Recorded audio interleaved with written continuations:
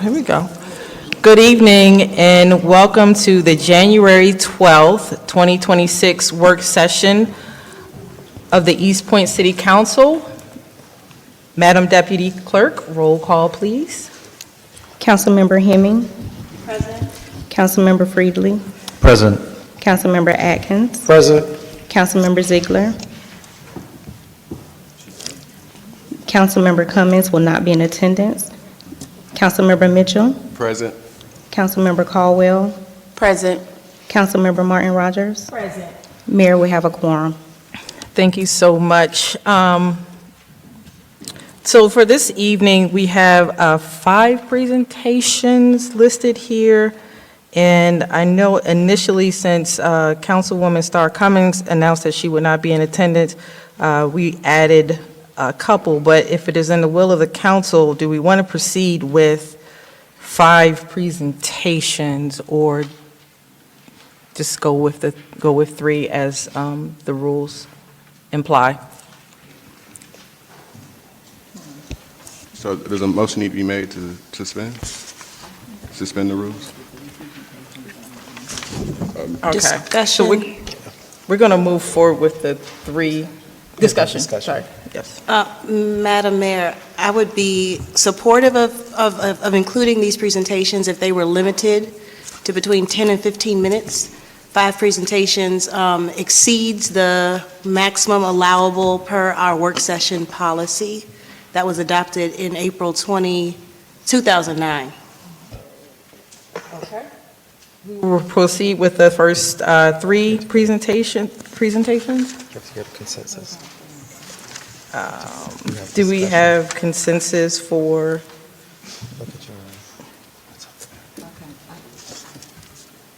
Okay, I'm in. And so are they. All right, let's see. Who's first? Councilman Atkins? Yes, thank you, Madam Mayor. I would be also in support of the discussion that was started by Councilmember Hemming. I think that we do have these presentations. There are 5, and I think that there are folks here who have prepared the presentation for this evening, but because our rules do state no more than 3, if we could just ask that perhaps the amount of time is more closely monitored, and then if we have additional questions, then we may be able to follow up with some of the presenters and then share the information if we need to get that out to the public. Okay. Thank you. Councilwoman Martin Rogers? Mitchell, Councilmember Mitchell. All right, and then what I also wanted to yes, I would be in support of the agenda, but what we normally do is go through to see what we can place on the consent agenda and then circle back and, So if we could just walk through it to see what can go, who wants to listen to what, but Councilmember Freely is in.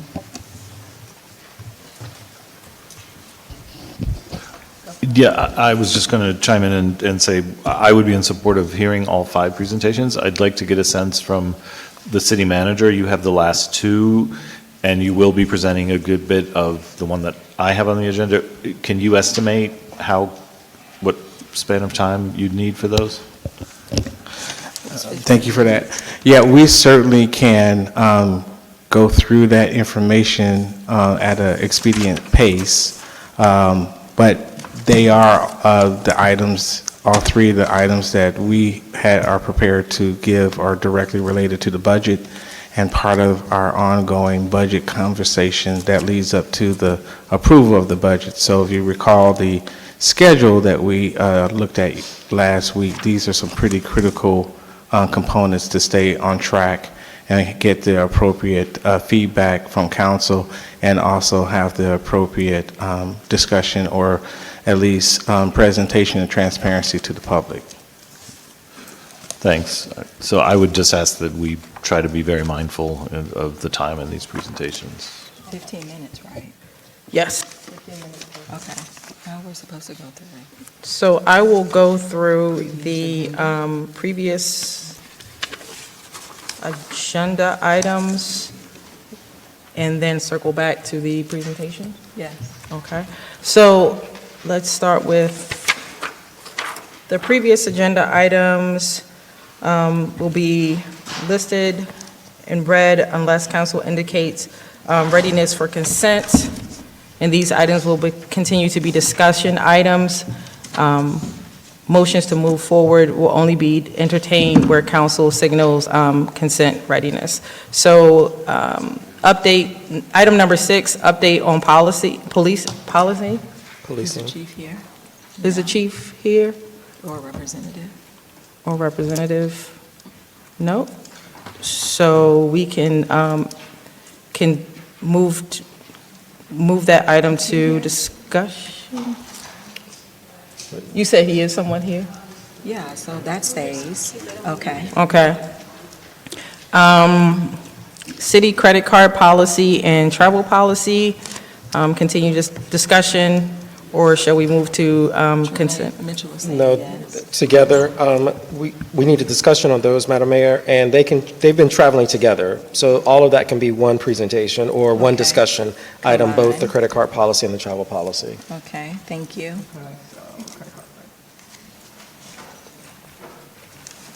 Okay, let's see, so is that number 8 as well, city council credit card payments, reimbursement, and reporting? You want to add that Travel too? with 7. Okay. Yep. All right. Ordinance, senior homestead tax exemption, Mr. Mitchell? I was actually wanted a presentation from the tax assessor. They were not able to make it today, so we can put it on the next work session, if you like. Okay, so that's February the 2nd or the She needs to 9th? know that. The clerk, please tell the clerk. All right. Madam Deputy Clerk, can you move that to the February 9th work session? I was ready tonight. All right. And an ordinance repeal domestic partnership chapter, planning and community development, city attorney. Yes, that can stay. Okay, we're going to leave that.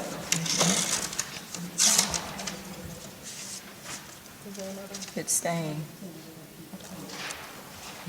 Madam Okay, Mayor, you're yes. referring to item 10? Yes, referring to item 10.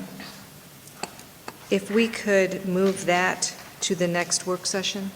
Okay. Madam Deputy Clerk, we are going to move that to the February 9th work section. The grievance and whistleblower policy, Next work session. next work session, I know it's Councilwoman Cummings isn't here, so are we moving it, or is there any need for discussion on that one? I don't know about it. We can move it. I mean, What yeah, is the consensus? she's not here. Move it? What's the consensus? Okay. Move it? Okay. That will also be moved to the next work session, item number 11. Conflict of interest policy, that will also be moved to the work session. And then the data center moratorium? Yes, I'd like for that to That can remain. stay, however, it's not a previous agenda item, it's new.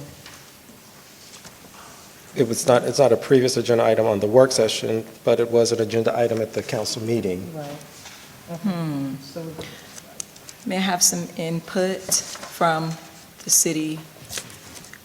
I'm sorry, I would like some direction, or can you weigh in on that item? If you would give me one moment. Yes.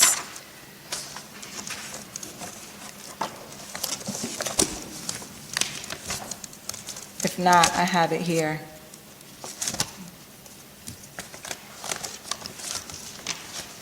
The rule you're referencing? I'm referencing the work session and how items must first go to the work session. It can't be placed on the council agenda until they've first been to a work session. So just because an item was placed on the work session agenda, it can't be a new, it can be placed on our work session agenda, but it's not a new item. I mean, it's not a previous item. It can be placed on the consent, well, this is the work session policy you're referencing adopted April 20th, 2009. And items can be placed on the consent agenda during the work session. All right. I'm going to refer to work session 08-2006. It goes on to say, whereas pursuant to City Council Rule 15, City Council members may place items of the regular meeting agenda provided the items have been presented for discussion at a City Council work session first. This item is a new agenda item, and it should be moved under new agenda item. Right. Okay, that's Rule 15. Yes. Resolution. So this can be added to the second page, Madam Mayor, under new agenda items. Okay, so we'll move item number 13 to new agenda items. Okay. And then update on 2024 audit. Councilwoman Martin Yes, Rogers. that can remain. Thank you. Councilwoman, excuse me, Madam Mayor, the policy you're referencing, Dr. Martin Rogers, also states that there's a limit of items that each council member can place. The policy is conflicting. In one place it reads 2 items, in the other place it reads 3, and it doesn't specify whether it is by new agenda item or previous agenda item. So right now there's 6 items for you, Dr. Martin Rogers. Correct. So we would need some direction on how many of those can remain. So I will answer that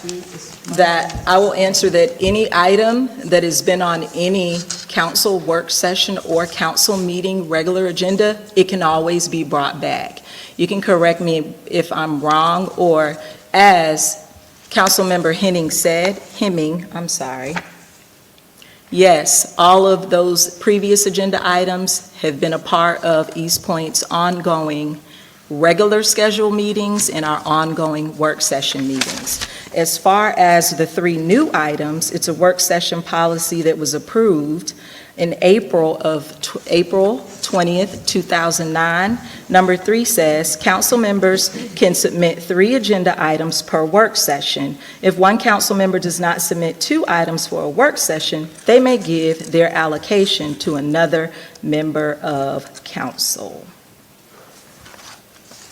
I'll wait for you to weigh in, Madam City Attorney. And yes, pursuant to the work session policy, a council member can submit 3 agenda items per work session. And you were trying to add? I'm not trying to add anything. All of the items, item number 14, I don't have the information in front of me, but we just recently talked about the 2024 audit. That's a previous agenda item. We've been talking about litter since 2012. And my next agenda item is a discussion and possible action on a citywide community street repaving, which is also another previous agenda item. So I guess we need clarification on, or resolutions on previous agenda items. It has always been the practice that no matter what is a carryover, if it has been to the agenda, it's been a previous agenda item. And bear with me one moment, please, while I research Okay. that. And while she's doing that, Madam Deputy Clerk, is there any way, as we are going through these agenda, or adding them to the items, if there's any reference in terms of if they've been previously discussed or presented on another agenda, just to confirm, so that if they have been, then we know that, I can Google that. Yep. Huh? What?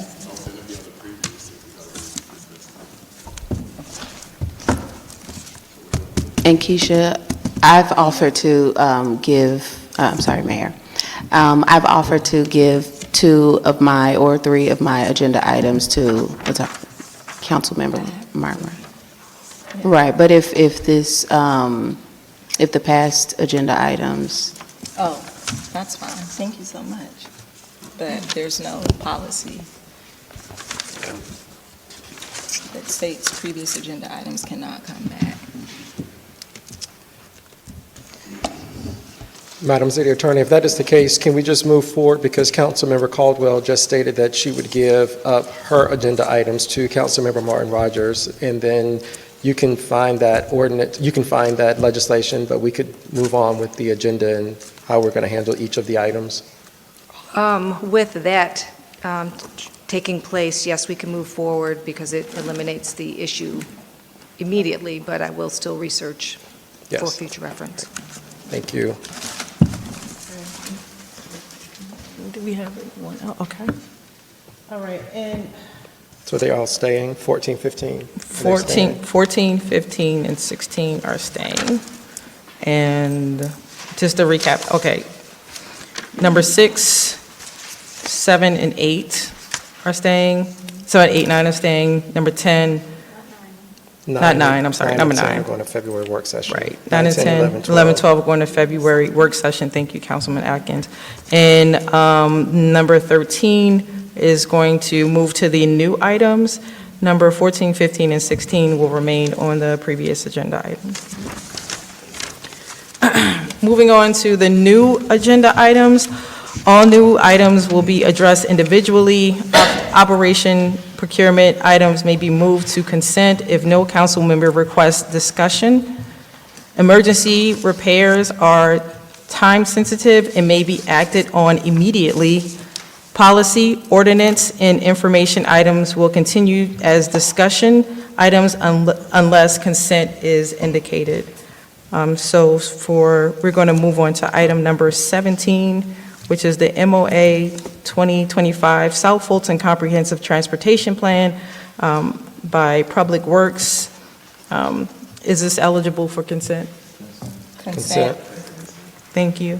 Vendor associated fuel rear loader, garbage truck, solid waste, operational. Is this item eligible for consent? Consent. Thank you. Emergency storm line repair 2025. Thank you. I have a question, I'm sorry, I have a question for that one. You have a question? Yeah. That one seems like there's a time sensitive, and if I understand the agenda packet, there's a request for an action this evening.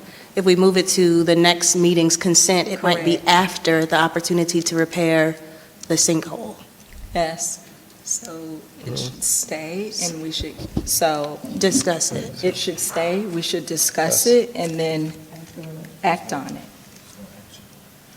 Is that the same for number 20? Yes, this is an emergency storm line, and so is number 20.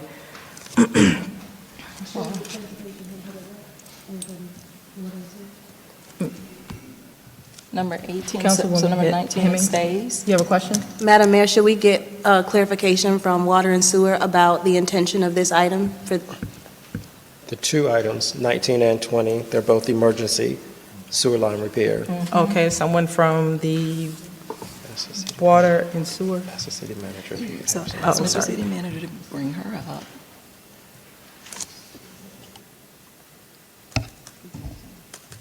No, ask him. We talk about how you doing something. City manager, do you have someone from water and sewer to present? Just give us some brief information, please.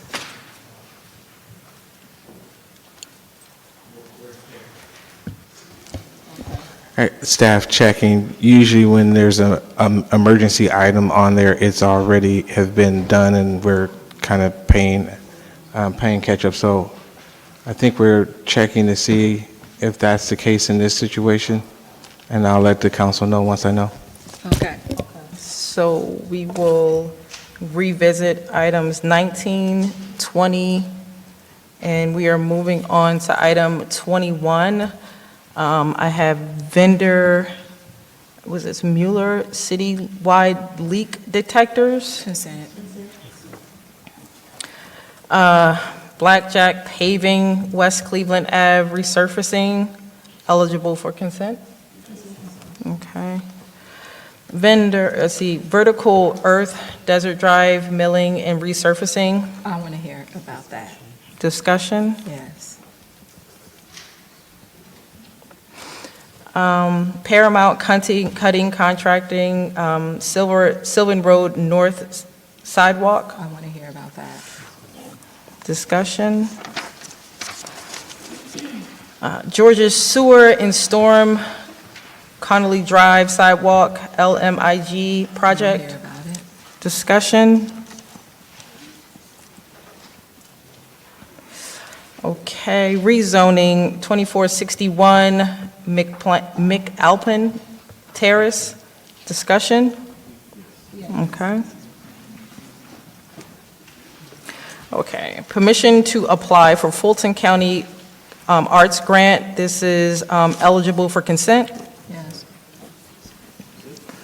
Madam Mayor, can we get clarification from the city manager?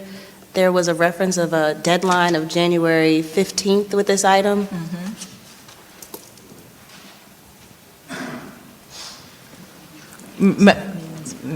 Mr. City Manager, can you confirm, please?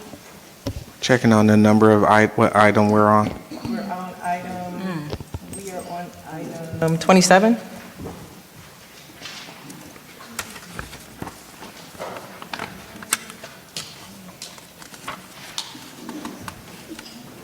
Is it? Yes. Yep. Yes, it is it's time sensitive. Okay, so this needs Yes. discussion on the permission to apply for Fulton County Arts Grant. Yes, we'd like to discuss it tonight. Okay. Next item, Airport West CID 2025 expansion resolution, City Manager. I want to discuss it. Discussion. Okay, moving on to the East Point Day at the Capitol. Discussion or consent? Yep, discussion. Discussion. All right, standardized council transportation and training process. Discussion, please. Okay, Riggs Drive guardrail safety issue. Discussion. Development Authority of Fulton County Resolution Ordinance. I don't have that. Yes, discussion. Discussion. Sorry. I haven't. That's on 31. Okay, and then Golden Years Senior Fair 20 Pearls Foundation Parks and Recreation. We can discuss it. The background information is in the agenda. It's an organization that would like to do a senior fair in East Point on March 21st. If you all want to hear about it, I can do it.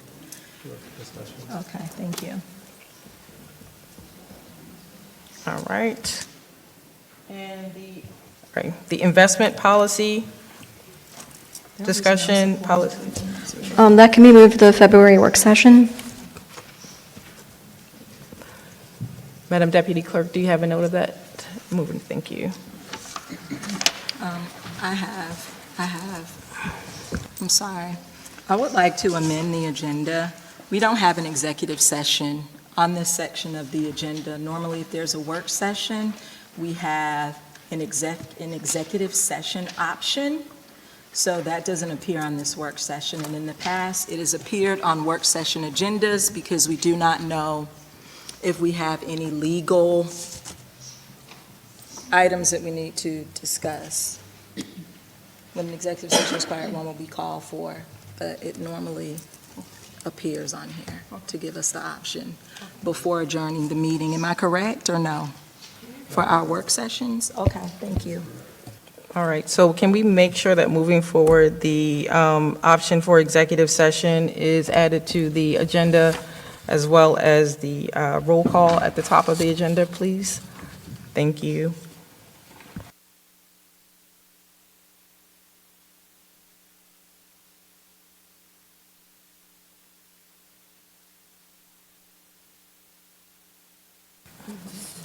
So we will move on to, thank you.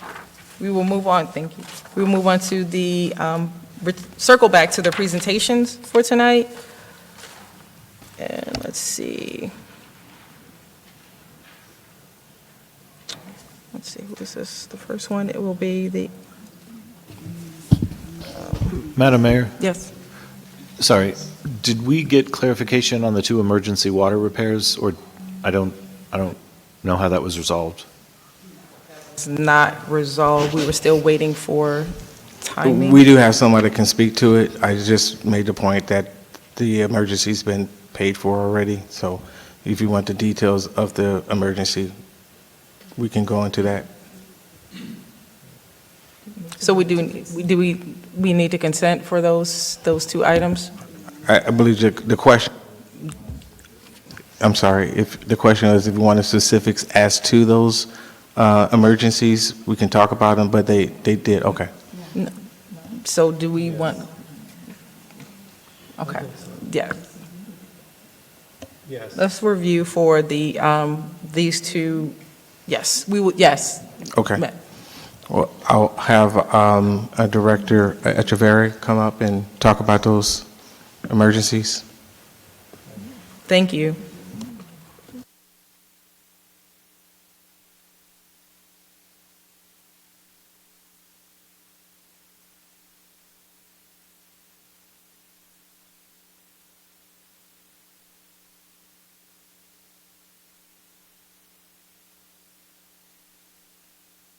City Manager, are you ready for the Public Works and Economic Development presentation?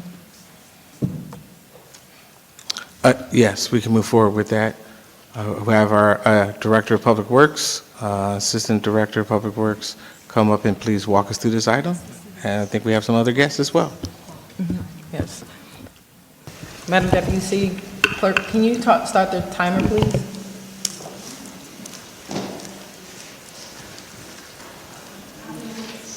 Uh, 15? Good evening. Good evening, Mayor and Council. Happy New Year's to you. First time seeing you guys this year. Our presentation today will be a presentation on our city limit sign and wayfinding sign. When we have our contractor who has done the design for us, they will provide a presentation. They are aware of the time that's there, and they'll do a brief presentation and then host any questions that may be necessary. Good evening, Madam Mayor, council members. Today I have KMA Group, who's worked with us since 2021. It's been a while on this gateway and wayfinding project. We're here today to reintroduce the project to someone who may not be familiar with it, and go over the design and ultimately seek approval to proceed with the construction of our gateway and wayfinding projects. So I'll introduce our KMA Group here. Thank you, sir. Madam Mayor, Council, pleasure to be in front of this body again. We were here a couple of years ago to make an initial presentation of the signage design that we had developed for the city. And when we left here, everything seemed to be in pretty good shape. We were asked to come back down and make another presentation with a new body sitting in front of us, based on a timeliness to try to generate new signs being put in prior to the World Cup beginning. So we're here today to try to walk you back through the designs that were originally approved by our sign committee and answer any questions that you might have on the design elements. By the way, my name's Dave Kosick. I'm president of KMA Design. I should have introduced myself. With me is Frank Spini. He's one of my graphic designers and my lead construction guy. So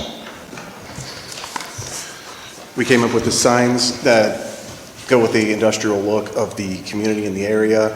We did design options as far as color. These will be internally illuminated, and we'll give you the material breakdowns, which I'm not going to go down every single individual item for materials, but we do give you some color options for illumination. We have a complete wash in the background, or we could do the outline of the individual letters. You'll have the option to do that, and it does not have to be multiple colors. It can be a single color depending on what your mood is at any given point. So the use of the RGB allows you to celebrate periodic events, be it something like breast cancer awareness or prostate awareness or whatever it might be, so you can introduce color into the signs. And I forgot to mention, these would be on the primary roads entering into the city. These are the larger format signs. These are the 10-foot signs by 8-foot. And these ones here are the smaller ones, 6-foot, which will be on the secondary roads. that are still leading you into the city, but not as prominent. We also have the tertiary ones, which will be on the outer skirts roads coming into the city. Once we get into the downtown area, we came up with individual freestanding signs to let you know that you're officially in the downtown area that resemble the main entrances to keep a steady flow through. No matter where you are throughout the city, you will recognize the signs. And then we have directional signs that will lead you throughout the city, leading you to the hierarchy of signs that were previously discussed. These ones would be on the major roads. This has a higher cap height for a higher speed of rate of speed, sorry.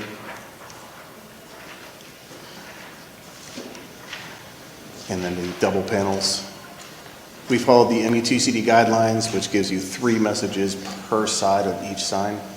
The one in the bottom part, which has a band, that is an additional panel in the event that we need to add a secondary, an additional directional to the bottom of the signs. We have the building IDs. Once we do direct you to your destinations, we will have the building ID signs. These will be located in front of City Hall or any other, the higher destinations. We also have a smaller version of it for the not as large facilities that you're trying to find. And then street signs throughout the town. These are, again, following the guidelines of the 3-inch cap height with the secondary 2-inch.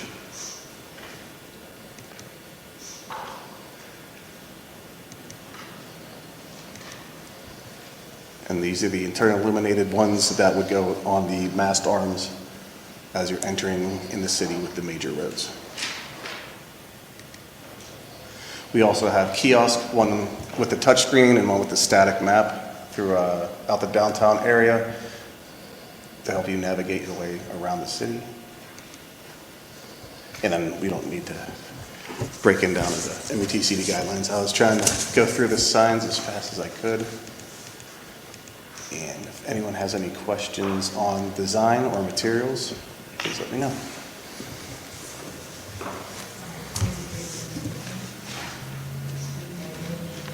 Questions? I'll go to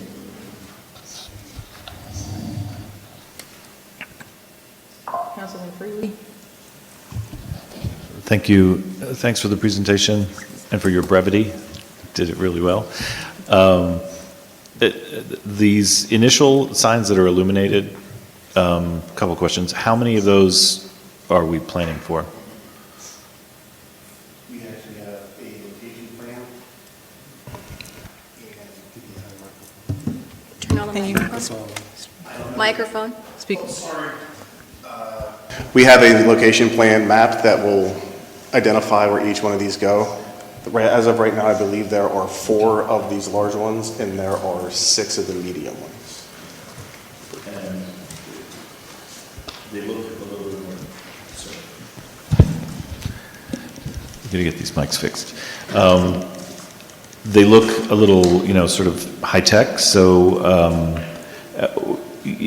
are these things that could be susceptible to vandalism, graffiti, smashing with a brick? When we typically specify the materials, we do graffiti-resistant clear coating on them, but nothing. Somebody can blow it up if they want, but they're pretty. We'll do as much as we can for securing them into the ground and any type of protective coating on the signs themselves. Yeah, they'll come with engineered stamp drawings, both for the engineered and for electrical. So in terms of manufacture and installation, you'll be in pretty good shape with them. Can somebody vandalize them? Yeah, anything can truly be vandalized if you want to, but by using the graffiti coating on it, it gives you time to clean them if it's handled in a timely fashion. Okay. And since they are electrical, it sounds like they would be something that we would be able to maintain, or do they require some sort of contractor? You all will be able to maintain them, the city themselves, the public works will be able to, they could program them, they typically come with remotes that if you wanted to change the color one day for the Breast Cancer Awareness Month, you can go out there and make the signs pink. Okay. Yeah, the instruction will come from the manufacturer on how to do that, so Whoever is the keeper of the signs will then have the ability to be able to input that information in. Okay. Thank you. Thank you.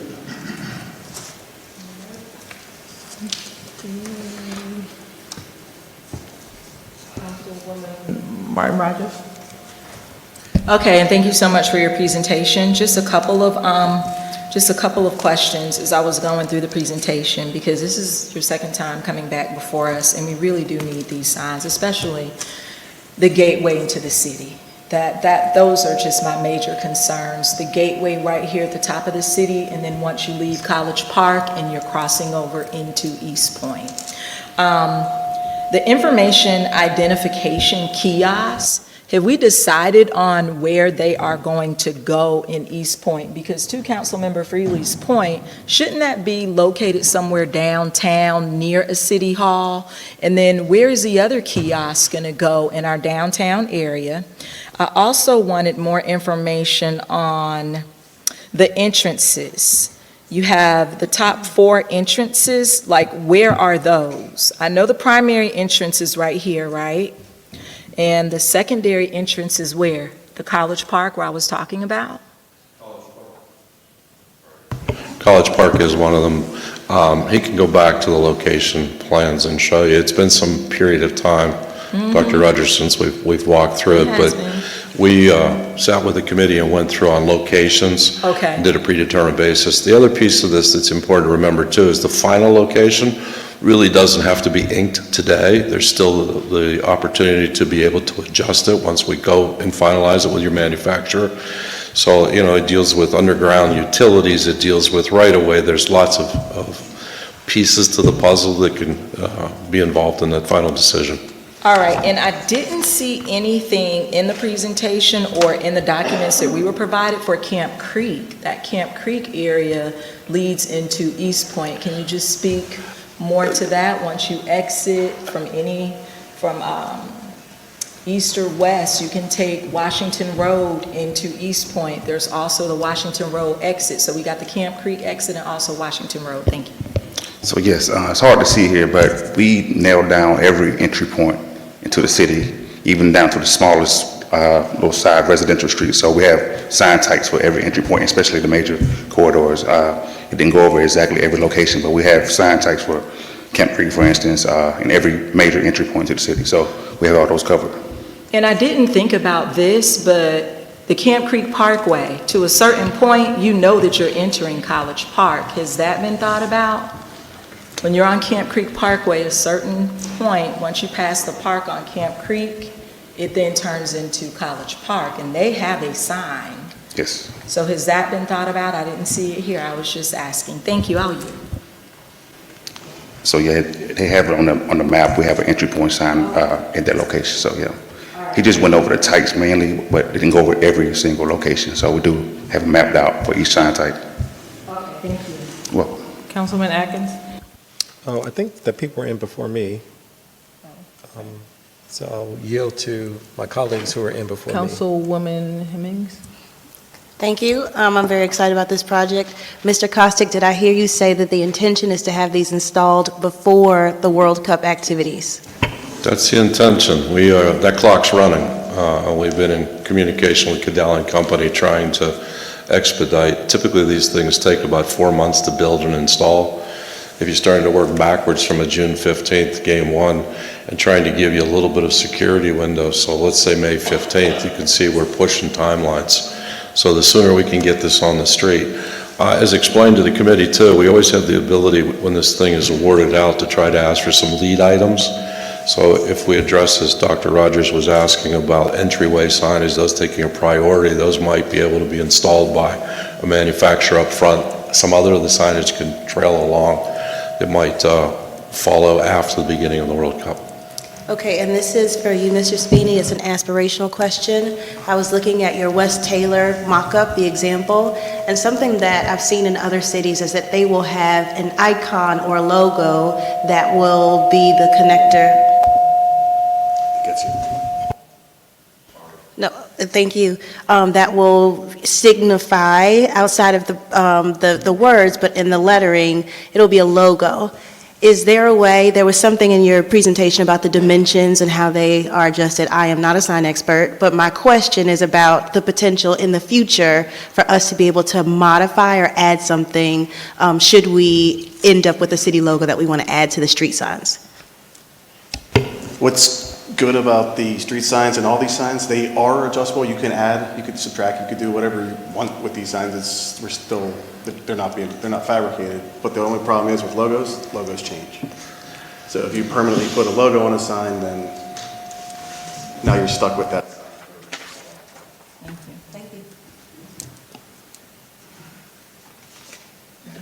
Councilwoman Ziegler. I think Councilwoman Caldwell was in before me. I can go. I just have a few questions. Thank you for your presentation. One, have we considered maybe even exit signs, like thank you for visiting the city, just because we do live in an area where there's 4 cities kind of around, so have we considered exit signs in the design? It would have been considered up front as an option that was made available to the committee. The committee did not go forward with it on the entry signs, but you'll see on the back of some of the wayfinding signs, it does say the City of East Point, so the back side of the sign will have some messaging. Okay. And then you mentioned getting started as soon as possible, but is there an anticipated start and finish date? That's a tough question to answer because I need to see that you can get a bid out, and I'm trying to understand East Point's bidding timeframe. Okay. So, if, for instance, if somebody said green light go tonight, then we can put it on a map to be able to go back and show you what the expected time is.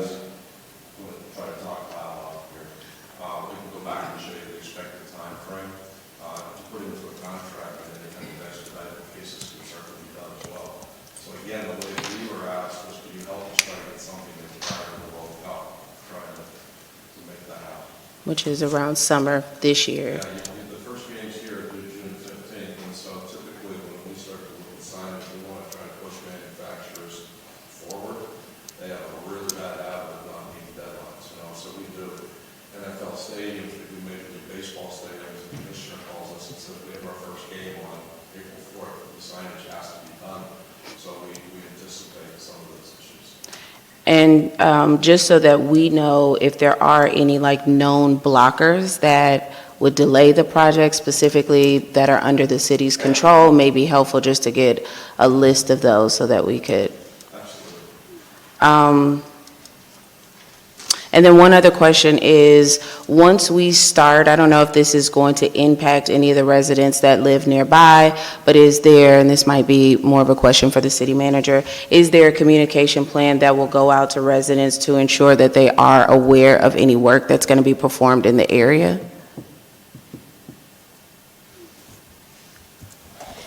I'm not aware of a plan at this moment, but that's certainly, we can devise a plan and make sure that it is enhancing the timeline that we are going to be embarking on. Okay, thank you. We would request that manufacturers a safety plan as well, so if they came in and needed to block streets, whether or not they're providing that or asking police to be available to help them, so absolutely. Okay, thank you. Councilwoman Ziegler. Yes, thank you so much for your presentation. So it sounds like that there's some landmarks that are also going to get signs to point people to go there. Do we know which landmarks those are?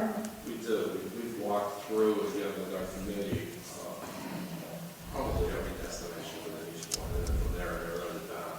So we created, if you will, sort of a Papa Bear, Mama Bear, Baby Bear in terms of the amount of traffic that goes through those various destinations.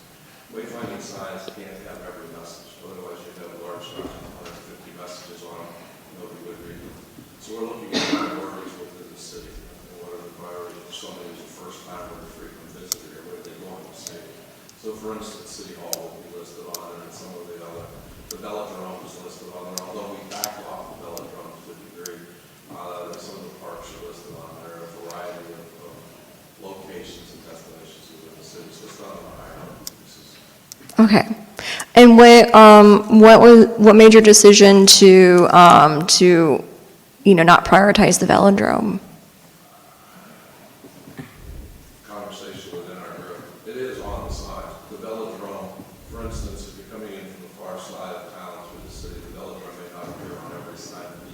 Okay. from there to it, just because you're restricted by the manual for uniform traffic control devices and how many messages you can hold. So knowing the restriction in that field tells us how many messages we're going to be able to apply. And you're trying to create a breadcrumb trail from point A to point B. We're also trying to think about that first time we're in frequent visit, not necessarily city residents and go all the back ways to get from point A to point B, but somebody who's new to the city so that we're able to direct them from entry point to whatever the destination is. Some destinations may have limited amount of messages or more proximity based as it pulls in on an elementary school. Excuse me, sir, pardon me. Can you turn your mic on, because we can't hear you? I can. I'm sorry, I didn't yell loud enough. So we try to prioritize based upon those destinations that have a higher priority. A lower priority you'll see showing up on less signs. And again, the magic of this is trying to figure out how many signs are going in, where those signs are. We don't want to come in and put 10,000 signs up that just becomes sign pollution. So we're trying to greatly restrict the amount and put them in key points to allow people to make proper decisions. Okay. And last question, what is it that you need from us? It sounds like that you need a vote to approve the or what is it that you need from us? So yes, the goal was to have some action or vote on approval of the document so we can put out for construction, so this is solicitation. So I guess we would like approval from Mayor and Council on proceeding with construction. Okay. And you need that tonight? Yes. Okay. Thank you, and I think just a time check now, I think we exceeded 15 minutes, but Councilman Atkins, you can, Well, go ahead. Councilman Mitchell, do you not have any questions? Because I saw your mic on. Oh, no, I'm good. Okay. I think we have to approve it. Right, yeah, I think that's our ask For of us, action. is to take action. My questions are really around the kiosk. And did I hear you say that, I think, Mr. Sweeney, you were presenting the kiosk, there are going to be some that are dynamic and some that are stagnant, is that correct? It would have updatable maps. Can you come to the microphone, please? They would have updatable maps with a protective screen on it that you would remove the retainer, take them out, and when things updated or new buildings are erected, and you'll have the ability to change those ones. Okay, so in addition to those things, do these have the ability to have, are there any other functionality? And what I'm trying to get at is my first sort of experience with these types of kiosks actually were New York, the Link NYC. So they're dynamic, they provide a lot of information for the citizens trying to get around and all of those things. But they also have opportunity for advertising because they are Wi-Fi. And so there are times when people need access to Wi-Fi, and that's how the city pays for the Wi-Fi. So my question is, if that's not included in these, do they have the capability to add that, or was that not considered at all? That's why we have the two options, where if you did want one that would have the digital displays on them, that if they are capable of housing either one of them. So you just remove the retainer and just replace it with a screen that has the Wi-Fi capabilities. Okay, and there could be opportunities for advertising, which would be how we would pay for it? That's completely up to the city. So once we get that infrastructure, the actual kiosk and all of those things, then we can customize that as we need to moving forward. But everything will be available for us to be able to do that. Is that correct? You would be able to do it from where you're sitting and update it 3 miles down the road. Okay, all right, thank you.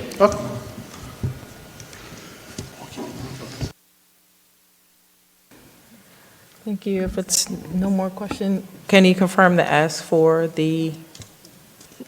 They want to approve it. Oh, they're looking for approval, a motion. Yes, the ask is for approval of design and to proceed with construction of the Gateway and Wayfinding Okay. project. Do we have a motion? Discussion? I mean, for approval, no, this is a motion. Yeah, discussion. Yes. Yes. Motion to go into discussion. We have a second? Second.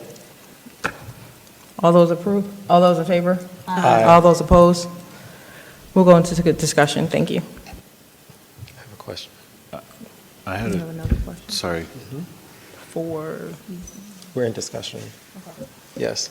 Mr. Hall, I know that the ask is for us to take action this evening, and so if we do have a motion, can you tell us what the cost of this is going to be so that the motion can include an amount not to exceed? Because I have no idea what this is costing. So at the current time, we don't have an accurate depiction of the total cost of everything because we have a annual year budget amount now, but the total construction cost won't be in until we put out the bid. So we're putting this out as a multi-year solicitation in which we're going to then identify funding as we go along to fund the whole entire project. So there's not an upfront cost initially identified. It's just now just approval to go acquire the cost. So once we put the bids out, we'll have a better idea how much it's going to cost to fund everything.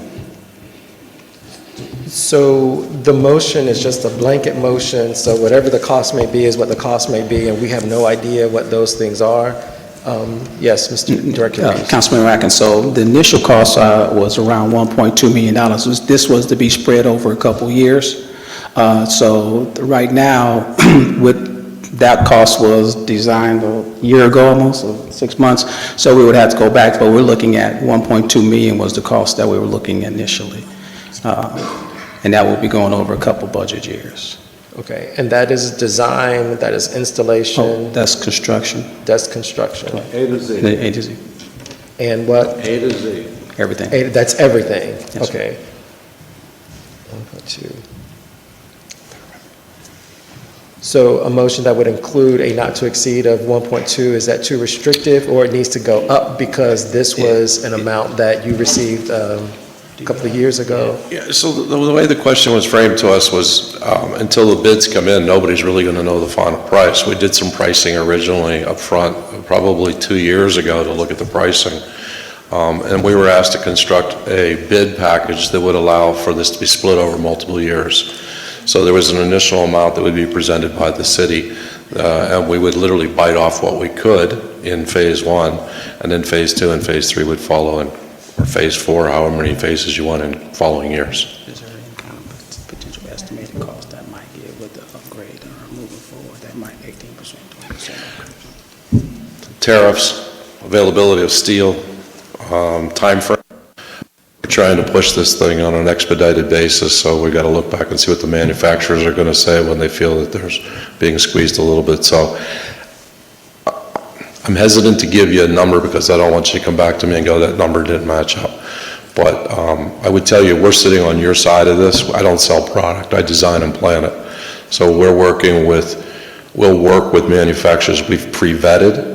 We'll work with manufacturers on available lines to try to assist you in keeping this. And our documents that you see here are done architecturally. This is not done graphic design. It's not two-dimensional. Everything's three-dimensional. That becomes important because we're trying to make sure that when people start to bid on this, you're getting apples to apples. We don't want sign manufacturers to walk in here and go, we'll try to solve this for you, because then you won't get what it is that we designed. Right. Now, I understand, just as a fiduciary for the city, I mean, it's difficult to take action, and so we're going to give the approval to move forward, but we really don't know how much it's going to cost. And I know that some of this has to come back because above a certain amount, we've got to approve that. But as a council member, we have to be concerned with cost and budget and all of that. So that's what I'm just trying to figure out, if we're taking action, if we had an idea. But I know that we don't want to get locked down, and it's above that. I just wanted to know what the numbers were looking like for some type of, for a project. So knowing that, So knowing that we had that one initial cost at 1.2 million, we would put it down at maybe not to exceed 2 million. Okay. And it'll be priced again for you before this thing. I mean, part of this is trying to continue to provide you pricing all the way through. We don't want it to be a timpani roll where we just, here's the number, but so that we're better able to do planning. And that helps too in terms of the long term. If we're going to spread this out over 3 budget years, how can we best plan it out so that it functions? You don't want to build a bridge to nowhere, so we don't want to start putting signs in that take you to destinations that stop, and then the system doesn't function, it doesn't become useful. So whatever pieces we're buying off, we want to make sure that they function to create a true wayfinding system. Thank you. Council, can I jump in real quick? I think Councilwoman Hemmings next. If it's in response to my question, I'd like to hear your response, Mr. City Manager. Yeah, so typically there's an engineer's estimate. That is what we're talking about, that number. When those bids go out, the folks responding to those bids, kind of use that as a guideline, but as also was mentioned, there's a number of marketing factors that could go into that bid at that time that could change that number.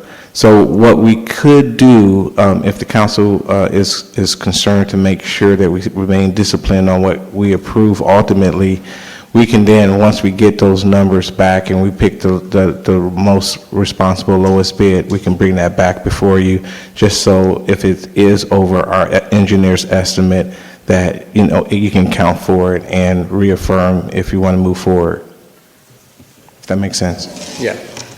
And you're okay with what Director Reeves was stating, not to exceed the 2 million, understanding all that you just presented to us? Certainly, because you don't want to put too much. You do want to try and drive down and get a reasonable response. So if you say, you know, we have, you know, endless resources, then you be sure to see some very large, typically you'll see some very large responses. So if you know that there's limited resources, they tend to sharpen their pencils a little bit more. I think that's fair to say. Great. Thank you. Yes, sir. Thank you all. I wanted to first state that the KMA provided us a table with, excuse me, each of the sign numbers that the counts that they're asking for and the cost per unit item. That's in their documents on page 44. I'm assuming you're saying that those things are going to change, but you already have scoped this out and given us some range of pricing. Yes, ma'am, a couple of times we've gone through the pricing Yeah. engagement, but every time we go through the pricing engagement, something changes. We get the tariffs that come in and hit steel. Whatever issues arise on a week-to-week basis obviously can have an impact. So once we get approval from you before a dollar is spent, we're going to go back out and price it again to make sure that when we're working with the committee and we're trying to figure out how many years we might want to spread this over, we can come up with a better formula in terms of, do we want directionals now? Do we want street signs now? When do we want that? Okay, and this next question is to Madam City Attorney. The way this was advertised was that this was a presentation, not that we were taking action. So I want to understand what is allowable and what we might need to do to stay within the appropriate confines of our parliamentary procedures. So, good evening. There are work session policy rules that provide that items placed on the consent agenda, items can be placed on the consent agenda during work session. Items, even presentations, can go to a vote if it's time sensitive. Here, the time sensitivity has been articulated, but that was not on the agenda that it was time sensitive. And there is a rule or a policy provision in your work session policy, albeit an old policy, but I think it's what we've got, that says that time sensitive issues that require a vote of council will not apply to the constraints above, which means it has to go to work session, then a regular meeting. It also says that the nature of the time-sensitive issue must be included in the item as it is placed on the agenda. Unfortunately for this one, it wasn't. It wasn't listed as a time-sensitive issue. And so if we are going to comply with this work session provision, you would need to vote on it on Monday. Madam City Attorney, given that the council possesses the power to suspend rules, would it be appropriate for us to suspend for this item that provision, given what's been shared about the time-sensitive nature? I think Mr. Costick just said that there's a 4-month lag time on some of these items. We're trying to move aggressively to prepare for the World Cup. Would it be appropriate for me to move that we suspend that provision around it being placed on the agenda, which I believe is item 5 of the work session policy? If it were to pass amongst my colleagues, could we take action on approving the design tonight? Give me 1 second, because you have a rule about how to suspend rules. Okay. That's Rule 2 of your council rules, which provides that any rule not provided for by city charter or city ordinance, which this isn't, other than Chapter 2, may be temporarily suspended by a vote of 2/3 of all the members during a single meeting, and shall not be repealed, altered, or amended unless by concurrence of 2/3. And so if the desire of council is to suspend the rules to allow for an exception for the time sensitivity, then you would need, or the mayor would need that motion second to pass by 2/3 of a vote. With that, I would move that we suspend the work session policy item number 5 that says that it needs to be listed on the agenda as a time-sensitive item so that we might consider taking action this evening. Second. All right, any discussion? All those in favor? Aye. All those opposed? All right, the ayes have it, and discuss, yeah. Now, the next item is to call for a motion to approve the design as presented by KMA. I had a question, Madam Mayor. Just one question in regards to the RFP. If we get this back and to say pricing is just well beyond what we think, are we committed to this RFP? Can we make changes and kind of reduce the scale of the project in order to make sure that we meet whatever budgetary requirements we have? Yes, ma'am. Okay. All right, and I have one question. So do we have an actual a timeline of what, I know there are a lot of things that are changing right now, so with the design element, so we have approved the installation, do we have, and we're moving for the approval of the design element at this point? Is that, am I accurate in that motion? So the ask is to approve the design and to move forward with the construction.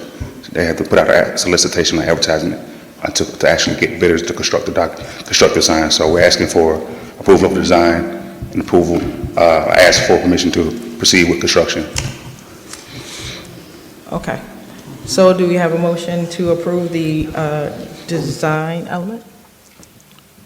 Madam Mayor. Yep. I was going to make a motion. Okay. Madam Mayor, I move that we approve the design and the ability to proceed with construction for the wayfinding signs as presented by KMA. Second. All those in favor? Discussion. Discussion. Yes. Go ahead. Yes. I would like to offer a friendly amendment to that motion. And in that friendly amendment, I would like a timeline. Once we have the RFP sent out, then council is immediately notified with a timeline on when construction will begin, the first phase of the project, whether it's entryway, exitway, where are these signs going to go. So I would like to make that a part of your motion to add a timeline. Thank you, Councilmember Martin Rogers. I accept your friendly amendment, and I will also, what I failed to say is for an amount not to exceed $2 million. And I believe that Councilmember Ziegler, did you second? I second. Does your second still stand? It still stands. Okay. Okay. Get a recap of what this happened. Certainly. Thank you. So the motion with the friendly amendment and the addition by Councilmember Atkins appears to be that the council would approve the design as presented. Go ahead. Construction. Yes, and construction, correct, and the ability for them to move forward with construction, which will look like an RFP, and that RFP timeline would be presented back to council, and that the construction should not exceed $2 million. The only thing I want to add is that the contract for whoever the construction people are will come back to you. And so when they RFP in and they get back all of the bids, and whoever they assess is the most responsive and responsible bidder will likely be presented to you for approval. If the most responsive and responsible bidder is over $2 million, you have missed an opportunity to get accept that bid, which is fine. I just want you to know that that limitation may create some delay if they have to go with someone else who may not have been as responsive or responsible because they meet the under $2 million threshold. Okay. noted and understand that and well taken. So with that, I want to make sure that we're not holding up a process, but that we're being prudent in terms of our evaluation of any of the RFPs for the most responsive. And should that come back above 2 million, then I will withdraw that portion of the motion if it will still stand for the second. The second still stands. All those approved? In favor? All those in favor? Aye. All those opposed? The ayes have it. Any discussion? Is that it? All right. Thank you, guys. Have a good night. All righty. We are going to move on to the ECG presentation. Councilmember Tremaine? Thank you. Mitchell? Thank you. So next on the agenda, we will receive a presentation from ECG regarding data centers. I requested this presentation as council considers potential action, including a possible moratorium on data center development, and seek a clearer understanding of where the city stands. A representative from ECG will provide an overview of data center development. This work session presentation is intended to inform council and support thoughtful, well-informed future policy and plan decisions related to data center proposals within the city. With that being said, I would like to introduce Mr. Nguyen, Senior Director of Analytical Services at ECG. Thank you, Mr. Nguyen. Before you get started, can we please start the time on this presentation? Good evening. I'm sorry. 1 second, when we get approval for the time. Thank you.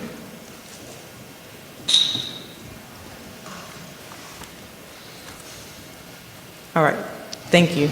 Good evening. My name is Chong Nguyen. Thank you for so much for allowing me to be here to present about data center, and Happy New Year to all of you.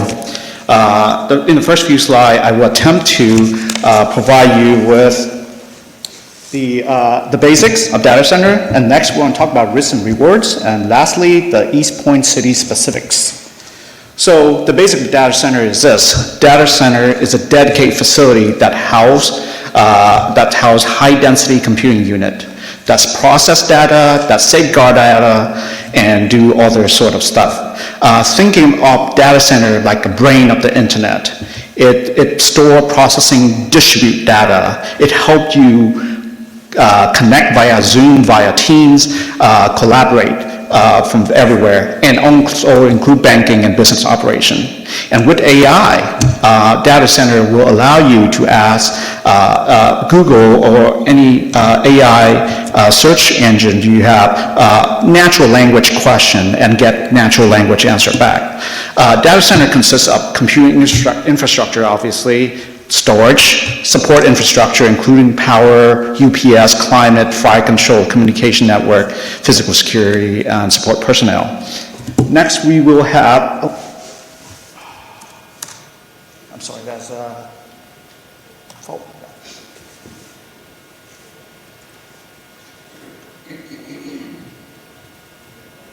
I need some help again.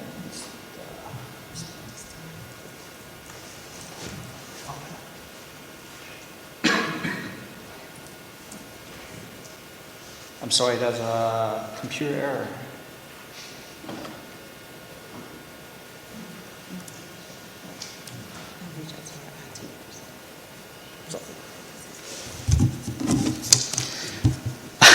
I'm sorry. Well, I have a graphics, and it's supposed to show you what the data center is. I'm just going to continue if that's okay with you. So data center have several applications, one of which is cryptocurrency. That's mining Bitcoin. The second is conventional. That's including Zoom, Teams, collaboration tools, and various customer relationship management. I'm sorry, excuse me, sir. Sorry. Council, are you comfortable proceeding without a visual of the presentation? Just wanted to make sure. I'm asking for.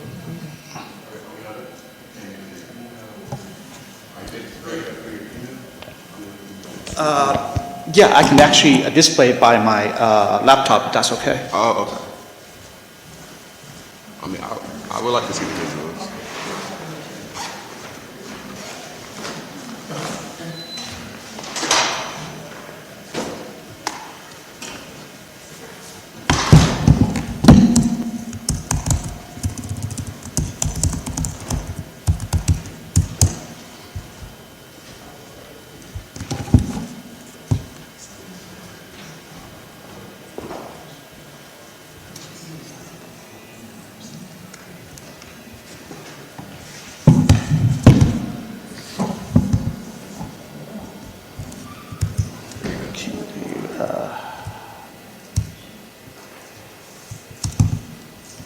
There you go. Oh, no. So I'm on this page. It was a very dense slide, and I just want to show you what inside the data center. There's various computing unit, there's power, and all that stuff. Next, we're going to talk about the application. There's cryptocurrency, conventional data center, and there's high-performance computing, which including AI. And so there are the typical application of data center. On the right-hand side is the type. They have enterprise service, they have co-location, and hyperscale. Those are the terms that you can, can read and over here. Next, we're going to talk about power consumption. So as you have heard, power consumption is one big requirement for data center. The simple way I would explain the power consumption of data center is like, if you have a 1 megawatt of capacity, that's mean about 7.8 million kilowatt hour a year. An average home use about 1,000 kilowatt hour. That means that 1 megawatt data center could power about 650 homes. Now, in data center world, they typically start with 20, going up to 30, 50, then 100, then talking about hyperscale. So the number of home consequentially increase as a size of a megawatt of data center increase. And from the data center, you can tell that most of the how data center uses power is basically the IT computing equipment, and then air cooling, and then climate control, power regulation. Next up, you have data center tiers, and usually tier 1, 2, 3, and 4, with the highly reliable tier 4 being a 99.9999 uptime. Basically, they can only shut down for really 26 minutes in the whole year. But as you get back to tier 1, the downtime increase. And then you talk about general requirement, there's land requirement, there's power requirement, there's water, which vary depending on what type of cooling they have. And then also they require proximity to fiber optic backbone that provide fast internet connection. So where is data center? Data center, as you can tell, are predominantly right now, the capital of data center is in Virginia. We are approaching to be, or if not already, the second capital of data center. A lot of folks are looking at Atlanta to host data center because the power is readily available, and there's still space and all that stuff. And our relative proximity to fast fiber network. Now, the power requirement prediction worldwide is quite large, right? It really depends on who you ask. But the consensus is there's definitely going to be drastic increase. We are talking roughly between 200 terawatt hour to 600 terawatt hour, and that is basically 1 terawatt hour is equal to 1 million megawatt hour, which is a huge amount. So the AI will be the one who drive most of that power increase. And power is the business that you are in. Obviously, you have East Point Power to sell power to residents and the like. So this have pertinence to that. Now, to put things in perspective, you may have heard the media said data center are going to be using a lot of power. But if you're looking at it from a worldwide perspective, looking at it different industry, you can see from 2024 to 2030, data center it just maybe not that much, right? Comparing to heavy industry that is a huge 1.5 million, 1,500 terawatt hour data center. It's just kind of like in the kind of one of the slower growth segment. So how does data center deal with power shortage currently? They are looking at it creatively. Some of them is bringing co-generator, natural gas generator on site as bridging power. So if utility is unable to meet that data center need, then they will have gas generator to produce the power. The only issue is some data center have requirement that the gas generator can only serve as backup, not the primary source of power. And so power is still a very important conversation. Data center have been looking at closed down nuclear reactor. For example, they want to restart 3 Mile Island nuclear reactor in the northeast because they need that power. They need that. And also they have in Georgia Power have declared, hey, we're going to delay some of the closing of the coal plant because if you close that, we don't have enough power. So Georgia Power have been looking at delaying the coal plant. And then the data centers hope to develop a small nuclear reactor, small modular reactor, which basically a small generator that can be placed on site, on the data center site. There's also other methodology that are looking at low optimization and energy efficiency, so they could temporarily shift load from one region to the next, so that, you know, if, say, in Atlanta, it's hot, it's in 98, 100 degree, and, you know, if they can shift all to other place and not use that power, then they can yield that power back to the regular customer, to residential, to use for cooling.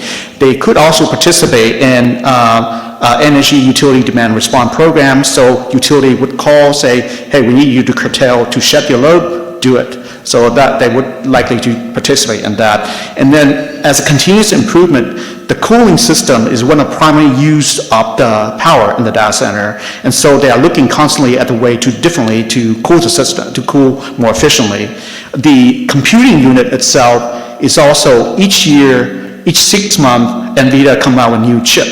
So you can say that the chip itself and the computing unit, the computer inside the data center, is also becoming more efficient. So as time goes on, the efficiency will improve, and they're counting on that. And lastly, they are looking for the U.S. government to, you know, to provide incentive to build new generation.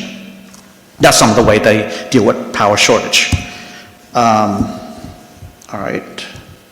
So risk, in terms of risk and reward, I'm going to talk about reward first. So many of the community who sell power to data center, they have received a financial windfall.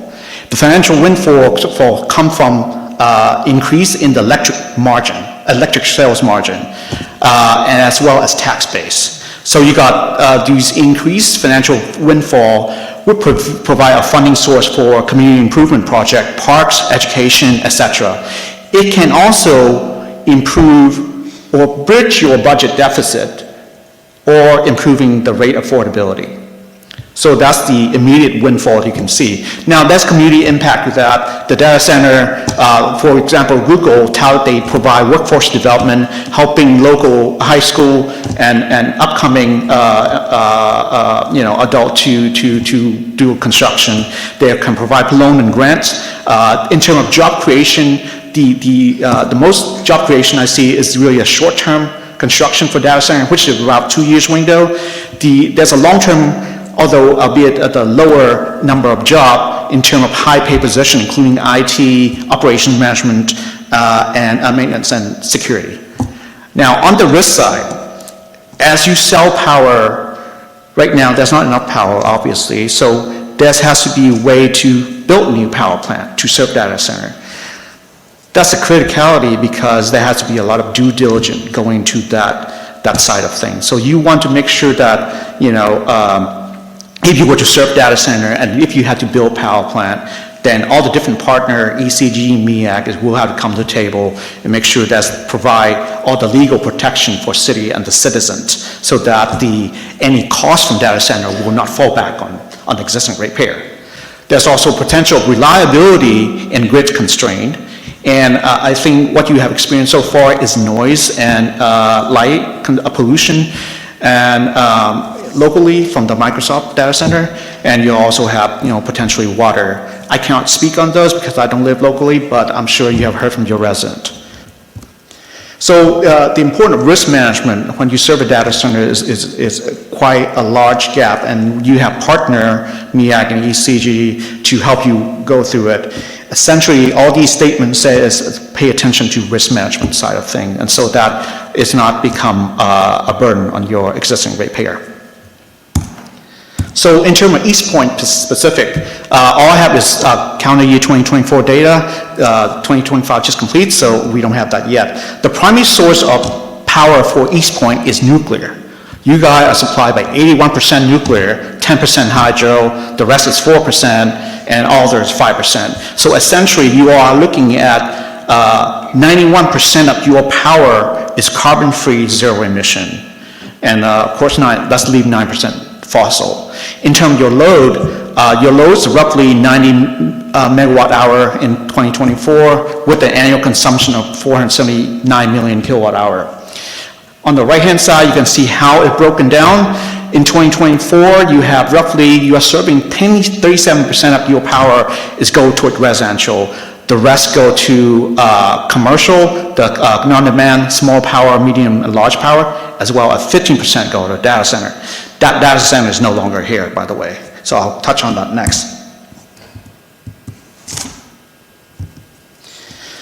So talking about excess power. In general, the city of East Point has excess power because you produce more power than your customer can use. You all have excess power. You have a lot more power than your customer can use. And so your excess power is currently have two value to it. One is a capacity and energy. Those value could be traded to anybody. You can sell it to anybody. And so the city sell off the excess power to, for example, energy and capacity to city of Robertsdale, Alabama, currently for about 4 megawatt. You also sell the capacity excess power to the other MEAC cities via RPT. And then anything that's left over that you cannot sell to anybody, you basically just trade it off on market or whatever market will pay. On the right, you can see the chart that the value of the energy that's sold on the market is roughly 3 to 4 cents per kilowatt hour.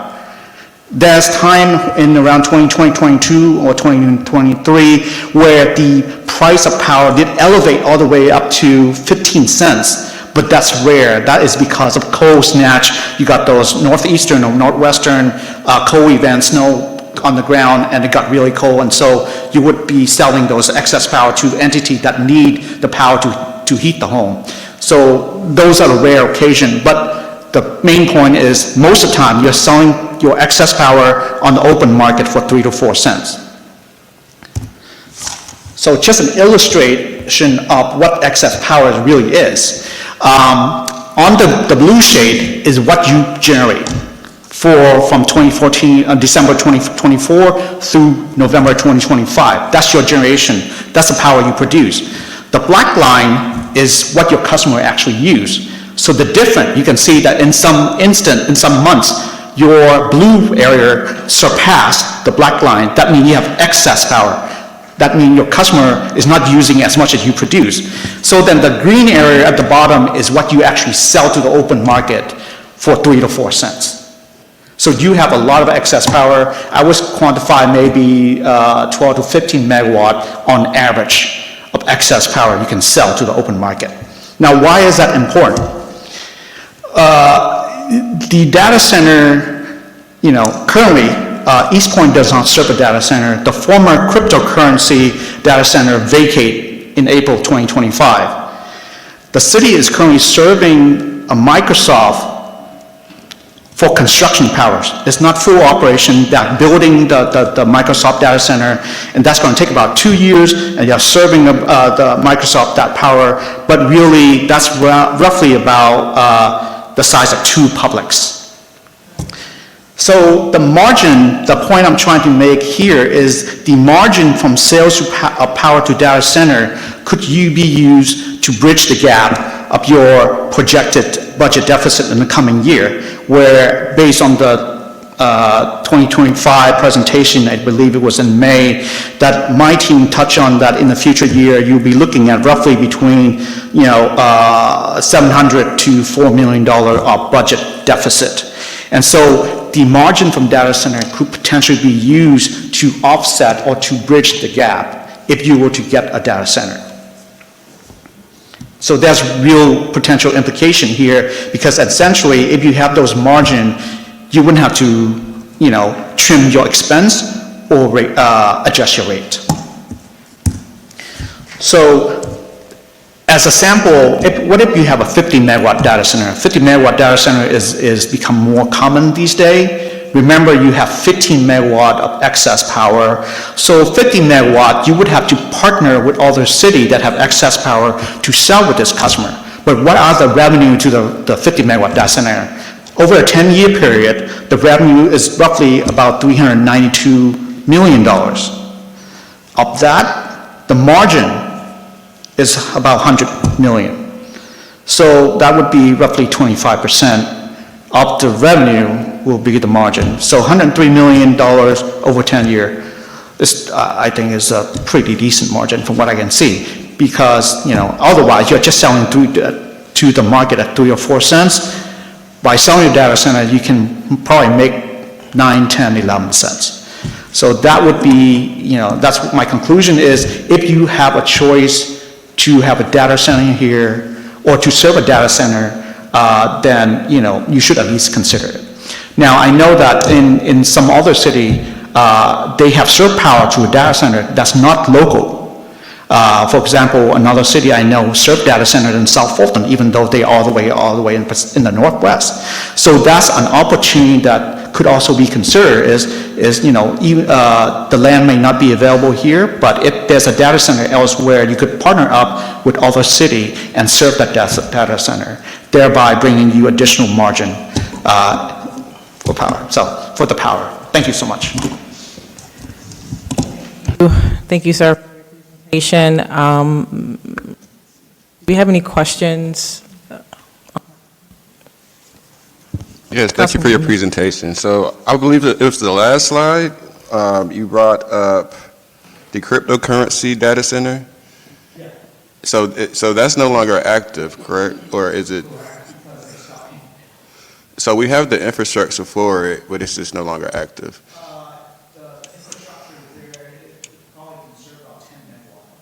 Okay. And you gave out a number, I think you said, we charge the data centers a margin so that we can charge them more than we would on the open market? Is that what you meant? To have a customer, you obviously cannot charge them at cost. You have to add a margin to it. And so by having a customer, you typically charge a margin on top. Therefore, it's a better opportunity to have a customer than to sell the power to the open market. Open market will be really cheap. And what we attempt to do is whatever open market pay, we'll attempt to charge slightly more so you make more money by selling to your customer. Okay, what implications could, I know you spoke earlier, could this affect our utility bills or for the citizen? So as I touched on before, the potential of selling power to data center will provide a financial windfall. The financial windfall, you all can decide what you want to do with the money. Some city have used to fund capital improvement project, parks, government building. Some of them have used to bridge budget deficit, and some of them used to lower rates. Again, that's your to decide. Because I know we're currently, I think it's coming up later today, we're going to speak about a moratorium on, I think, building new data centers. Is that correct, Councilman Atkins? Is it on new data centers? Okay. It's about the policy regarding data centers. Okay. Okay. How would a moratorium affect us using, finding a client for the one that's already been built? Would that affect us? That's outside my purview. I'm not sure. You can write, I guess you can write different policy to accommodate existing one versus future one. That's, I'm not equipped to answer that question. No, I got you.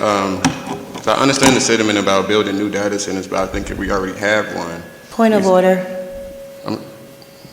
Madam Mayor, Rule 8, please.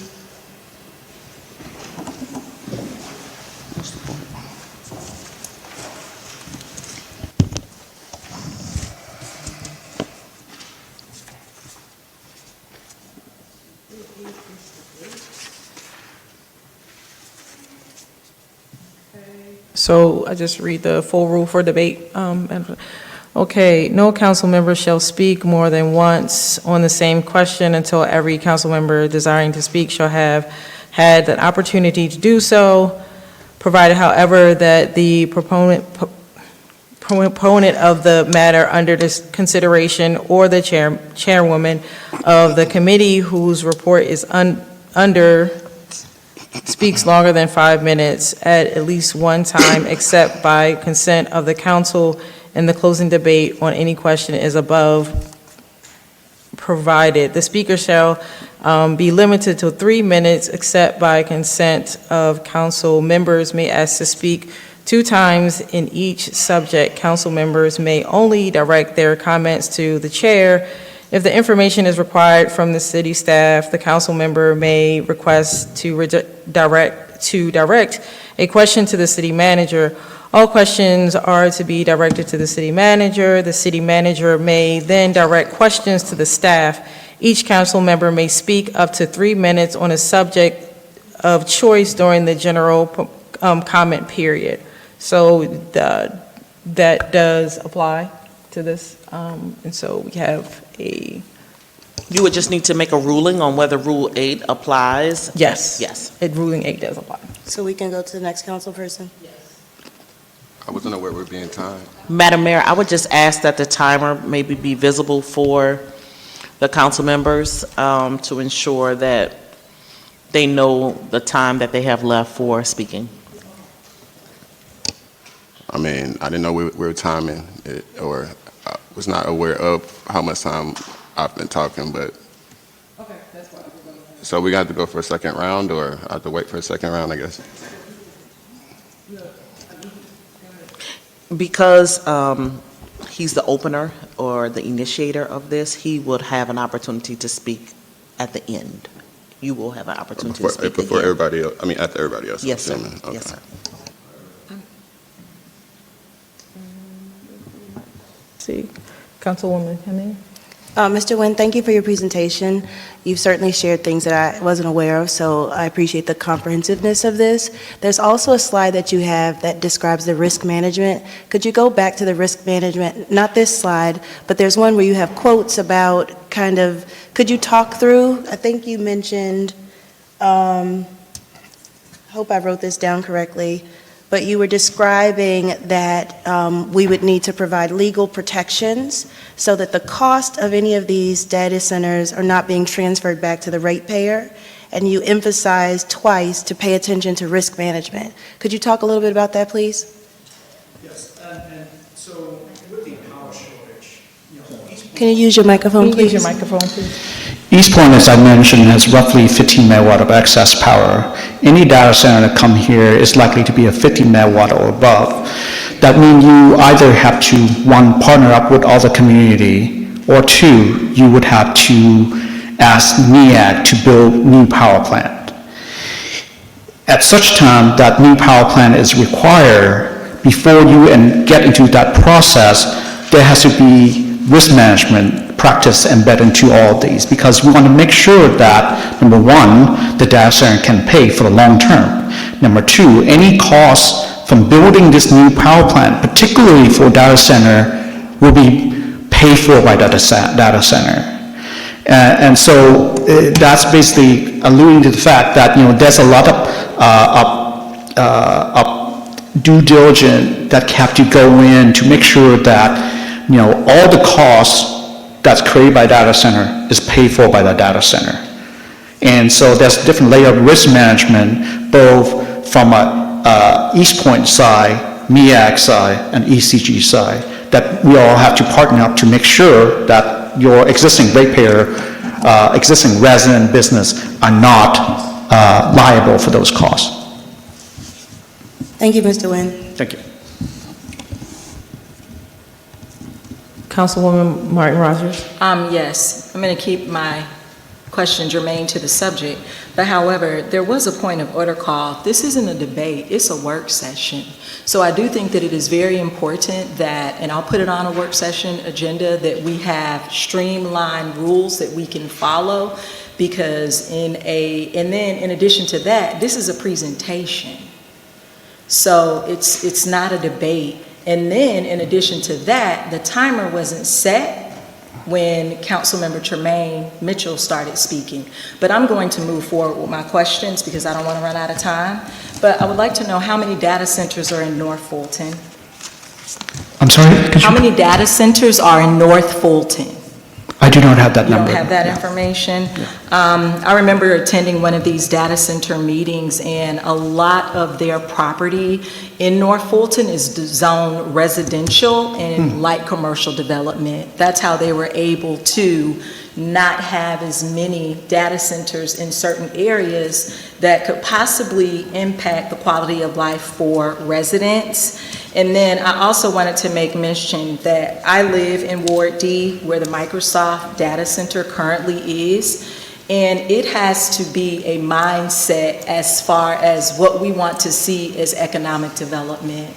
The city of East Point has quite a bit of warehouses, and we have that major data center that is less than a mile from the nearest resident. So I understand what is being presented, but council should also look at ways as to housing them away from where residents currently reside, because I would like anyone in the city of East Point, just travel down Ben Hill Road and just see what it is we are up against. We really had to fight and strive as a community to get community benefits. If you go back to your slides, can you go back to your slides where you have the green and the red? The rewards are endless and beneficial, but Mayor and City Council has to know to ask for those things on the front end for the residents that are going to be impacted as far as their quality of life is concerned, and not on the back end. I'll yield. Thank you. Councilman Sean Atkins. Yes, thank you, Madam Mayor, and Mr. Nguyen, thank you so much for your presentation. One of the things, I would go back to the risk management slide. And the very first quote in the risk management slide states that the devil is in the details, and there are a lot of details that, if mishandled, could lead to higher residential electric rates that effectively subsidize the largest and richest companies in the world and their customers. And so the data center discussion has been one that has been happening in a lot of our conferences. As a matter of fact, as you know, just in December at our annual meeting, there was a discussion about data centers, and there was some pushback from the audience because some folks felt that there was not a balance in the presentation. Obviously, we were at the ECG conference, and there could have been a skew on what was presented to favor the electricity component and consumption and all of those things. And so today we just have a presentation from you as the Chief Policy Advisor for ECG, the electric company, but the perspective could be very different from someone else presenting things. One of the things that has been discussed not only at ECG but MEAG and also at the South Fulton Municipal Association meeting that was hosted by Hapeville, ARC gave the presentation on data centers. And in that presentation, they talked about the number of data centers that are slated to come to Fulton County, all of which are slated for South Fulton. The other thing that came up in the ECG meeting is that one data center can use enough electricity to power 20,000 homes. That is a lot of consumption for one data center. Given the fact that the city of East Point is an electric city, it is also a water city, and although we're trying to harden our electric grid, we're just not there yet. We have a lot of electrical outages, and we're trying to improve those things. So to have a data center that would consume and use so much electricity, and the fact that we're also a water city, data centers primarily are cooling those centers by water. And so we would have, as a city that's an electric city and a water city, to be very concerned about the consumption of both electricity and water and how that impacts the quality of life for our residents. And on your slide, you talked about some of the benefits.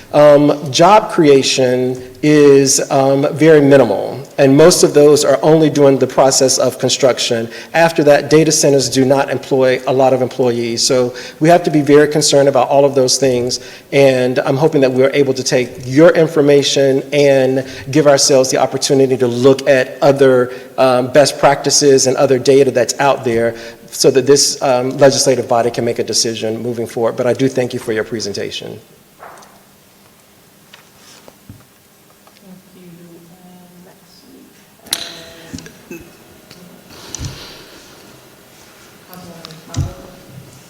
Thank you. Thank you for your presentation. I also live in Ward D, next to the data center, less than a mile away from my home, and I share a lot of the sentiment that Sean just mentioned. So I do have a couple of questions about existing data centers as well as new. From an existing standpoint, when a data center needs more power, how do we ensure, what are some best practices, or what have you seen from other cities to ensure that cost doesn't shift to residents?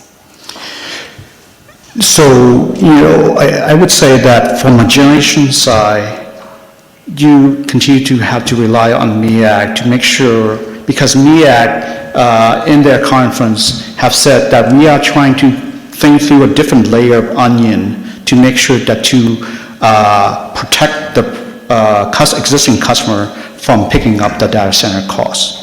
And so when they build new generation asset, for example, there's had to be protection in this there that say that even if data center go away, they're still liable for the cost of the new generation plan. Now, the data center growth that you see in South Fulton, I would guess that most of that is actually picking up by Georgia Power. Georgia Power is going out and acquiring as many resources as possible. Being that I work to advise municipal, I envy them because essentially, they pick up a lot of money, and I look at the financial perspective. I obviously don't have the local perspective with the noise and nuisance and construction and traffic, all that stuff. But for me, when I look at these data centers going to Georgia Power and neighboring co-op, I would say, wow, I wish our city would have that because,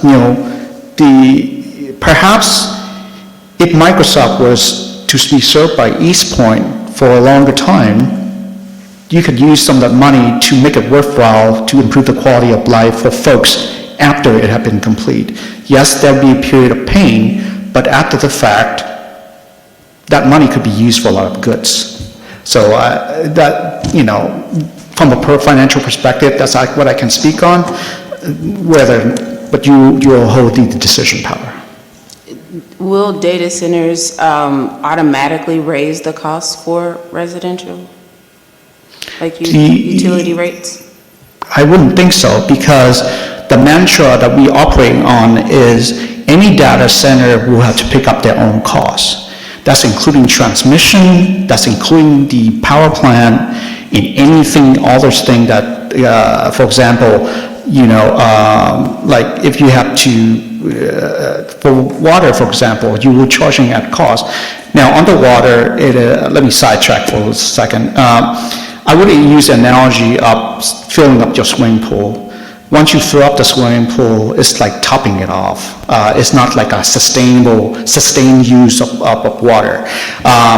So, immediately, or I guess to answer your question, immediately I don't think so, because usually when we structure a deal, when ECG and MEAG work together to structure a deal for you, we would make sure that the data center pick up their own costs, and none of that cost bleed back to you all. Okay. I have one more question now, if I can ask. You mentioned earlier that there was a budget deficit. And I kind of missed it a little bit, but I wanted you just to explain kind of in plain language what that is. Is that current? Is that future projections? Is that related to infrastructure, power supply? Like, where is that coming from? So when we were requested to do an electric rate study in 2025, and the result of that study came back that for the fiscal year, there was a deficit because exceeding revenue.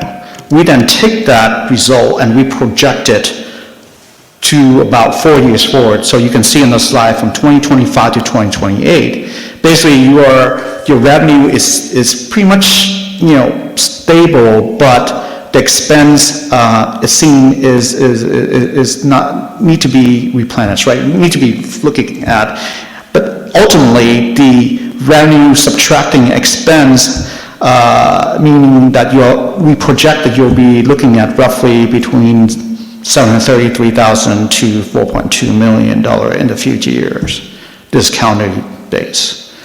We're happy to look at it again. I think there was a question about financial information being shared, and we look forward to getting that now that you have a new finance director in place. So we're looking at typically for other city, we look at the result, we look at the budget every single year to make sure that they have enough money, and if there's not enough money, then we propose a way to fix the gap, right? But we haven't had that opportunity here because the financial information need to be, correct, yeah. Thank you. Thank you, Councilwoman Ziegler. Yes, thank you. I'm over here. Thank you so much for your presentation. So I keep hearing that there's this positive financial impact that we could have if we would allow data center in, but my concern is that because we're a MEAG city, we have to maintain and build all the infrastructure that goes to them. And you know, right now, we cannot supply reliable power to the people that we have now. When I first got on council, we had substations catch on fire. Recently, in December, there was an electrical box that caught on fire, and the entire Camp Creek Marketplace was without power during Christmas, when we heavily rely on the sales tax from that area to fund a whole lot of things in our city. And so, you know, for me, because we're not able to supply reliable power now, I don't see how it would be logical to increase the load so much. It just doesn't make sense to me. Additionally, you know, we're also banking that AI is not going to have a bubble and burst, because right now, I mean, yeah, it's the best new thing, but I mean, in 5 years, that landscape could change, and it could, you know, there could be another better use of AI that could be much more efficient, and then all of a sudden, these data centers that we built go away. Madam Mayor. Not for you. Point of order. Yeah, my rule is, if we're following the debate rule, is the timer set? Is the timer set? Okay, rule number 8, debate. No council member shall speak more than once on the same subject, no longer than 5 minutes at any one time. Time is my point of order. I want to ensure that the timer is set as it relates to rule number 8. I don't have the time, with Madam Deputy Clerk, do we have a time on this? I believe we're three minutes. Sorry. No council member shall speak longer than 5 minutes at any one time, except by consent of the council. There hasn't been a consent to lengthen or shorten that time, so the time is 5 minutes.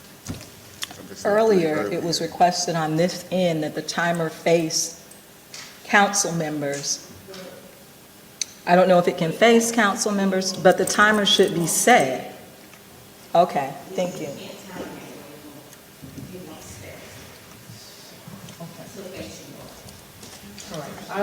So it wasn't, it was. It's okay. Yeah, for the time. Okay, I will set the time on my end. Thank you. Madam Mayor, I need you to close out the point of order, either uphold it or reverse it. Yes, we can, yes. The point of order, I'm upholding the point of order for rule number 8. And ensure that she sets the timer. Or someone sets.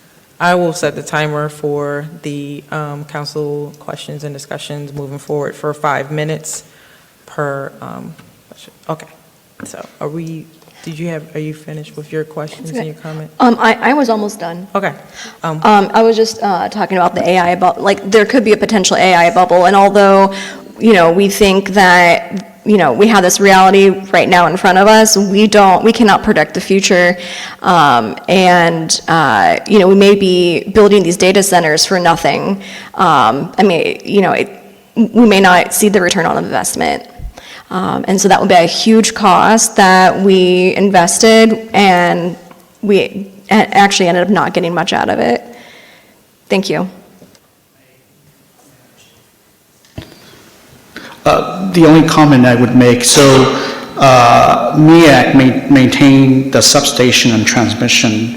Most of data center are served out of the transmission and substation. So they take power directly from the transmission system.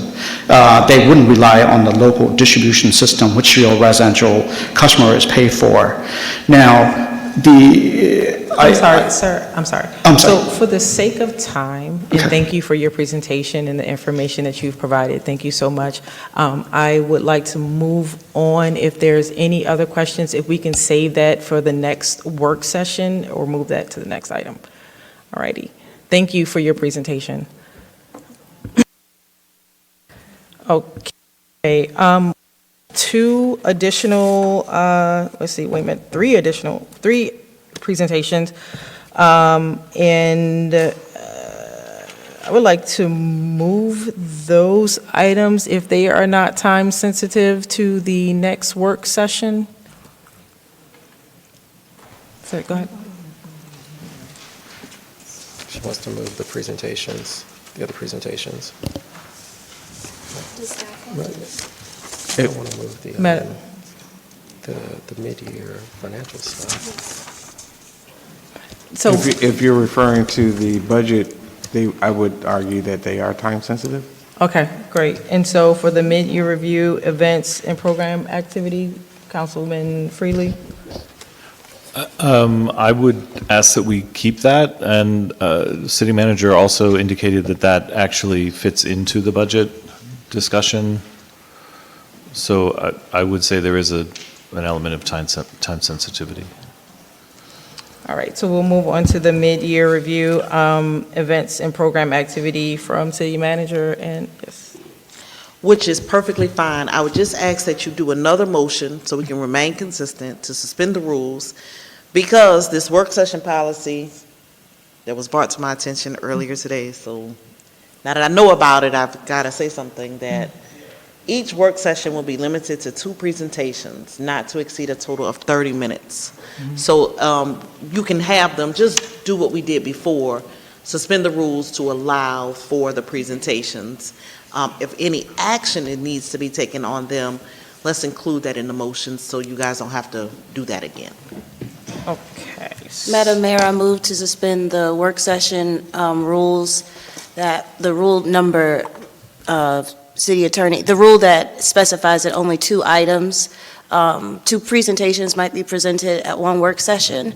However, I would like to ensure that presentations stay at 15 minutes and we're thoughtful as a body about the time for questions. Do I have a second? Second.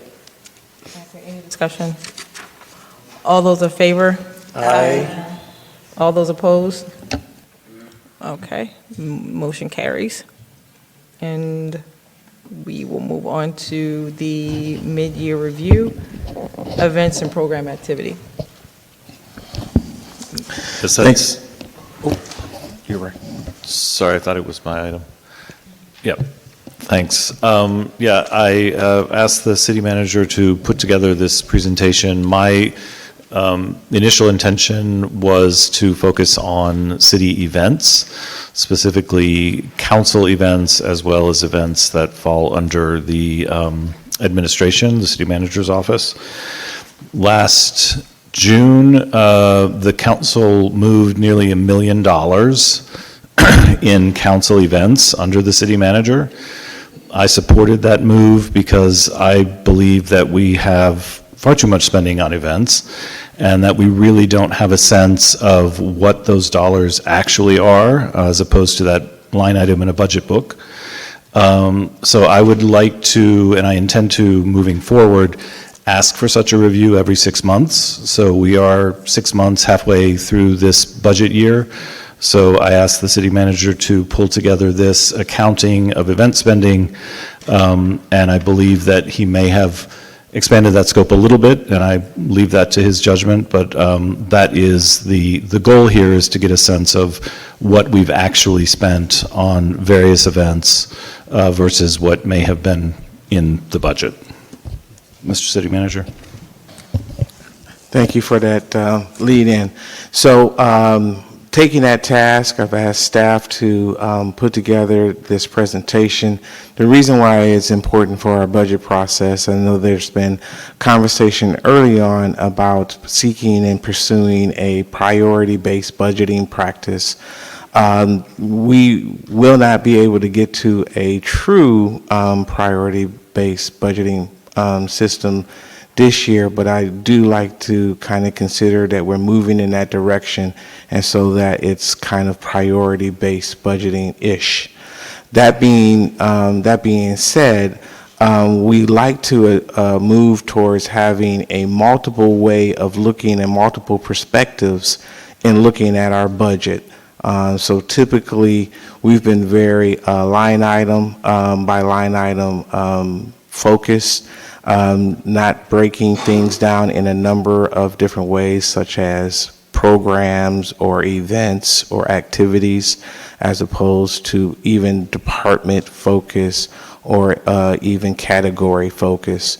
So we're moving towards a budget that will allow us to look at the budget in multiple different perspectives, same numbers, but categorized and consolidated in different ways to allow the reader to be able to seek the information that they're interested in and access that and utilize that in their analysis. That being said, we did take heed to the mid-year request to see where we are. Our interim finance director, Elizabeth Cartwright, will speak to that. We've been also listening to the council with its interest in having more analytics and in our decision-making process, and analyzing what we're doing, what those results are as far as people attending events, where they're coming from, things of that nature. We've taken heed to that, been able to roll out new technologies, and Frank Whitfield, who is the head of right before you, will talk a bit about that. And then we are real excited to allow our arts and cultural coordinator to also speak about the events that they do. So we're going to wrap all that up. That's not going to be a lot of slides. I think we're at 10 slides. So this should go quickly with a little opportunity for Q&A.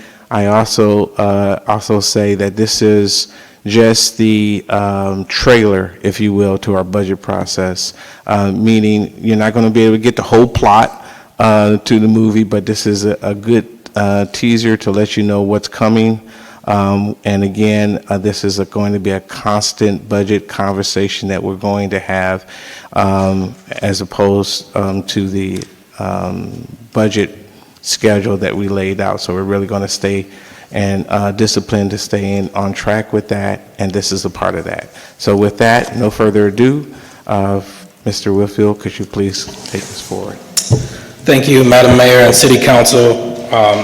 I'm going to go through a slide deck here. There's a link to the deck and also a QR code to scan if you want to pull this up. But I'll be speaking specifically, as the city manager mentioned, giving you a snapshot of some of the East Point events and its impacts, and a financial picture of what we've discovered thus far. So again, while we're presenting to you tonight, it was a formal request from Councilman Friedley. It's been something y'all discussed heavily during the budget process this year, but as an administration, the city manager has had us really diving deep in assessing our costs, assessing our processes, assessing the impact. And so I think, there we go. Okay, that makes a difference. Yeah, thank you. We've been really diving deep and trying to assess what is the return of investment for our city events. So as you mentioned, we utilize this technology, Placer.ai, which allows us to use anonymous data from cell phones that allows us to do location analytics to see how many folks are coming to a location, where are they coming from, and to his point, one reason why the getting real deep on each event, it's going to be pretty comprehensive because we're able to really dive deep in. And I'll talk a little bit about some of the findings we had. This tool can be used for economic development, it can be used for planning, it can be used for infrastructure plans. You're able to see how many folks are visiting a park, so you're able to assess that as well and kind of make decisions to help inform you all in the city on decisions to make. So one of those pieces of data we got was around, again, thinking about the direct request of this fiscal year, looking at July and August Wednesday wind down event. We had 3,400 folks attend the July Wednesday wind down, with 40% of those folks being East Point residents based upon the data. In August, we had over 8,000 folks. That was when Tyrese was here, so you see who's there matters. But folks showed up, and we had people travel as far as New York, California, Virginia, and New Jersey. So there's a link here, and I'll just show you really quickly because I know we're tight on time.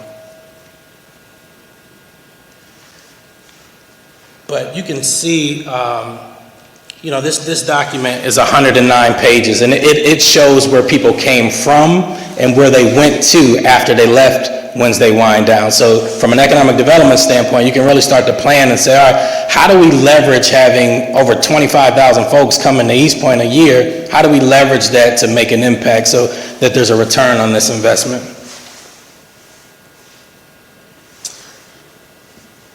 Next, we're going to have, as he mentioned, Chris Swain, our Public Arts Coordinator, speak about the events that he hosts here in the city, and then I'll show you another snapshot of kind of how we're looking at that, and then we'll get into the finances. Chris.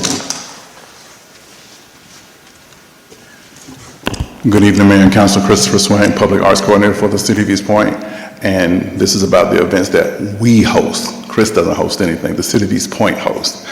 So for me, the biggest thing for me is to know that these are family-oriented cultural community events that are inclusive of everyone. So everyone has a voice, everyone is seen, everyone is heard. They're all free. Our grounds are ADA accessible, so everyone is welcome to come. In addition to that, the arts for me are a quality of life issue. Most people always think for quality of life, they have to go to the northern side of town. So my goal is to bring those qualities of life to our residents, because we pay too much for property taxes to have to go to the north side for anything. So that's what we like to do. And Frank, would you? Yeah, so these are just some of the events that we've done here in the City of East Point.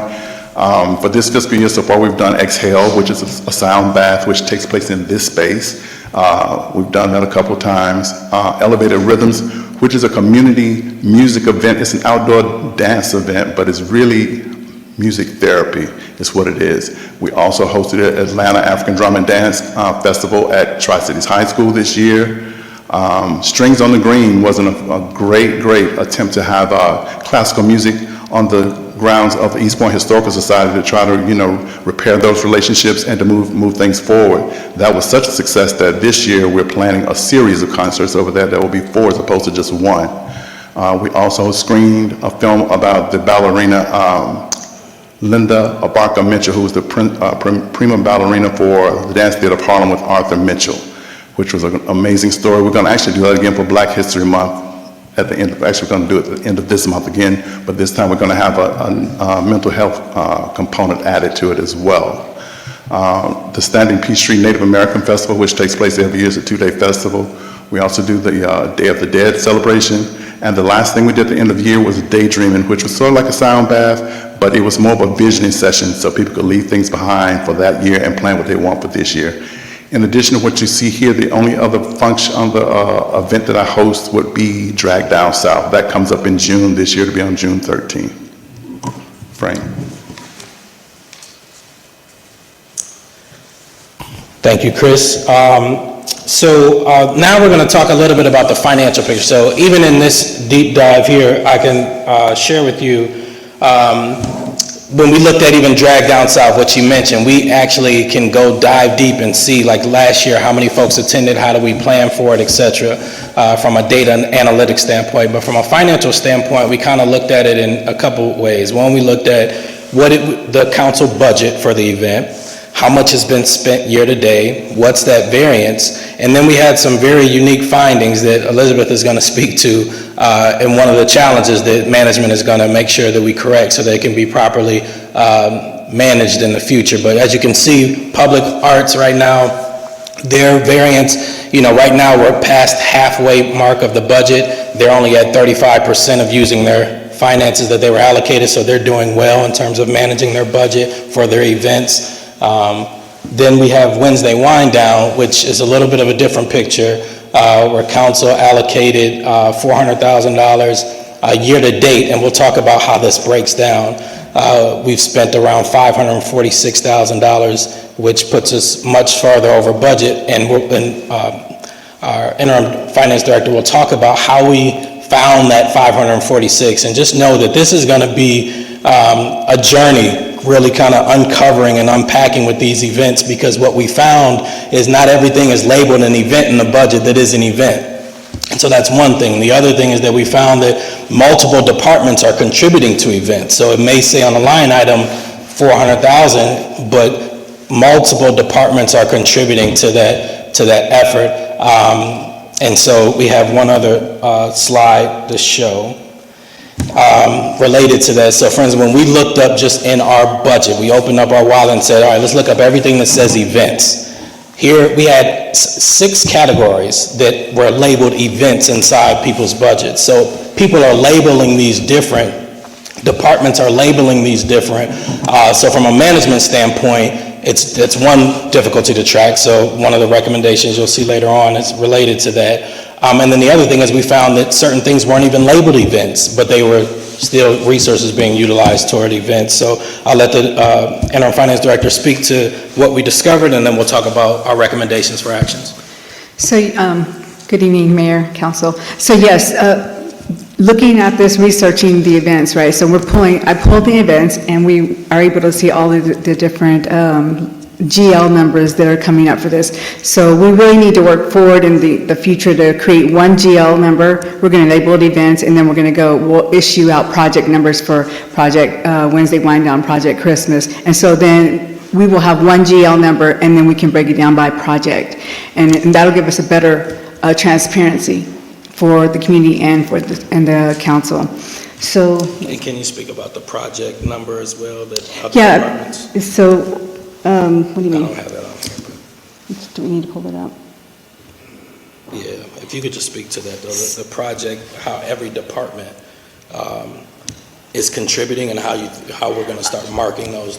Okay, so we'll use police, for example. They have a lot of police officers that are contributing to the Wednesday Wind Down, right? But that's not being calculated when you're actually doing the Wednesday Wind Down. So what we had to do is do a deep dive and I had to speak to every single department head to see what they contributed to the Wednesday Wind Down. So we have economic development doing purchases for Wednesday Wind Down. We have the police department, the fire department, everyone's contributing. And so some are working late, so they're not really getting overtime, but they're contributing those hours. So we had to calculate all of that information into the spreadsheet. Can you pull up that spreadsheet? So this is. Slide do you want? Go to the side. So this is the breakdown from the council, city manager, and all of the departments. So you can see where I pulled in all of those monies. I'd like to go, and all of this is data-driven, so if you want to go look at it, we can pull, where it says pivot, it actually has all of that live data behind it, so that you can see specifically what those expenses look like. And so for this part, we just really wanted to bring in July, August, and September, because this is that time of the year. What's that total? I think it's 5. So here we have the total is $546,773, and what I did was I added the all other departments, and so I just put that total in, so you can see city council and committee was $3,200, and then the city manager is where most of those funds were expended out of, because we moved those city event funds to the city manager's account, and then of course all the other city departments. So you can see it's 130%, 37%. So we went over the $400,000 budget. Thank you so much. I was just wanting to check, where are we with time for the presentation? 3 minutes. Okay. And that's the last piece. You got our recommended next steps. So yeah, for the future, we want to again create one GL number so that we can create more transparency along with the budget. The project codes for each event, and so everyone in the organization will be responsible for charging to that one GL. And one other thing I wanted to bring up for Chris is it's important to realize his programs.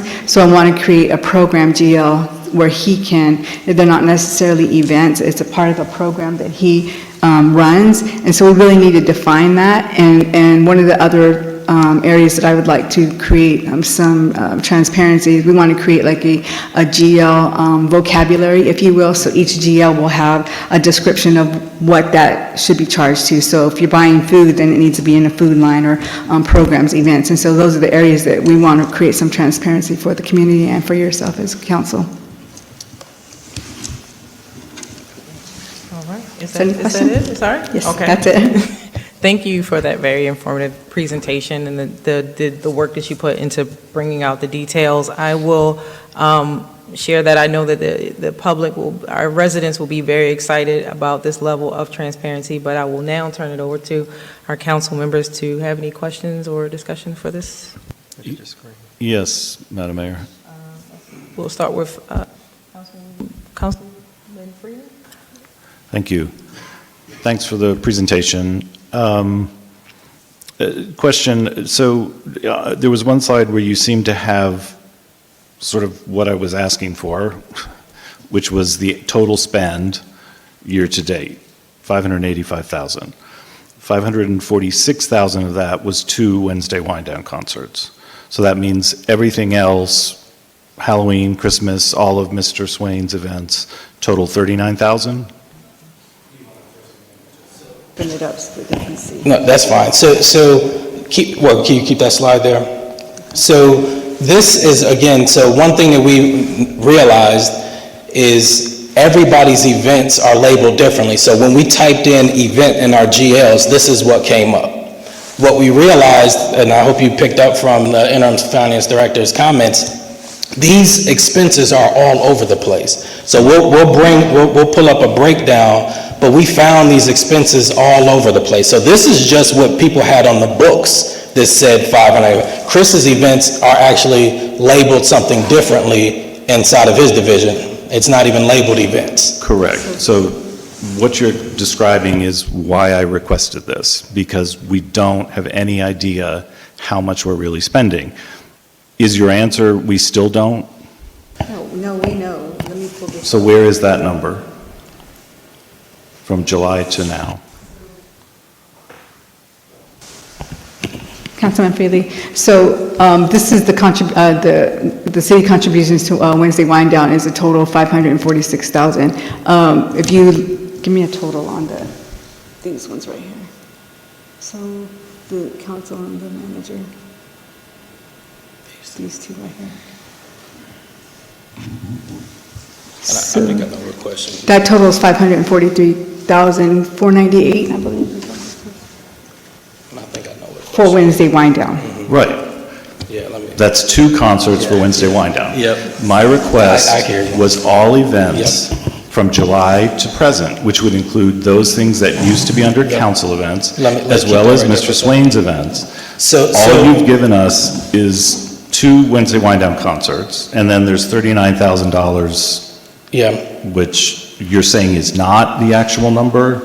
No, so let me make sure this is very clear, and we kind of predicted this, because it was a discovery for us as well. When we put into our accounting system events, here's all the different categories that is in. That number is totaling, so far this year, $585,000 plus dollars. We could have just presented this number and then had the discussion here and just said, hey, this is what the number is. But being transparent and really saying, when we look at this, we know departments are paying for events out of other places. So this is about to be a journey we're about to go on with every department to go line by line. We don't know. We do know something. So it's not like we're starting from zero. So I think that's important, because what I think I hear is we don't know just vaguely. Well, there's a lot we know, and there's a lot that we're making adjustments on as we discover more, so. Right, but if I were to ask you right now, I didn't see it here, what did the city spend on the Halloween event? You don't have it here. What did the city spend on the Christmas tree lighting, which was Parks and Rec? You don't have it here. What are we looking at? Okay, so that's that, we need that big one that I have said before. Which one? Because I don't think this one. And we can always switch it into this one if you have it saved on your computer.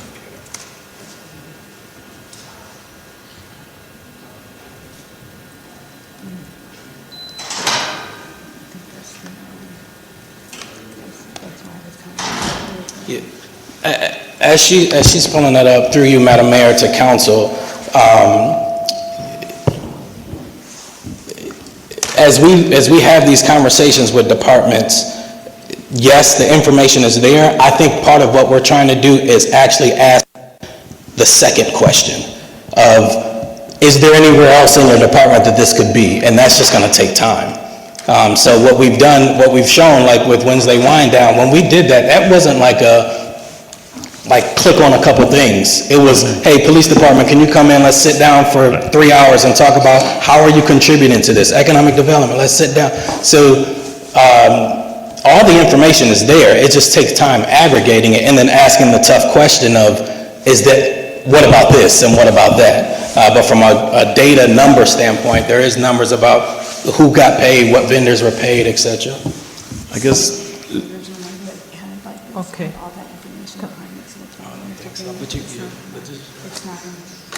why this matters, Mr. City Manager, is if we don't know what we've spent, how do we know what we have left to spend? For example, $400,000 is budgeted for 4 Wednesday Wind Down events in a budget year. We have spent $546,000 on 2. So there is no more money left. Have we also overspent across the board so that if we do the events that are still on the calendar, we're going to be going into a deficit? Like where is that money coming from? And we don't know how much we're in the hole. Am I wrong? No, you're on point, and we had the same issue last fiscal year where we had to not do events, particularly related to Wednesday Wind Down. I do know in the rush to cut down the slides that there are numbers to the work that comes out of the Art and Culture Division, so I know that those are accounted for. They just maybe not made the final cut on what they were going to present on this presentation. But if you have that, I don't know if that's in any of the raw work. If you have that available to you, you could present that, because I think that's some of the holistic picture. We certainly definitely pulling out all the stops of understanding the Wednesday Wind Down, but there's other events that I'm also hearing that the councilman is asking about. So do we have that information handy? I can get it later. We don't have to do it now, but I didn't just ask to have this presentation just to amuse myself. I wanted us to actually sit down and figure out, we had $50 for this trip. We spent $750. What do we do now? So if we don't know what we've spent because of the way that we manage these things, how are we being responsible? And here comes the interim city manager, but I will say that's a part of why she's making the recommendation she is about every department being required to use the same GL number so that there's no hiding the expenses. Because I think a part of what happens now, just to make sure something was clear, the reason something can go so high is because it's being hidden in other departments. So it's not like you had $50 in this pocket and all of a sudden you came up with $354. It's, I got 50 here, but I'm using 20 over here, I'm using 10 right here, I'm using 5 right here. And so part of what the interim finance director is going to be instituting is everybody's got to use the same pocket. So there's no shifting around anymore. It's all got to come out the same boat. Because it's the public's pocket that we're taking all this money out of. Yeah. So I guess we've already discovered a considerable deficit in at least one line item. So is the plan to request budget amendments? How are we addressing what we do know? So I guess if there's a plan, right now the FIFA is scheduled to be when Wednesday Wind Down events would have occurred. And I think in coming weeks, there's going to be discussion if FIFA is more of a area that we want to spend our time, because literally the dates coincide right over each other. So that coupled with Wednesday wind down funding for the spring events would likely have to have some kind of conversation if we even had them, just same kind of conversation we had last year. I think one of the events we didn't have, I think it was in June, because of lack of funding for that event. I think that same conversation would happen, but now also in the consideration of FIFA, what resources might be, and I don't know what resources are even being considered or asked. I have a meeting with Economic Development this week or next week to find out what the work has been with the subcommittee that's been visiting on that issue. That might also need to be considered as a part of if Wednesday Wind Down needs to be 4 events, 3 events, 2 events, 1 event in the coming year, in this coming fiscal year. So it's probably good to say, yeah, we're probably finishing out this fiscal year. We're looking at the budget the way we made that, we ascertained that information the last fiscal year and said, yeah, we probably have did our Wednesday wind down spending for the year, and then we prepared for the next year, or we look at whatever is left, if there's any, to devote that and divert that to FIFA work. That, those conversations will be, brought forward to council. Okay, thank you. I'm going to move to Councilman Atkins, and just want to keep that we are on time. And just some clarification, City Manager, you said that this item was time sensitive? Yes, ma'am. Okay, I'm trying to, so what's the time and deadline that you're trying to accomplish so that we can help council understand whether we need to move this to another agenda item or to the next work session? Well, this is part of our overall budget timeline to keep us on the April 20th timeline of submitting the city manager's recommended budget.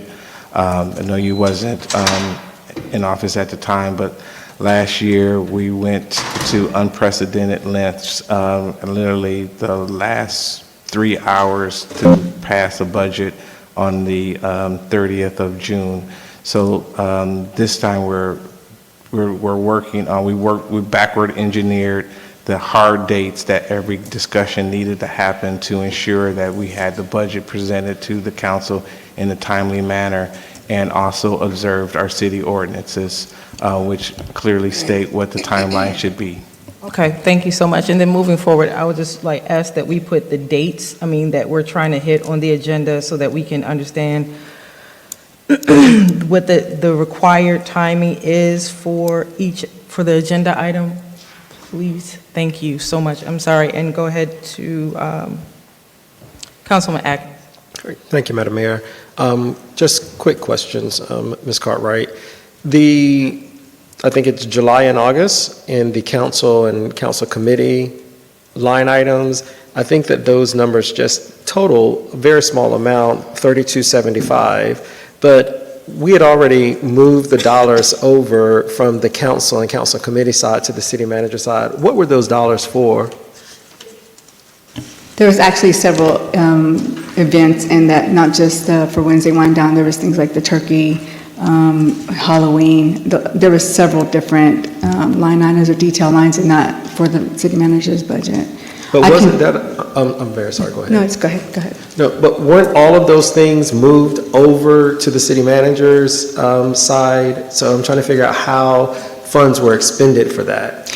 Right, they were moved over, but when the GL process is happening, when people are paying the bills, sometimes they inadvertently charge to the wrong account, and so that's what happens. So what needs to happen now is a reclassification needs to happen, so we need to move those funds to the right GL number, which is the city manager's GL number.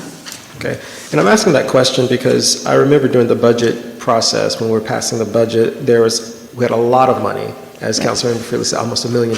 Right. And I'm just a strong believer that our constituents who voted for us, they voted for us to be legislators and not event planners. And so we wanted to focus on that. So even the smallest amount, I'm just trying to figure out why we would be still spending money on events. We've moved that so that there would be a process, procurement, if that needs to happen, any and all of those things. No, that's correct. And that's the reason why it's so important for us to get with department heads to ensure that all of the accounts that are being, charged, that they're going to the right account. So sometimes normally what it would look like is we have budget analysts or myself are looking at these on a monthly basis so that we can see that, this account's got a variance of 100% because it doesn't have a budget in there.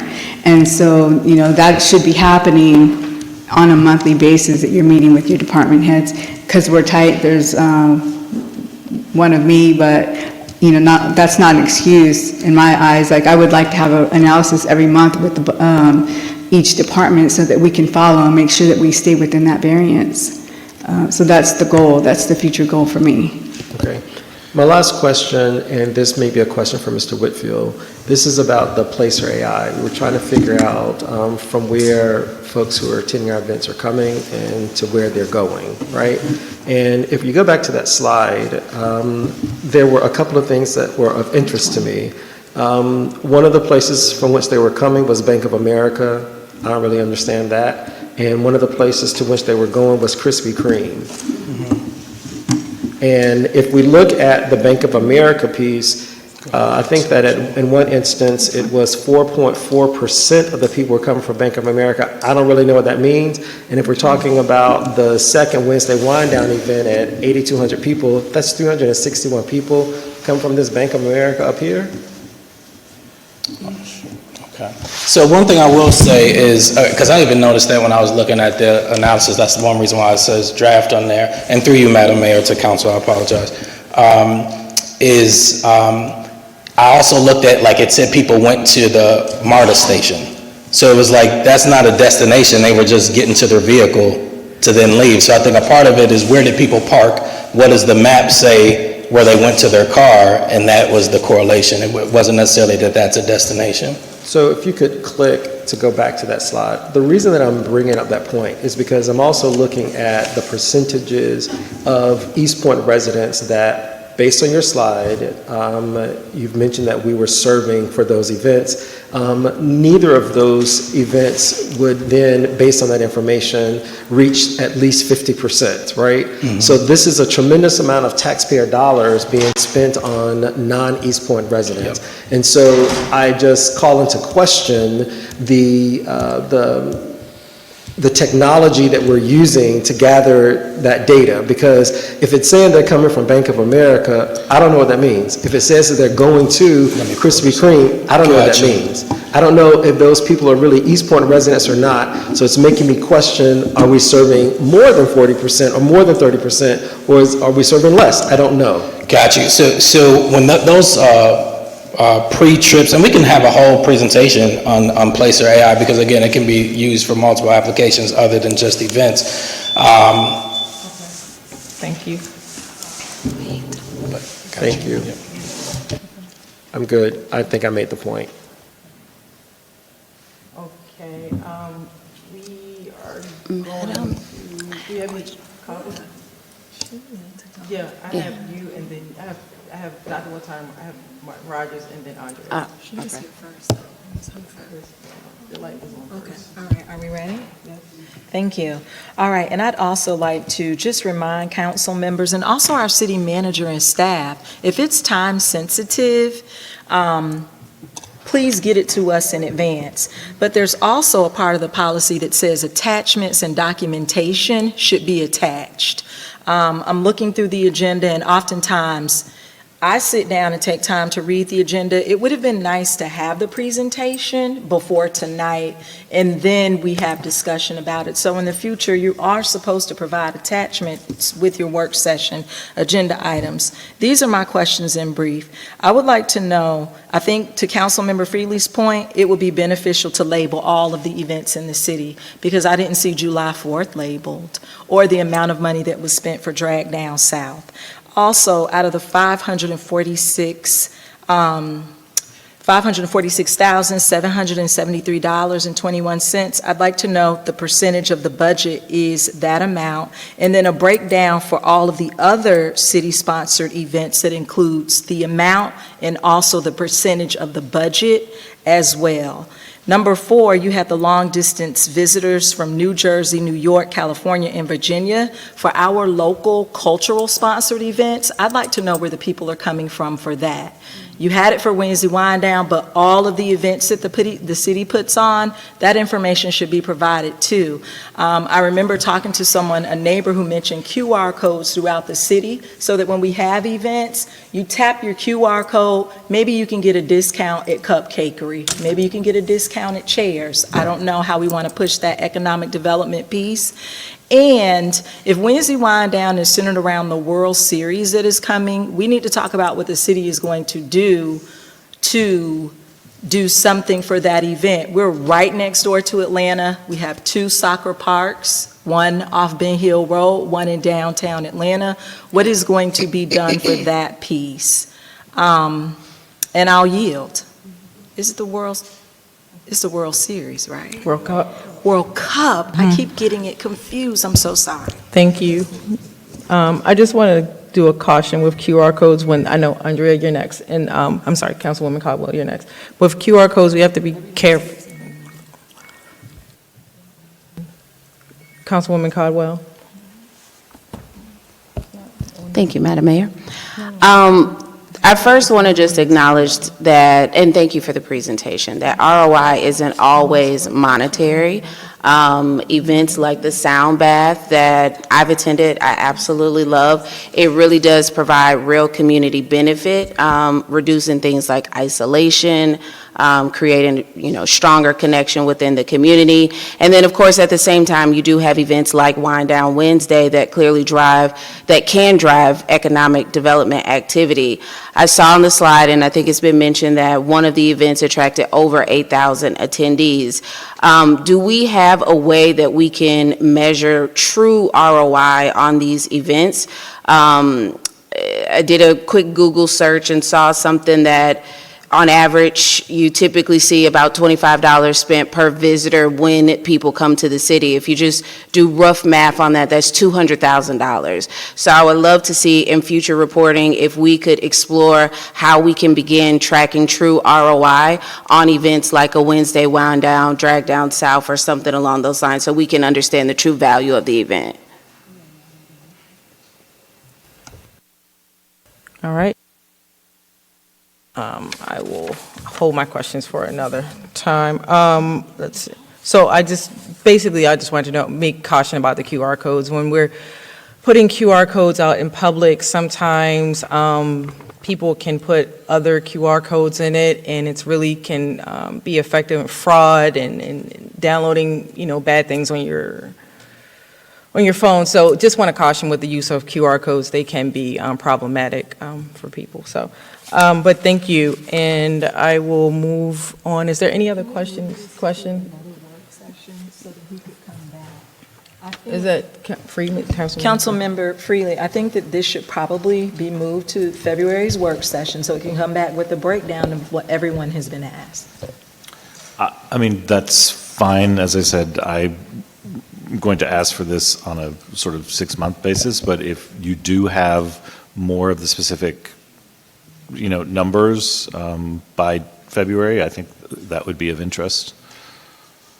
So if I can't, I just want to get some more clarification. You'd like to see it broken down by the actual event, is that correct? Right. What I had hoped for was, and I'm not saying that your presentation was valuable. What I had sort of been looking for was something pretty straightforward, where we have, this was what was in the budget book. This is what we've actually been able to use archaeological technology to reach across the city and figure out, no, we actually spent this. So that we just see, like, this is what we're telling people we're spending in our budget, this is what we're actually spending. And understanding that when we've spent the money, there's no more money. So, yes, so if we can just get a sense of, by this point in the year, we said we were going to spend this. we've actually spent this. Right. Because to me, that's the essence of a budget. And this is a city government, so if we're overspending on non-essential things, I think it's really important that we know as soon as possible. Okay, I'll have that ready for you the next time around. I'll make sure that it's very thorough. Thank you. You're welcome. Okay, we have two more presentations under city manager.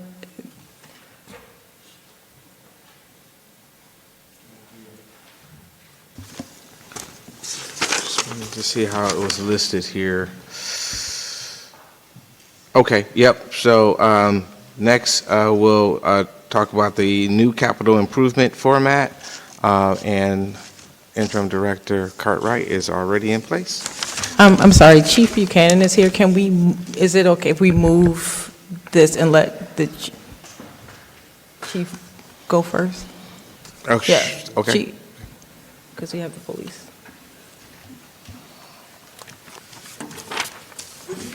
Madam Mayor, Yep. introduce the item he's going to come and speak on. Sure. This is item 6, update on policing.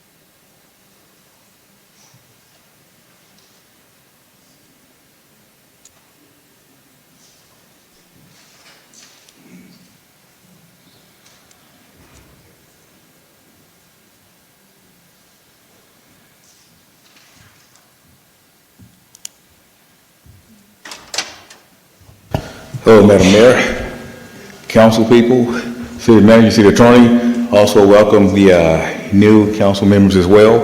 I'm Sean Buchanan. I'm the chief of police for the East Point Police Department. This is my year end or year beginning. Talk about crime stats, what we've had through the years. So what we're going to do a little bit different today, because I know some of y'all are new. I kind of want to go in terms of where we've been, where we are, and where we're going. So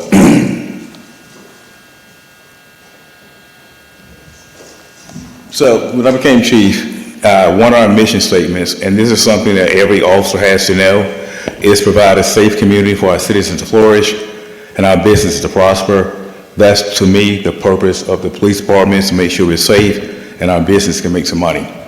Our standard is based on our mission statement. Our motto is be professional to our citizens and aggressive towards crime. So every year we have goals and we try to meet them every year, but the biggest thing is we want to be a professional police department. That is, to me, the essential goal should be for every police department to be professional. We are committed to solving problems in the community, and we're going to do it with integrity, and we're going to have relentless follow-up. We want to be a leading professional agency in terms of having well-trained officers. We want to reduce crime every year.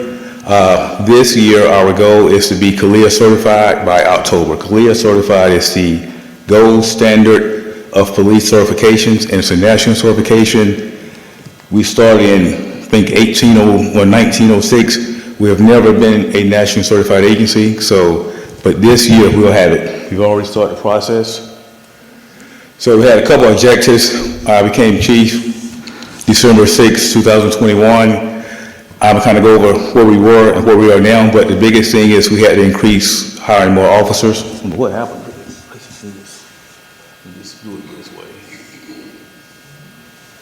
We had to increase hiring of officers. We want to reduce our crime rate. Every year we've tried to make the crime rate go down. We want to improve community relationships, and that's something we're continuously doing, and we also want to restructure our police department. I don't don't know what happened to my presentation. Lord have mercy.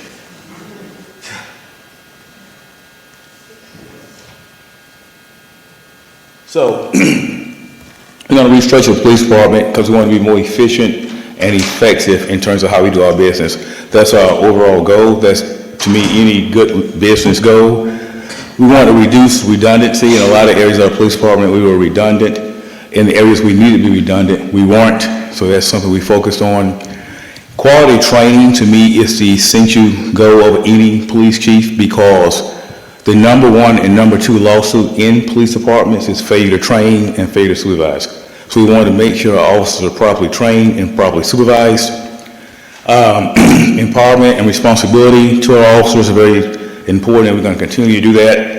I say accountability is done, but that's something that we do every single day, is hold our officers accountable, because I think the citizens of this community deserve that. So something that was big to me was having less rank. We need more officers on the ground versus high-ranking people. So when we did our restructure, one of our goals was to go to 10-hour shifts. That allows officers to be off 3 days and work 4, and most departments are on 12-hour shifts. I don't like 12 hours. There's so many bad things that happen on that third night because of sleep deprivation. So we felt like 10 hours was the best goal. Plus, it helped with our retention. I don't know what happened to this presentation. I just do not know. Hold on.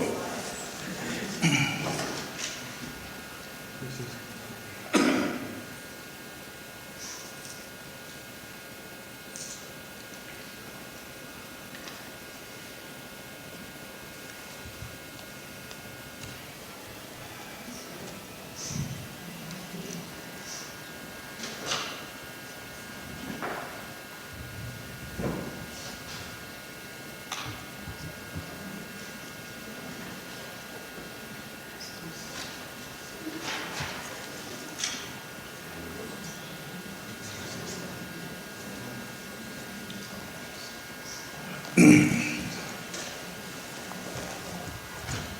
got it right here. Those ones.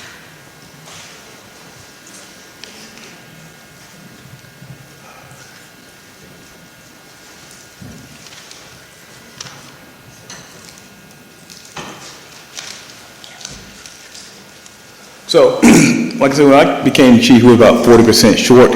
That's so weird. It's the same presentation as working. It's very weird. But anyway, one of the reasons we was 40% short is because our salary was low, our department didn't have take-home cars, and the biggest thing is we didn't have sufficient equipment.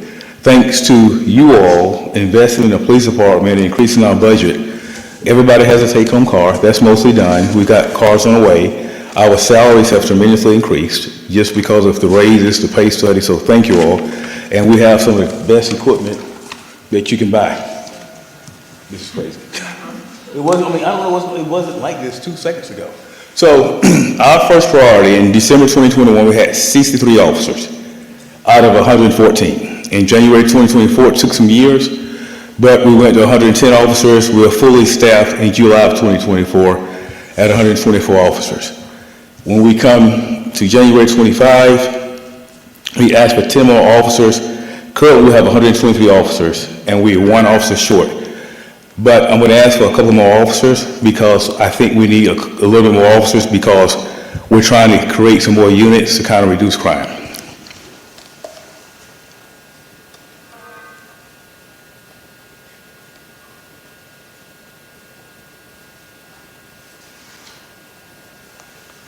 So a couple issues that we had prior is our branding. So something I wanted to do is really hit social media hard and make our police department a better agency by making sure we improve our image. We want to promote some positivity. We want to do crime prevention tips. We want the officers to meet the community and the community to meet our new officers. We want to highlight events and also engage the community, which we're continuously doing. So this is from 2022 to 2025 current. So 2022 was a very difficult year in terms of homicides. It was the first year out of COVID. We had 28 homicides. We solved 25 of the 28. This was really a weird year because that was the first time we had that many homicides in the history of the city. but most of the people were family members, cousins, uncles, aunts, these type of situations. And what was disturbing about it, most of these people had never even had an arrest record. They'd never been to jail. So we directly related that to COVID. We had 269 aggravated assaults, almost 300 burglaries, 71 robberies. Vehicle break-ins was over 1,000, as you see, in vehicle thefts. The following year, 2023, 8 homicides, 242 aggravated assaults. Burglaries went down. Our robberies had a spike. Our vehicle break-ins went down, and our vehicle thefts had a huge spike. So come last year, our homicides went to 18. We solved 17 of 18. Our aggravated assaults had a 21% decrease. Our burglaries went down about 3.5%. Our robberies had a 20% increase. Our vehicle thefts went down 44%. So that's something we really focused on by placing officers in all these areas where we had troubles. Our vehicle thefts went down 43%. This year, our homicides went down to 10. We solved every homicide we had, 10 out of 10. That's about a 55% decrease. Our aggravated assaults went down 9%. Our burglaries went down 9%. Our armed robberies, 8%. Theft from vehicles went down 50%, down to 348, which is about a little less than one a day. Theft of vehicles went down 39%. It should be 270, but it's 39%. Our rapes went down about 19%. We only had 2 stranger-to-stranger rapes. A lot of times I don't talk about the rapes, but normally it's a person who know each other and they take advantage of someone, so like a date rape. We also have statutory rapes in that category. A statutory rape is when a person has sex with a minor, so that's what it's called, statutory rape. But we include that in our crime stats. So overall, every area of importance in terms of major crimes had double-digit increases or right at double-digit increases for the year. So a couple of things. We really wanted 100% clearance rate on homicides. That's unheard of around the country. Our real-time crime center is up and running. They're actually doing some more work on it this week and next week. So that'll be up and running by next month completely. It's up and running completely now, but we want to do some more integrations. We deployed over 200 city cameras last year. Big crime reduction. Our school zone cameras are up and operating. We started that in February this past year. We passed our state certification, which is huge. We passed our GCIC audit, which is another huge hurdle. Fusus integration has to do with our real-time crime center. That gives us permission to view other businesses' cameras and integrate those cameras into our real-time crime center. The biggest thing we want to concentrate on this year, during Christmas and Thanksgiving break, we don't want any violent crimes happening in our shopping place. So like the Camp Creek Marketplace, any shopping area, we heavily staffed those areas, and we had no significant issues at any of our shopping areas. Also, on any major case, there was an arrest or warrant signed on all our major suspects.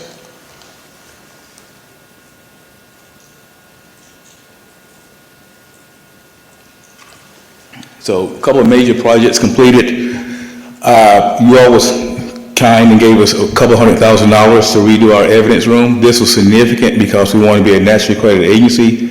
It really needed to be done, so we got that taken care of in June. Our 911 center had another couple $100,000 allocated to redo everything. That completed was August. We have our drones up and operating as we speak. We have 6 drones. 3 are at our main precinct, and we're working on a second location, either Microsoft or the Target location, and that's what we're working on right now to see what's the best facility or the best space they can operate out of. Something else, we've never had a full-service animal dog before. We have a full-service canine, which is extremely important in policing. We also have a bomb dog. The reason we wanted a bomb dog, we have so many events. Every time we had an event, we used to have to outsource a bomb dog. So that was something I felt like we really needed to increase our safety. And like I said, by October, we will have our national certification. Upcoming projects that's very important is a comprehensive chase policy we're working on. that's very important for us. We're starting another unit called SNOW, which is Safe Neighborhood Operations, and the reason we're starting this is because of FIFA. Because FIFA is coming, we have to look at where we're having issues with crime, and it's car break-ins at our hotels. So these group of individuals, they'll be dedicated to just ensure the safety of hotels and neighborhoods during that time so we can have a peaceful and engaging conversation with our tourists, and that's what we want to do. We're going to get a couple of additional officers because we can staff some of these units. We are fully staffed, but I want to be fully staffed in every area of the police department. We have about 200 people, which means our crime scene, our 911 operators, our jail, including our police officers. So we're fully staffed in policing, but I want our crime scene staff to be fully staffed. All our code enforcement officers are fully staffed, but I want every area fully staffed. So that's one of our goals. We're going to build some better relationships with our community, and we've already implemented right now more city cameras, because that's very important in our reduction of crime. Thank you. I was just going to do a quick time check for... A quick, I'm almost done.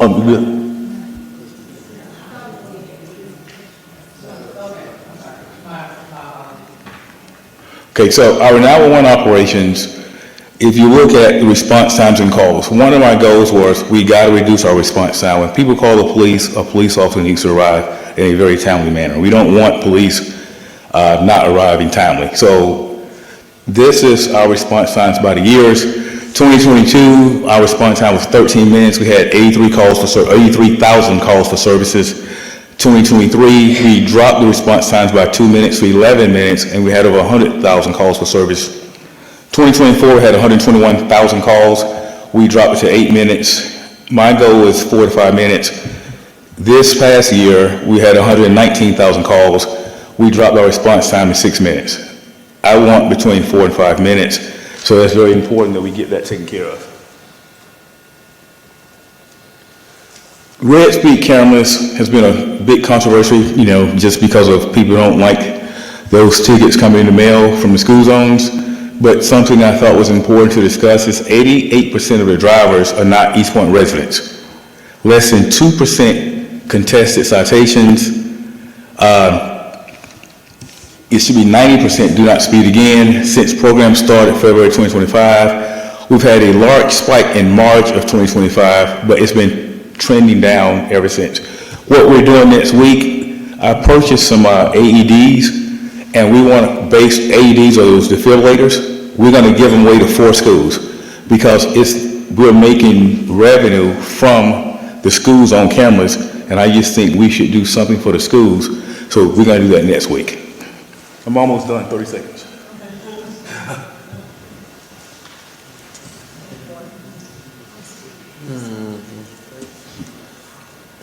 So code enforcement, and McGee can kind of explain how code enforcement works, but IMS's inspections from January to March, we had 1,500 inspections.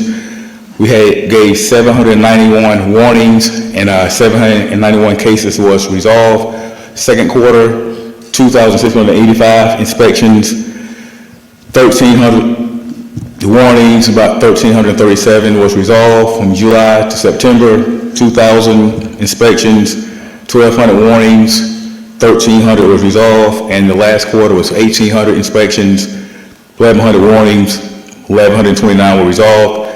The total inspections, 8,000, as you can see. The warnings, 4,000, and resolved was 4,500. Total citations given by code last year was 497, and it generated about $84,000 in fines.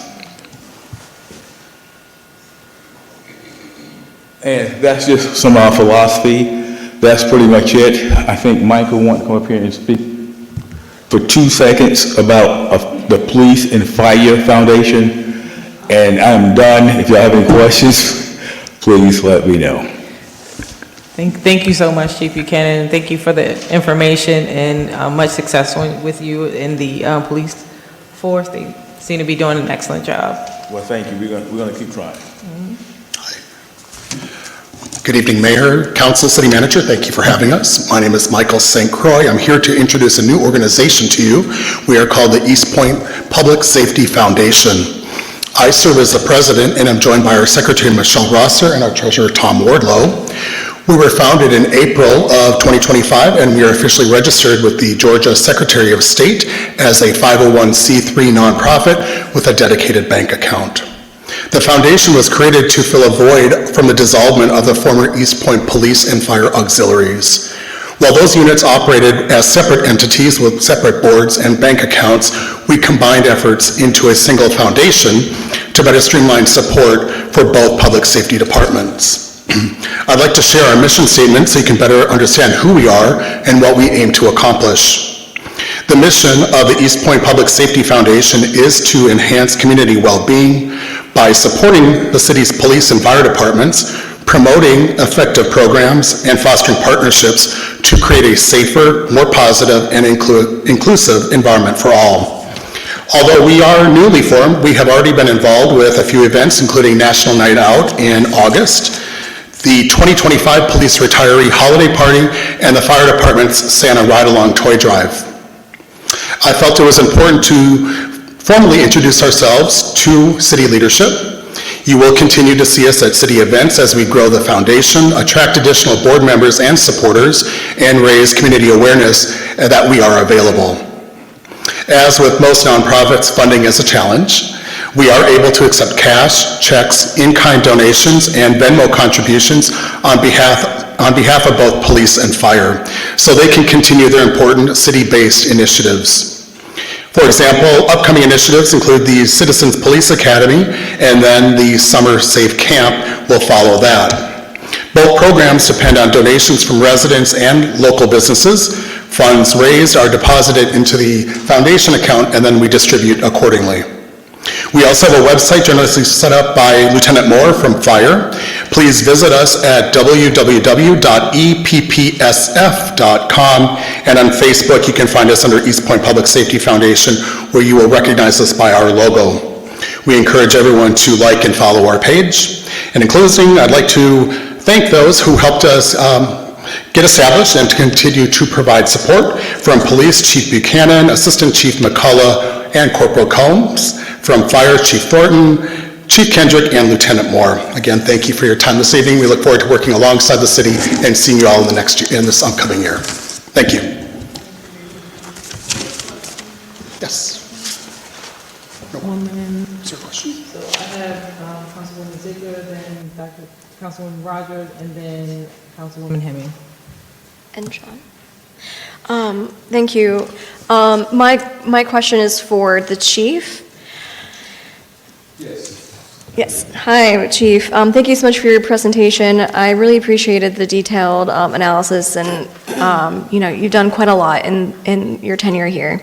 Question for you. Phone just turned off.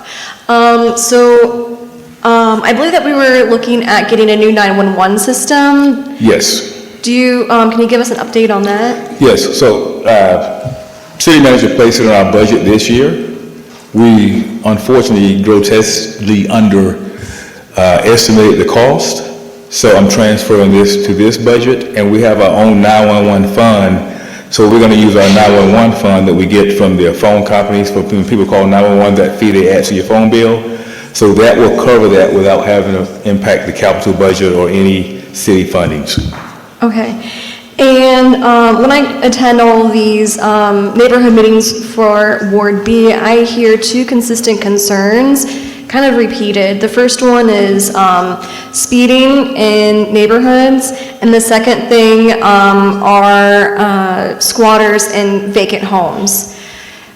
Can you give us any kind of an update or insight or plan to try to tackle these two complicated issues? So speeding, we're actually working on as we speak. We've increased numbers in our traffic unit, and I can assure you, they're writing a lot of citations.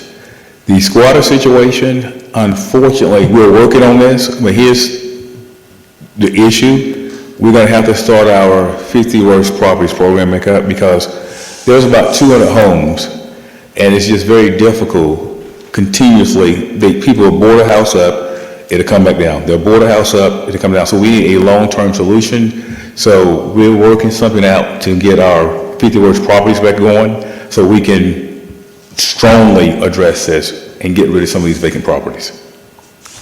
Got it. And knowing that that's, a long time coming and also a very complicated issue that's going to take some time to resolve, what can we do to support you while we get that program back up and running? So I want to get the program back running. That's the number one thing. But I always tell people, if you see something, say something.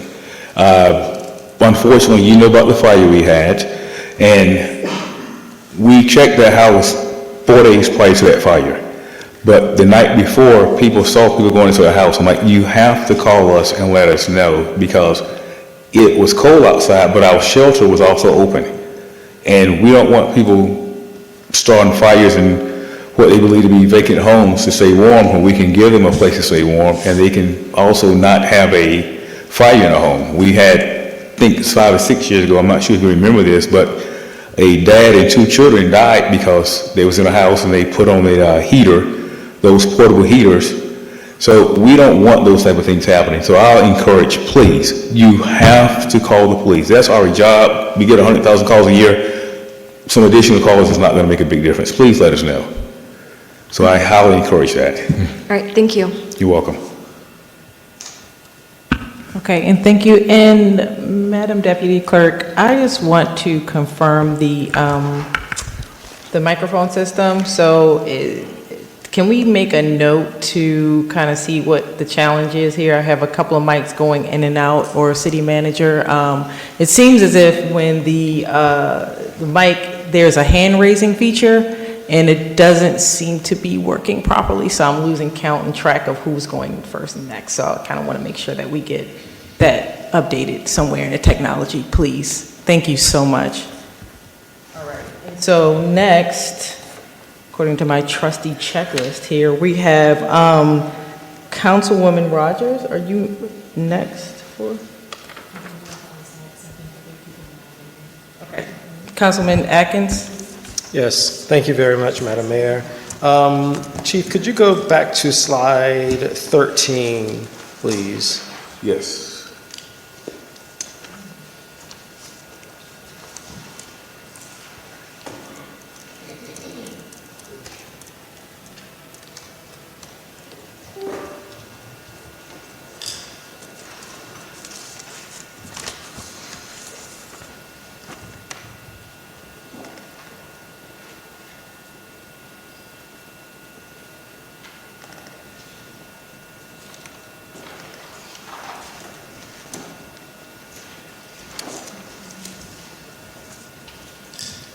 While you're looking for that, and in the interest of time, I do have a question of Mr. McGee.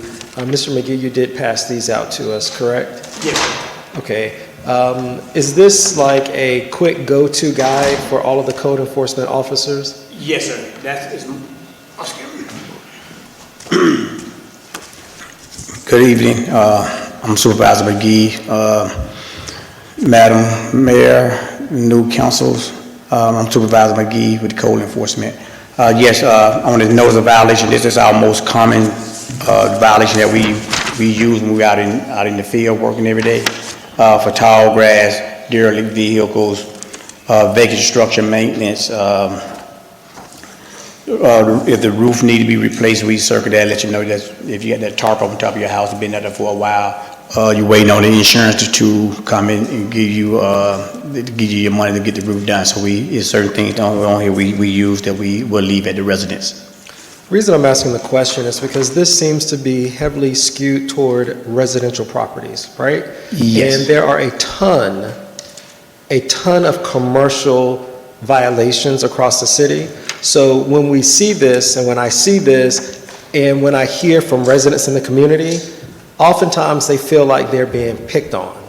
So when you see something like tall grass, I've even had residents to take photos of code enforcement officers with a measuring tape, measuring grass, while they've driven past tons of commercial violations. So they're just trying to figure out how the city prioritizes residential versus commercial violations. So this quick sort of go-to guide seems to be heavily focused on residential, and a lot of residents also complain that there's a lot of commercial violations. We will use this here for residential also, or for commercial also, for the tall grass, we'll circuit, we'll write the address of the business, and we'll put a slash in what business it is. So then the officer know that it was Walmart, McDonald's. So we will write on here what it is, whether it's a commercial, either residential. Okay, that leads to my other question regarding code enforcement.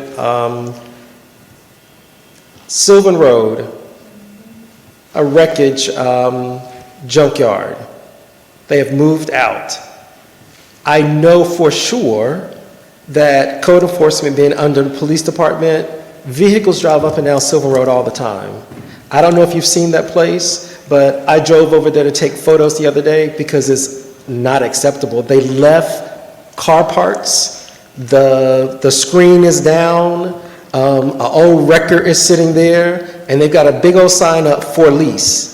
It is the very first business as you enter the city of East Point. And so what that says is, this is what's acceptable to us, because I don't know what's happening over there. And if there's a big sign for lease, there's a realtor's number, all of that information. Our city should not accept that. We have to drive by that every single day to go home, and there's car parts strewn all over the place. That, to me, would be a violation. So have you guys even taken that violation and have any action around it? Yes, sir. I made contact, excuse me. Chief called me Saturday on that. I came out on yesterday, went up there on Sylvan Road. I called Mr. Steve, I can't think his last name. I called him. He called me back today. He's gonna notify the owner of the business, go and clean the up. Back in December, we did give the owner a notice of violation for the OP fencing. We had all the cars up there, the derelict vehicles up there, because the business is closed down, but the cars is gone. But I guess as they were taking away the bumpers, the front bumper, the back bumper were falling off the vehicle, so they left them in the parking lot. So I did make contact with the agent today to have the owner come out there and do the repairs to that property. So are there any, in addition to that warning, I guess it sounds like, are there any citations with a dollar amount to it? Like how long will we have to be subjected to this?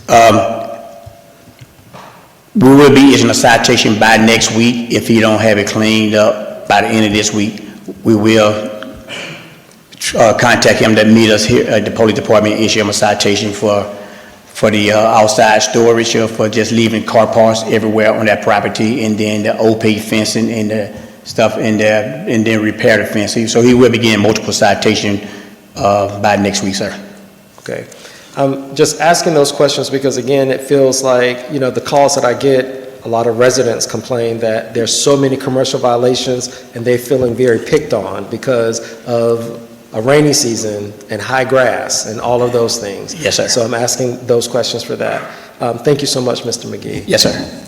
And Councilman, I would like to say, I saw that on Saturday, and I was very concerned because we've had multiple complaints. Ms. Ziegler, Councilwoman Ziegler knows that, so that's the first thing I did is, what's the status of this? I was coming to the city, I'm like, this has to go immediately. Okay.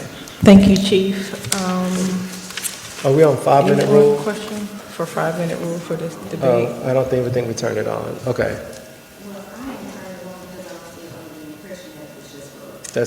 I get you. That's okay. You said you didn't turn it on for the one. I thought it was just for the presentations. Okay, so presentation I have not Right. So for this, we're moving forward for the rest of this meeting. All of the agenda items will have a 5-minute council discussion time. So when the council person starts to speak, can we start the timer at 5 minutes? Thank you so much. I don't know where I was. I don't know if I was over or under. Okay. Okay, so Councilwoman, any questions on this Yes, Chief, thank you for your presentation. I want to share, the daughter of a New York City police officer and a 911 operator, so I know that the work that you all do is very hard.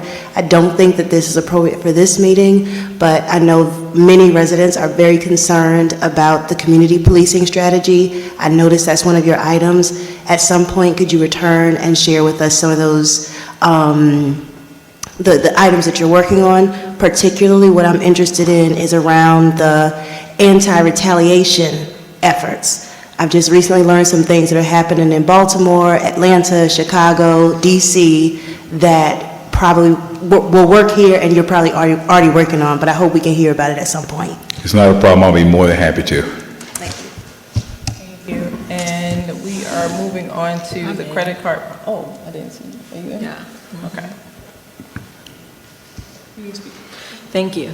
I just want to say, Chief, thank you so much for the great work that you do. I recently had a neighbor that participated in the Citizenship Leadership Academy. The Or police Citizens academy, yes. Yeah, but the city used to do an academy at one point, but she did speak very, very highly about that.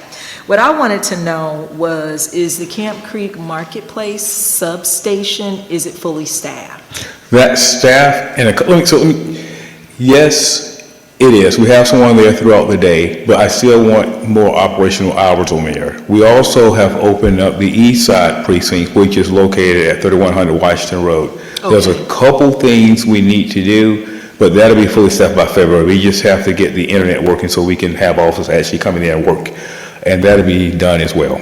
And I also wanted to know that as police officers are out in communities, I notice it oftentimes when I'm in the mall or just in a neighboring area, have we thought about motorized scooters? So that, I mean, just even in our downtown area for police officers to patrol, I see that quite often, and that's just a question that I had. And thank you so much.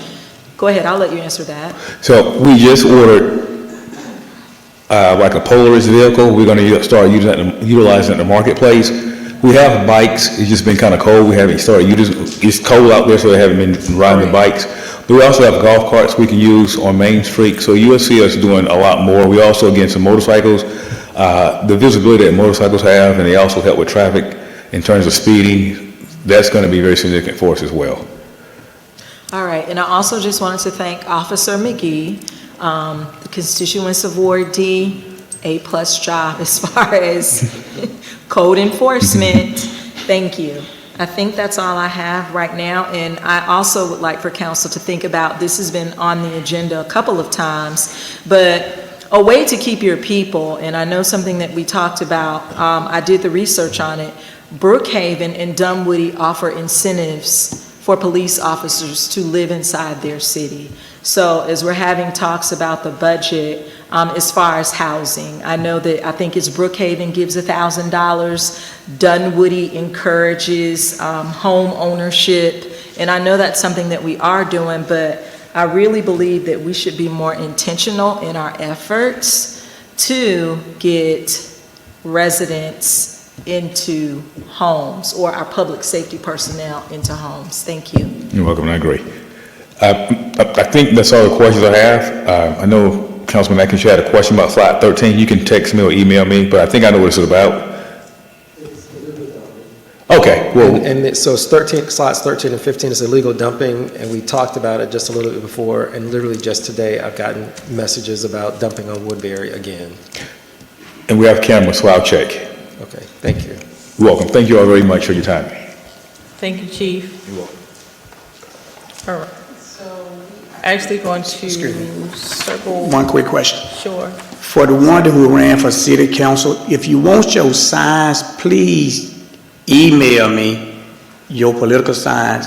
If not, they will be discarded next week. Thank you.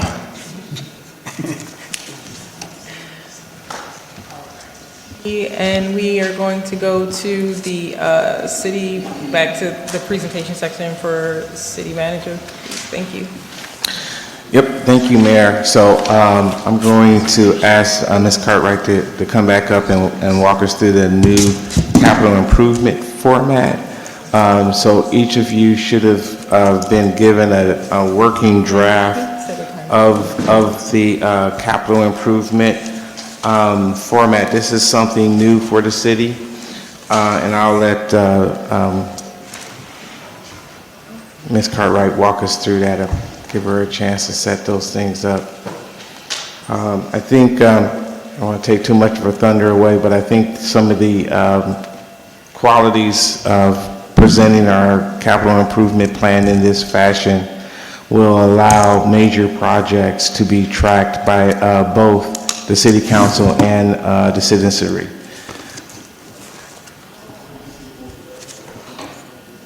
Yeah. Hello again, Council, Mayor. So this is the new working draft of our CIP, and we've been working pretty hard getting this done. We really wanted to make it transparent to the council and to the mayor, as well as to the public. So with that being said, our capital book is going to, of course, have a table of contents. And then also we want to present a 5-year capital improvement plan where you can see what that's going to look like for the next 5 years. It's going to implement the pie chart as far as each department and what that, so this down here is the 27 capital improvement as of today. Then each department will have a page designated for themselves as for a 5-year plan, and then it'll include the projects. It's really important that as council, for me, I want you to be able to see what projects are out there. So I do have a ward area right here, and I'll be continuing to work with departments so that we can implement that area and make sure that those get filled in. So this format, it really is going to show you what the project name is, the department that's doing this. For this example, it's Fleet, and they're working with the police department with the Field Master Fuel Management System. And so this is going to really allow you to hone in and see every single project that's happening, and find your own initiative as far as what's your priority as well. And so that will help us as the administration follow what your vision is. And each department will have this specific form, so it's going to be pretty in-depth and give you some pretty good information that you can follow behind. It's pretty short and sweet. I think I gave you a copy so that you can review the current projects that are in there. There is one department that's missing. It's pretty in-depth, so I'm working with that department head to get that information in there.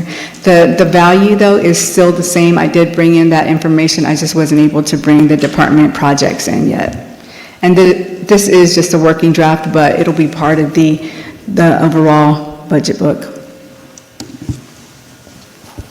So our goal, just picking up on our budget timeline, we're going to submit this to you. Please go through it. We do not think that we have all the projects captured at this point. So if there's projects that council are interested in that you didn't find, please submit those. We'll be fine-tuning this, filling it more out and getting more details, and have something that is going to be close to closer to a final draft. I'm still using the word draft because we'll be able to make adjustments all the way up to around April 20th. At that time, that's when we'll have the city manager's recommended budget, and we'll want to have the CIP pretty well in place. But then keep in mind, the city manager's recommended budget is also just that, just a recommended budget. And so there'll be feedback from city council from the 20th of April on to, I think, what was the due date to actually get June 1st. Yes, so there'll still be a lot of conversations there, so there's room to still add things to this, but we want to get the base out to you as soon as possible, allow you to digest it. We'll ask for affirmation on the 20th. Again, that's still affirmation of a draft. but then we'll start focusing on the operations budget. So I know we had talked a little bit about in the earlier presentation about the events. I wanted to just let the council know that our first sit-down with our operation budget with departments will be happening from January 21st to February 8th. That process, we go through line by line by line, and that's when we'll be able to pick out things, say, that are connected to, say, Wednesday wind down. We'll be able to pull those items out fully, clearly, understand what those activities are behind each one of those line items. So I just wanted to kind of follow back up on that. We're still on schedule, even though all the numbers aren't all figured out at this moment, but this is part of that. This is a trailer. The plot of the movie is yet to unfold. I just wanted to take you along with the journey of our budget process this year. So with that being said, the next piece on the presentation that I wanted to give was the fiscal outlook and assumptions of uncertainties, part 1. That's actually part of a 2-part series. I can do that at the next work session, be part 1, part 2. So it wouldn't really stop the continuity of this process if we wanted to bypass the, and there's that microphone issue again, but bypass the future outlook to be added to the part 2, which was scheduled for February 9th anyway. Thank you. So do we need a motion to move the last presentation to the next work session agenda? What now? We just proposed that. Is that the ask? Is there necessary action that's going to be taken on that? Right, so we do have discussion for the item that was just presented. Okay, so we can go through that, and then we'll go, once we get to what you just mentioned, city managers, then we'll go to, maybe we can move that one to a next one. Okay, all right. So in this order, I have Councilwoman Codwell, Councilman Atkins, Councilman Freely, and Councilwoman Dr. LaTanya Martin Rogers. Is this right? Okay, so. I actually no longer have a question. Thank you, Madam Mayor. All right,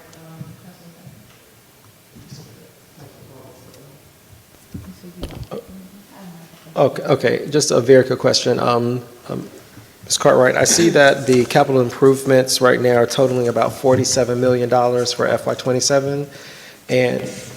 That's correct. Okay. And so obviously I always think about like, how do we pay for these things? The fact that we did retire the Camp Creek TAD, and whereas that increment was going into a special fund, do we have an idea of what that amount was last tax season and what we may now be getting in addition into our general fund? So I'll have to check into that, and then I can get that information back to you. Okay, because that would be, go a long way to help pay for some of these capital improvements. Let me just scroll up real quick because I wanted to take a look. So we have, our general fund is at about 12 million. 12 million. So, and then with the water and sewer, then those are broken down. But I think it's important for us to look at the general fund as well. So I'll get that information to you in an email. Okay. I can send it to the whole council as well. Sure, thank you. Councilman Freely. Thanks for the presentation. Real simple question. In this book, how is it organized? So if I want to make sure that something I want to submit isn't already here, how do I do that? So Councilman Freely, it is being, I do have to put an index in there, a table of contents, but I just wanted to give you that format of what the projects are going to look like. Right now, it's I think it's by department, so I can probably get you some better information on how to find it, department by department. So it's broken by department. So let me send you something so that it's easy to find on which pages. Okay. Yeah, I don't want to tell you that I'm looking for something that's already here and I just can't find it. Okay. Thank you. You're welcome. Councilwoman Martin Rogers, did you have a question?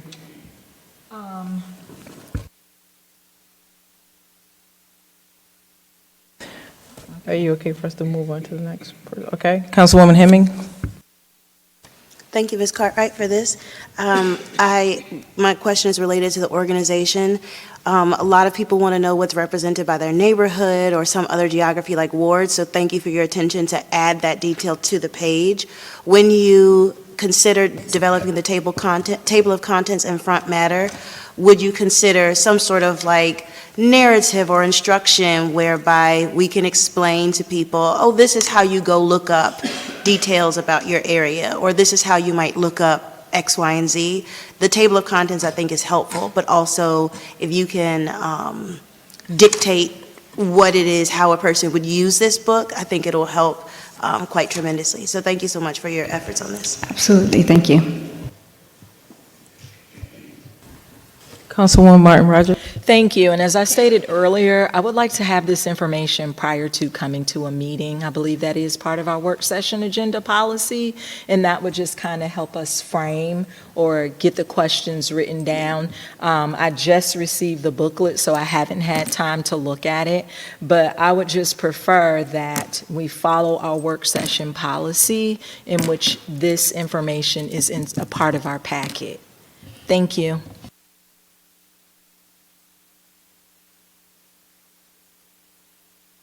Thank you. And the final item on the presentation section, the fiscal outlook, assumptions and uncertainties of Part 1.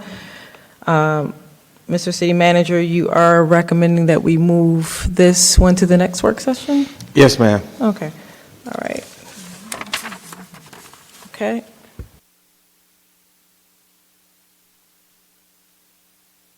Moving on to I think this is number 7, the city credit card policy and travel policy, and number 8, the city credit card payment, reimbursement, and reporting.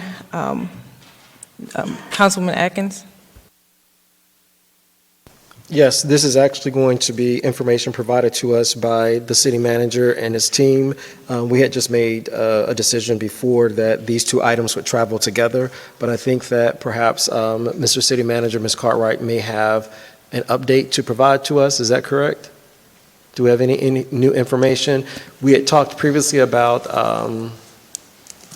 purchase cards versus credit cards and looking into some vendors to be able to provide that for us. So I don't know if there are any new updates that you may share with us. Yes, so we will have a few banks come in on February 9th so that they can give us some information on Regions will be coming in to give some information on the credit cards. It's available right now, so there is a commercial card that's out there right now. We're using a small business card. And so we want him to come in so that he can talk about the commercial card. It's kind of a P card, if you will. And it's got that kind of style set up. And so it's going to be really beneficial for us because not only is it going to allow us to, it's going to allow everyone to have their own app on their phone. You can see your statement. Everything will be, we'll be using technology as we should be as far as like the statements. You won't have to wait for it to come in the mail.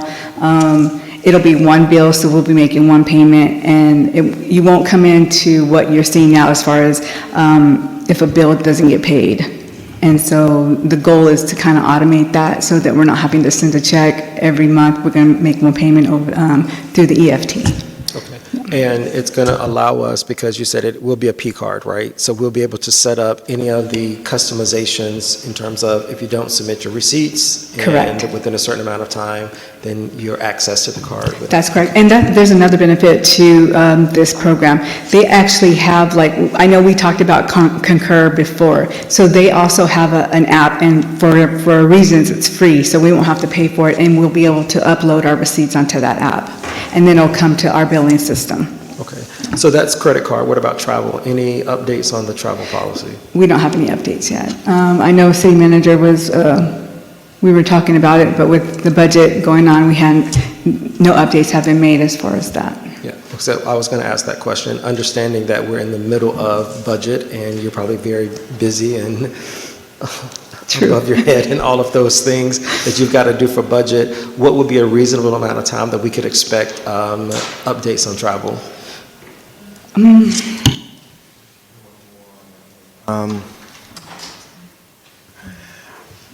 Well, I know we'll be hot until April, right?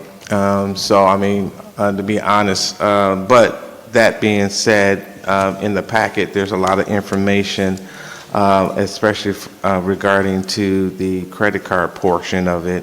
I think the travel portion was pretty close. There was some conversation on the various things that could be under a travel policy. A travel card was one of the things, but I felt like that the travel policy was closer than the credit card policy. And I think the credit card policy, again, there's a number of recommendations from city attorney, from city manager's office. I have a memo on there if you haven't had a chance to acquaint yourself, particularly the new councils, with the memo. The city manager's recommendation, frankly, is the Georgia Municipal Association policy with a caveat of how do we want to have public inspection. And so there was a recommendation I had that all charges basically come forward on the consent agenda. Council would have the opportunity to pull items off the consent agenda if they felt there was something that was questioned or there was a receipt not presented and they wanted to understand that charge. They could pull that off, give opportunity to get response from fellow council members, put it back on consent agenda, and it'd be approved. I have examples of other cities that have done that. It doesn't take up a lot of time because most charges are pretty mundane and straightforward. But that's the recommendation. I was asked at the time to give my recommendation. Staff has done everything on it. I think it's really at this point up for council to debate what they feel comfortable with. Thank you. Is there a call for a motion for which you? I think if for action item, if we want to wait until after the budget process, we would bring it back until April. But I think honestly, there's not a whole lot more we can clarify. I think the last time we discussed it, what the last touch points were, that was maybe holding up this. This has been kind of a running item. But I really don't think there was much more that staff could offer. We pretty much provided as much as that we can come up with as far as research and suggestions. Okay, thank you.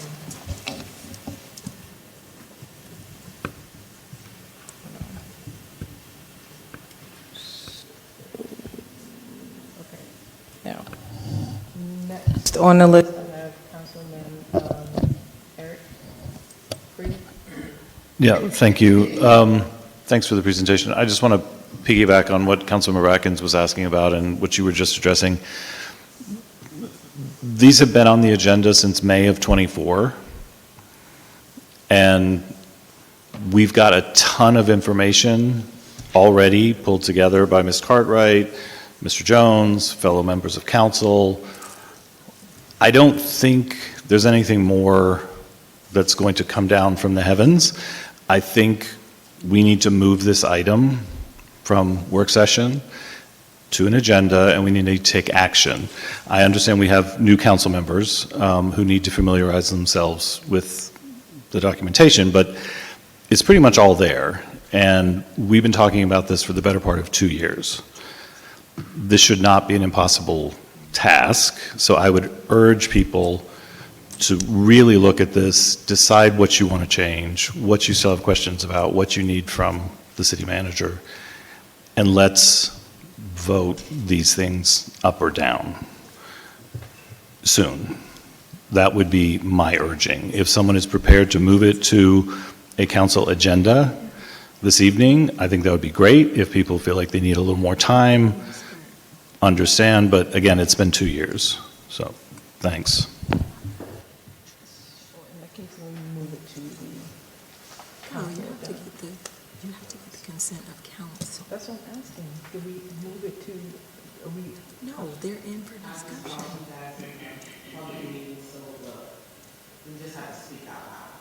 So my question is, with Councilman Freely's question or proposed, is there an action that needs to be done right now in this meeting for it to be moved or added to the work session? Or you just, I wasn't making a motion. Okay, I that's what I was urging action at some point soon. I mean, I don't mind making a motion, but I understand we do have new council members.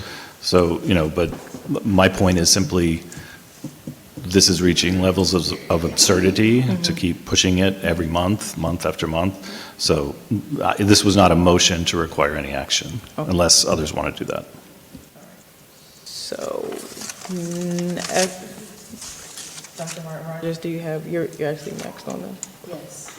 Thank you, and I understand Councilmember Freely.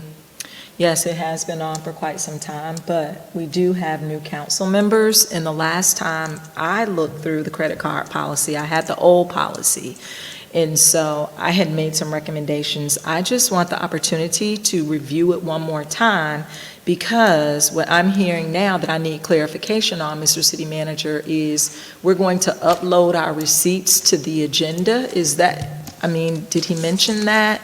And council can decide whether it comes on or off. I just need the correct policy. I'm going to ensure that I have the policy, and I'll go through it one more time. But I didn't hear what you said. Were you talking about the differences between a P card and a credit card? You mentioned something about receipts being placed on the agenda. So Thank you, ma'am. Sure. So not to go too back, but we the purchasing card portion of it is the mechanics of how you would actually utilize your card, and it looks just like the Visa or a credit card that you're used to. So that piece is a little bit separate. What the uniqueness of that versus a traditional credit card is that it gives flexibility to customize those services to various levels of review. So we could certainly have a lot ease to cut cards off, cut cards on, focus cards on only travel, focus cards on various numbers of items. Part of those services also allow us I want to say unprecedented, it probably is unprecedented to our organization, but allows us to get reporting, and the services is not as clunky as our current process. So members would be able to see their expenditures on a very easy, as frequent as you need to. Those could also be presented in a finance report at council once a month that show all of those charges. If there's charges that raises some interest, those charges could be put down. And this was part of my recommendation when I was asked to provide some additional thoughts on how a public process looked, because there was a lot of conversation that it didn't feel right to have the city manager be policing cards for policymakers, which essentially is his boss. So this way, the true boss of elected officials are the public, and so trying to be transparent and allow public access to that conversation. That was one approach, not the only approach. It was just one approach where those things could be part of a consent agenda. And I think there was some concern that, that would make the meetings long. But I got some examples where that is like a consent agenda item, and essentially you would just pull off questionable items from the consent agenda, talk about them. If there is something that needs a deeper dive, then pull that off, approve everything else, and then staff can research or do whatever the council will is with getting to a deeper perspective of whatever that charge is. But in most cases, examples that I've seen, it works pretty mechanically and passes under consent agenda item, and it doesn't really cause a lot of slowdown in the meeting. Okay, I'm going to do my research and ask additional questions. Thank you. Yes, ma'am. If I may also, I want to go ahead and send out the updated travel to the new members of council as well, so if you have some input, I welcome that. Oh, thank you. Councilwoman Ziegler, and then I had Councilman Mitchell after that. Thank you. Yes, and so I think that for the new members of council, and also just for myself, I think that we're struggling to have the correct item supporting documentation on the agendas. And so for tonight's meeting, the wrong credit card and travel policy is attached. And so it makes it hard to make these decisions and really move forward when we don't have the updated documentation.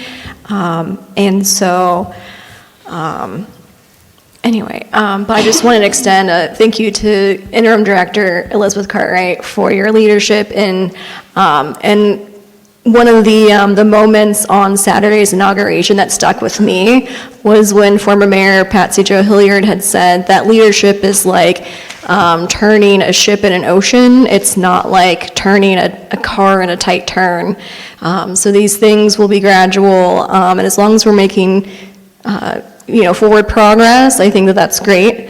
I do understand how it's frustrating, but I just want to make sure that we're doing this right, and so that's it. Thank you. Okay. All right, so. I'm in. Are you in, Mr. Atkins? No, because. All right. Councilman And it is approximately, I just want to make a suggestion for mayor and council colleagues. It's 10:14. Should we see city staff so that we can allow them to go home? I'm not really sure how long we're going to be here, but maybe we can. And for my item, like, city staff doesn't have to stay for my items. But if we want to just go through and bring up staff, I think that would be kind. Yeah, thank you for the suggestion.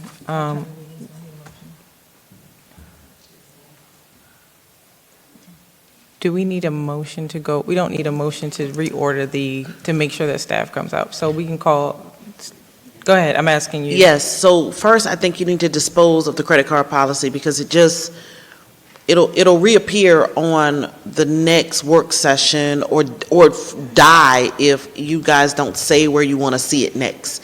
And it sounds like there were some varying opinions of whether it should go to another work session or if it should go to a voting meeting. I just think that there needs to be some clear direction to the clerk of where to put this agenda item, or it won't reappear at all.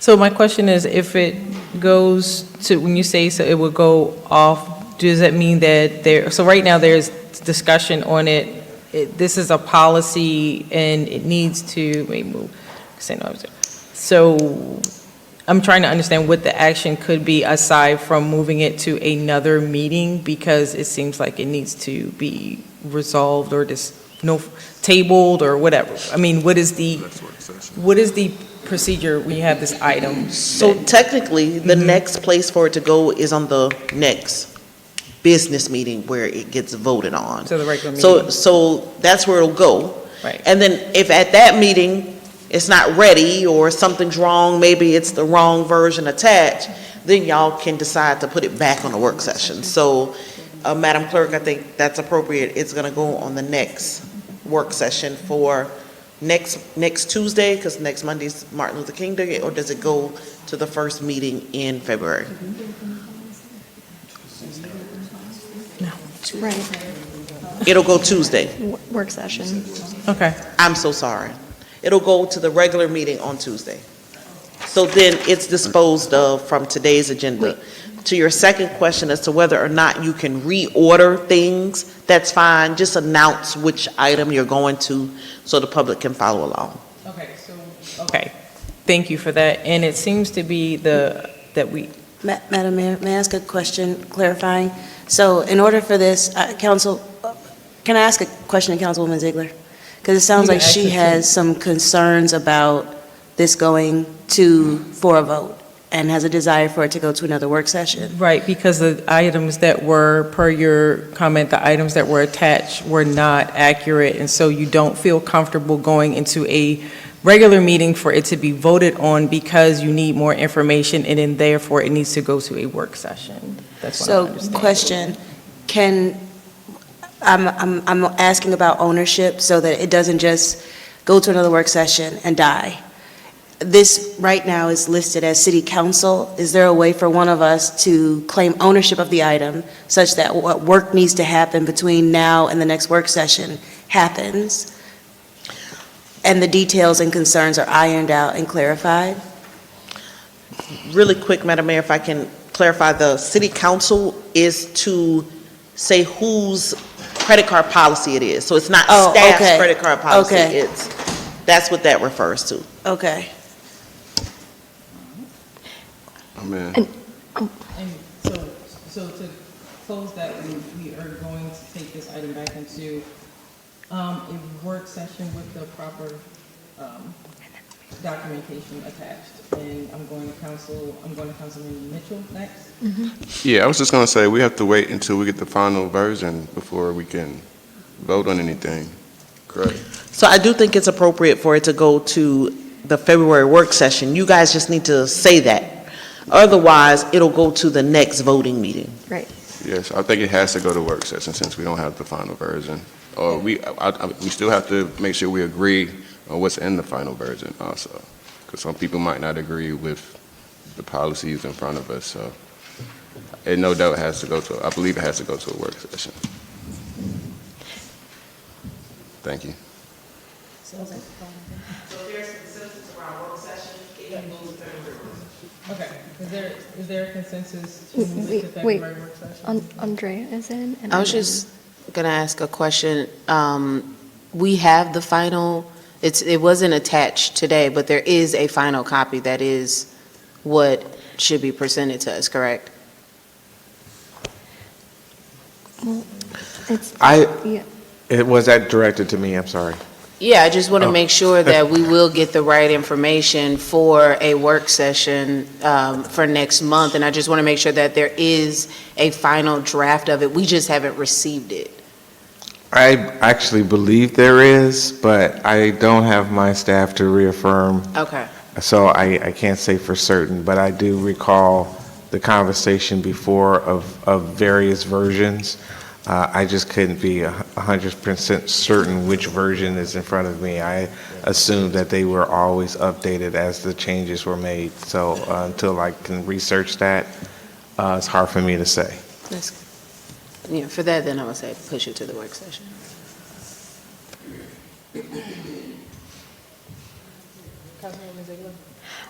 Thank you. And so, yes, so one thing is that we don't have the correct info on in the packet, but also I don't think we came to a conclusion on who was going to be the administrator and and how we were going to resolve who was actually going to,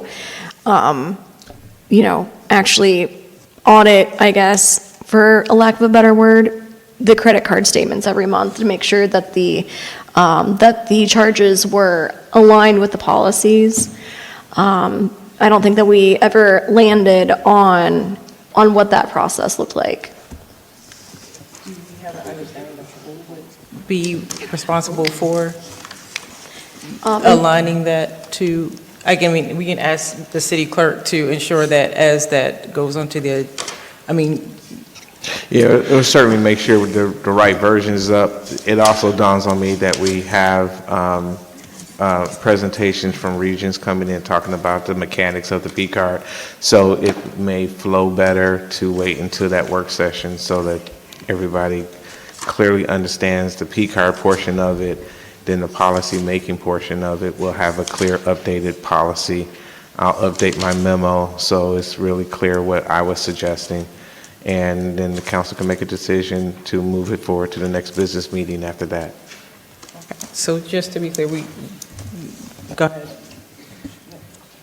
Councilman Atkins. Thank you. I just want to go back. Councilmember Caldwell asked a question about the final version, and City Manager Jones responded, we don't have a final version. There's no final, there's a latest version. Latest version. But we do not have a final version because, and that's, so to your point, Councilmember Caldwell, I don't want you to think that what you're going to get is the final version.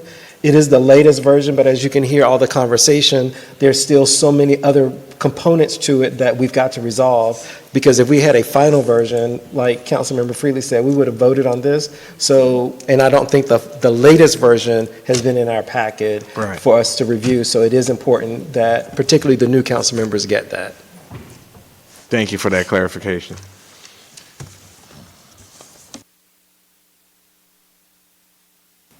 Any other questions? Okay, so we will move this item to the February work session.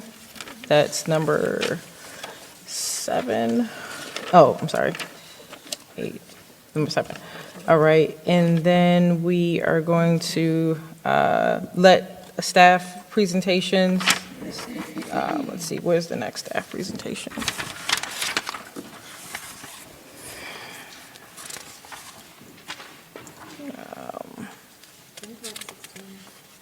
Are we on 6?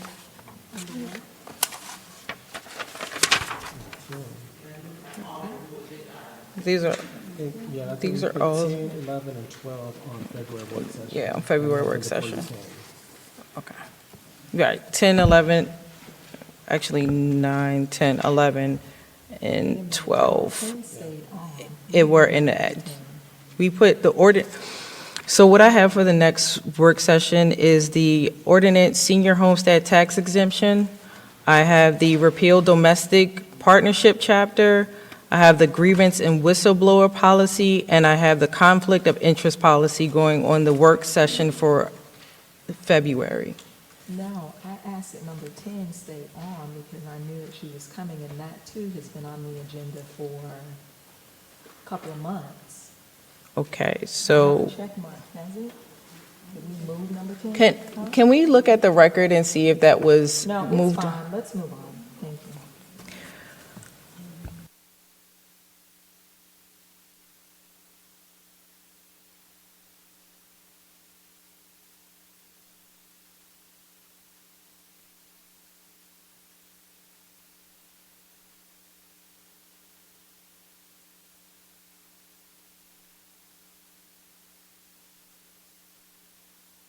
The update on the 2024 audit and the citywide litter prevention and enforcement plan. Are we moving this down to? No. What I'm suggesting is that we go through the agenda and we see which staff members are here to present so that we can hear from them. So, for instance, like my items, I can talk about those on my own, but item number 19 is water and sewer. I know I wanted to just have a brief snippet of what had transpired. Item number 20, brief snippet. Then you have Public Works for 23 and 24. They're here. And then 25 is Public Works. Then 26 is the Planning and Community Development. What I'm saying is we get staff out, we go through, hear from staff, and then we can go back to our items if we so choose to. Okay, I think I was confused that because we're moving to the new item section and we were finalizing that. So yes, we can go ahead and move to item Madam Mayor, can we go to 26? 26? I think it's the only planning and community development, and we may have a citizen that may be waiting for that as well. And that would then clear Ms. Smith, Mr. Kelly, and if there's a citizen to speak to this, and then because there's several public works, and so at least we could allow those Yes. folks to go home. Okay, great. So we'll go ahead and move forward to item 26.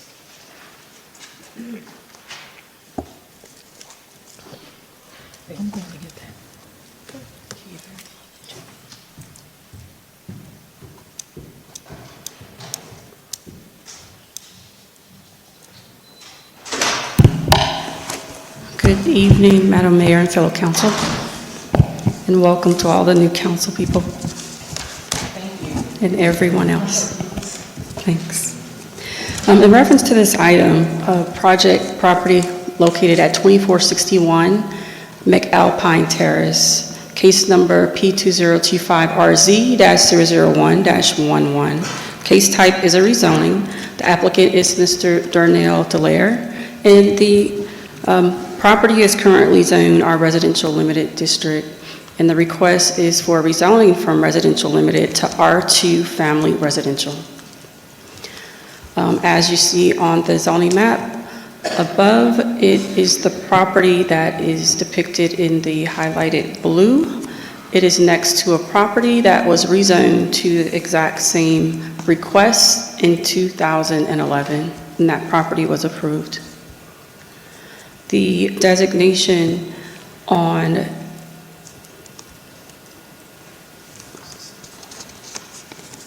the future land use map designation is suburban residential, as you see on the map. In the suburban residential, there are height requirements, there are single-family residential infill developments or what have you of what we're looking to see in that area. Staff and Planning Commission recommended approval of this item, and the applicant is present if you have questions. That's the end of our presentation.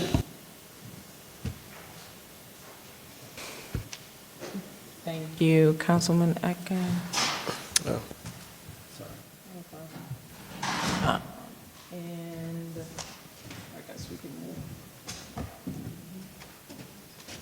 Oh, is the applicant here? Are they waiting on me? Yes, the applicant is present. Shall I come up? Yes. Good evening. Hi. Sorry about that. Gotta get my bearings a little bit.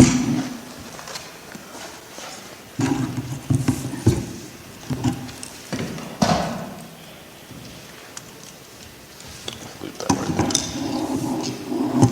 All right. Good evening, everyone. Thanks for having me. Madam Mayor, I'm doing well. Present. Gotcha. I thought it was question time.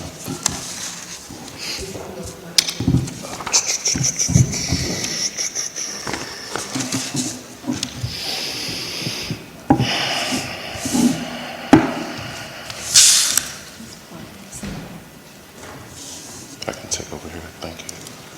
All right, so my name is Darnell Dallaire, owner of 2461 McAlpine Terrace. As you can see with the presentation here, we have only about 4 slides, I believe it is. We are requesting to rezone the home from a RL, Residential Limited, to a R2, which is a 2-family dwelling district.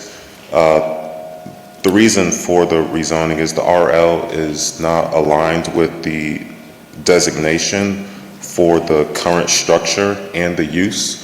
The current structure is the current use is a 2-family home. This is a home that I've owned for almost 3 years. It is fully occupied right now.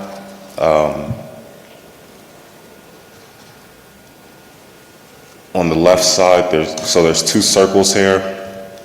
On the left side, there's a family there. On the right side, there's another family there.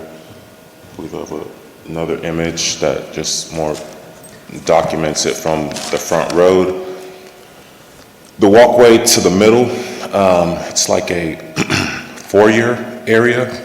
And then once you enter into that foyer area, there's a door to the left and then a door to the right. That's the actual entrances to the property.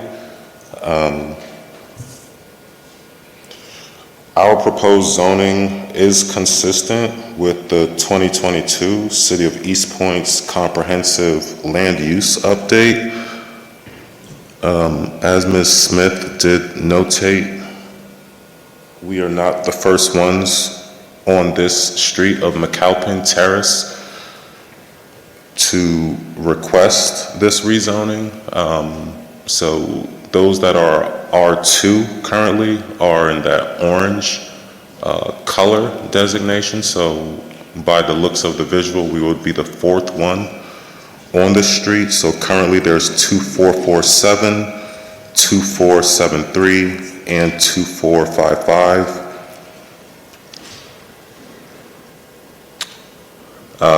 Additional reasoning is for this rezoning. Again, others on the street have done it. We all have very similar properties.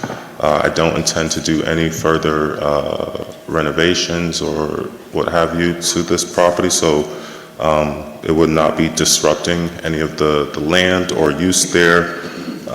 So an approval today or within this process would maintain our existing use, keeping it in harmony with the neighborhood.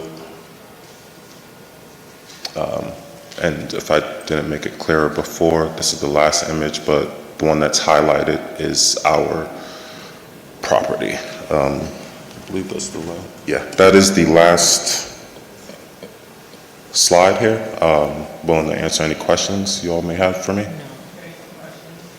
We do need, I'm sorry, I can't. I'm sorry. Okay, so with this one.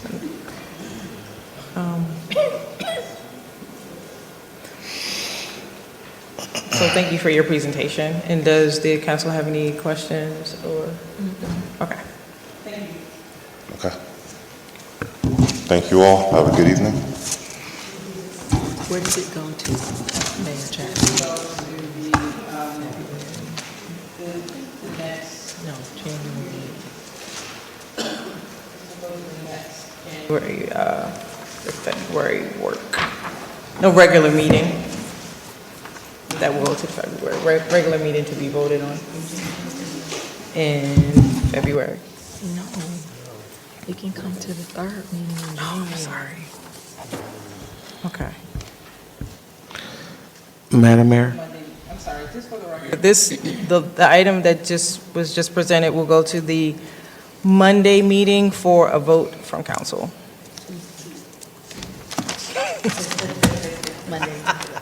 Pardon me, Tuesday. Monday is a holiday. We will have this on Tuesday. Thank you. And for the next presentation. Madam Mayor, can I just inform you that the Airport West CID, there's actually someone from CID waiting.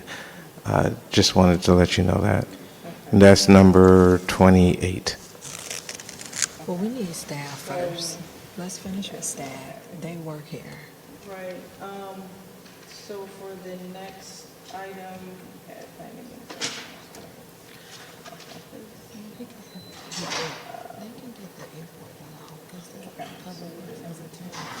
Okay, so Councilmember Caldwell is making a suggestion.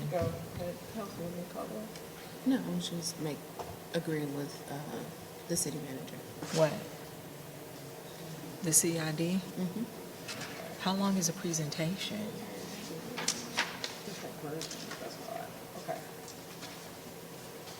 Okay, Airport West, we'll have the Airport West CID expansion resolution, please. Thank you, Mayor. I'll have Danielle Bass. She's the Director of Community Engagement with the Atlanta CID.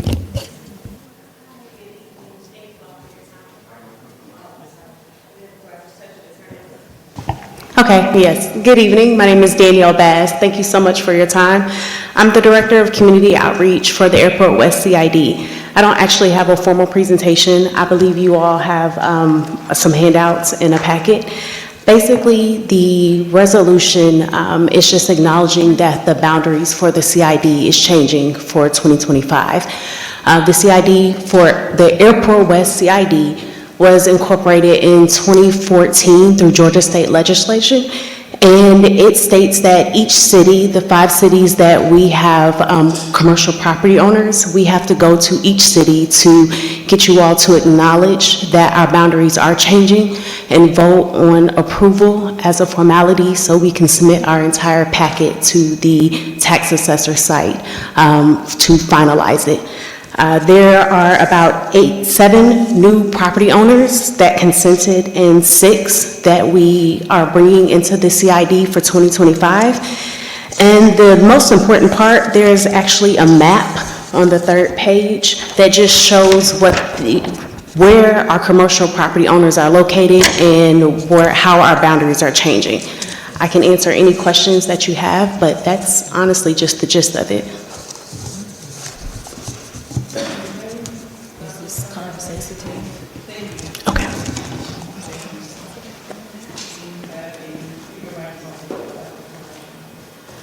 I'm sorry, is this time-sensitive information? Is there an action? Because when I read it, I saw that property owners had signed over their property. Yes. Is this time-sensitive information, or do we have time to look at it? So I do need the resolution by the end of January. I've been working with the city since September to get it approved, but in order for the property owners to be billed going into, I think they complete everything by April, I have to have the packet submitted by the end of January. And so the consent forms that you did see, those are that the property owners did consent over. And so each of the cities just review the packet and vote whether or not you all want to support the resolution. All right, I'm going to now just ask our city attorney to weigh in. So if we have a copy of the resolution, based on its time sensitivity, I would think that it could go on for January 20th. If you guys don't have any further questions, it could go on consent. Okay. Thank you. Thank you. Thank you. And do you all require someone, for one of our from our office to come to the 20th meeting?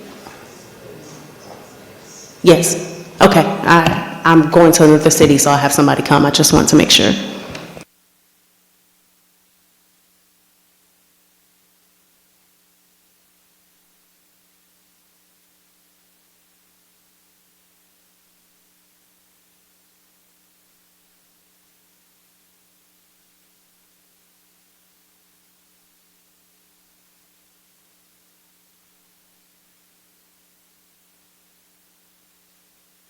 So we are moving back to the, need more staff available or for, let's see. Right, so we can go, did we finish 22? Okay, can we move to 21? It looks like we have several on the, I just, 21, 22 for water and sewer. Those did move to consent, okay. And then.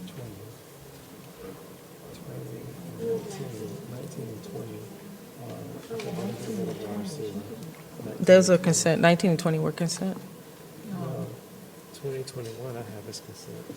Okay, so 19 and 20 need immediate, so that is, yeah, 19 and 20. So we'll go to items 19 and 20.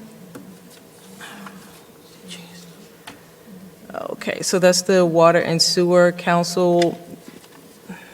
This is council discussion and possible action on vendor Mueller single source procurement for citywide leak detection. So water and sewer? No, that's going on consent. So these are going on consent. I thought you had to vote on these. No, 19 and 21 and 22 we have on consent.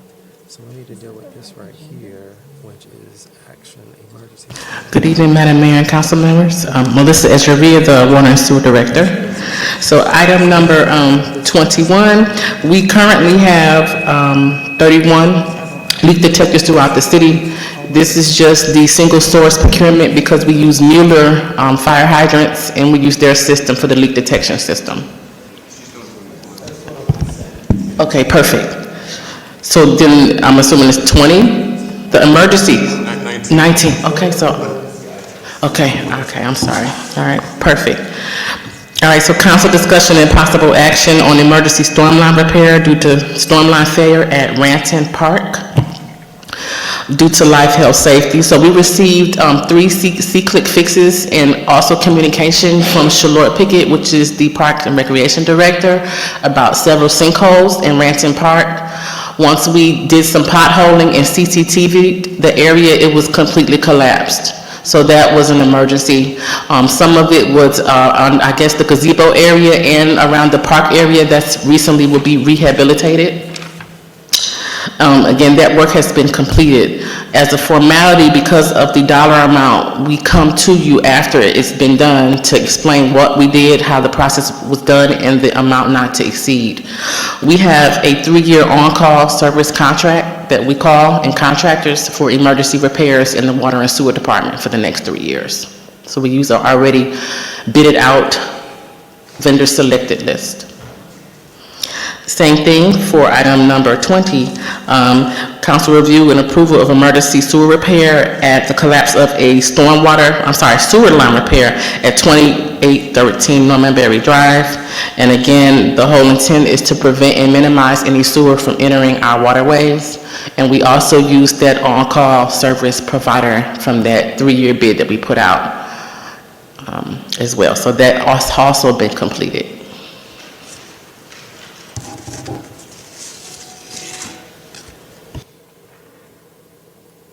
Okay, thank you.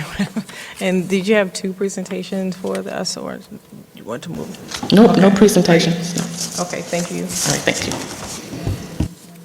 Yep.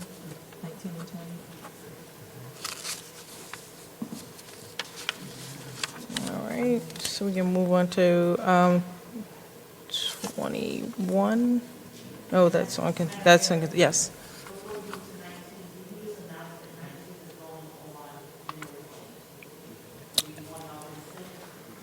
'19 and '20 were supposed to be on consent. We had what? So she just did 19 and 20, and I don't think there's an issue now, so we can now move to consent 21 and 22, report the ones that we earlier said for consent. She just reported on 19 and 20. Right. Yeah. So she they were not reported they were on not consent. I thought we put 21 them and 22 were on consent. Okay. These can now be considered to be moved to consent. Okay, so we have 19. Yeah, 19 and 20. The council must move these to consent. Okay, council, would you like to move 19 and 20 to consent? Yeah. See, I have it here. Okay.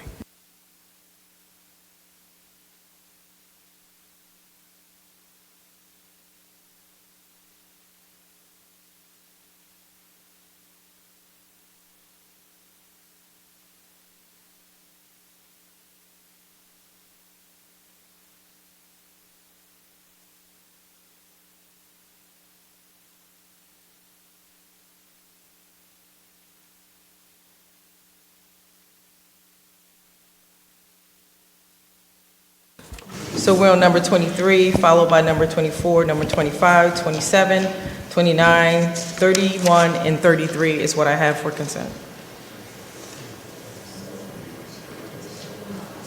I have 27, yeah. Okay, so we'll go ahead with 23 then, sir.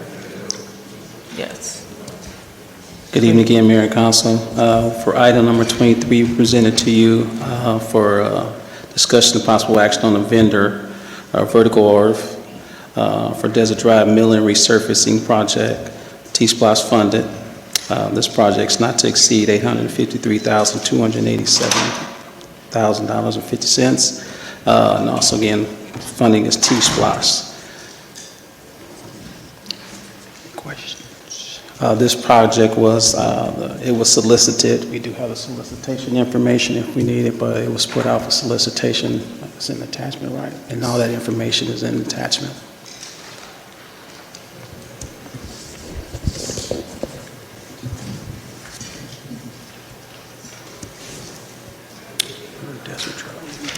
Mayor, may I ask a question?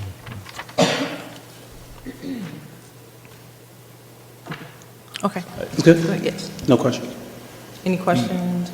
Yes, yeah. Go ahead. I thought I'd ask a question since we asked you to come up here. So 853,000, like, what sort of stretch of Desert Drive are we talking about? That sounds like a lot. We're going to be going, go ahead. So this is, we have rehabilitation, but it's sidewalks and pavement.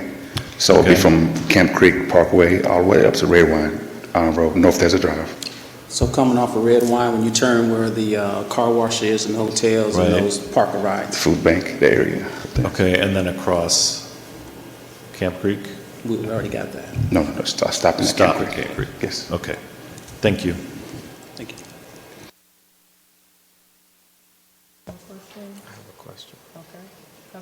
Councilwoman Atkins? Yes, thank you so much, Director Reeves and Assistant Director Hall. For that stretch of North Desert, and Mr. Hall, you just helped me out to understand better also, it's the street and the sidewalks, correct? And sidewalks are only on one side, right? Because the east side, I guess, that would be, I don't think there's sidewalks on that side, right? There's no sidewalk out there at all now. Okay, so this, we designed both sides for sidewalk. both sides will now have sidewalks as a part of this? Yes, sir. Okay, all right, thank you. Going down to the food bank, if anyone's familiar with that area. That's okay. All right. Our next item will be item number 24, is to council discussion and possible action on the vendor Paramount Cutting contracting from ITB 2026-1898 for Sylvan Road North Sidewalk, T-Splosh funded, not to exceed $382,439.84. This will be going from Cleveland Avenue, going back towards 166.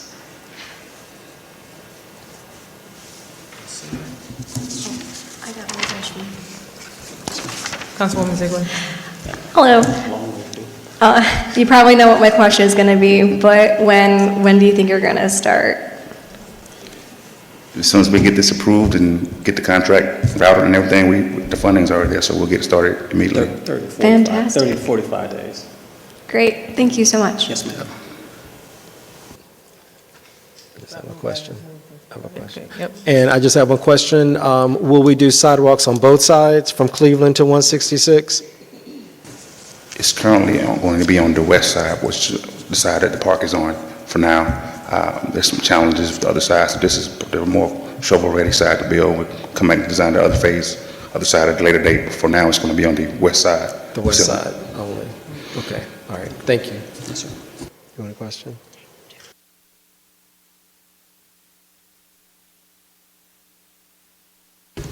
The next item, item number 25, council discussion and possible action on the vendor Georgia Sewer and Storm LLC from ITB 2026-1897 for Connolly Drive Sidewalk LMIG project, not to exceed $211,508.26. This is local maintenance improvement grant money that we'll be using. What's the magic fund?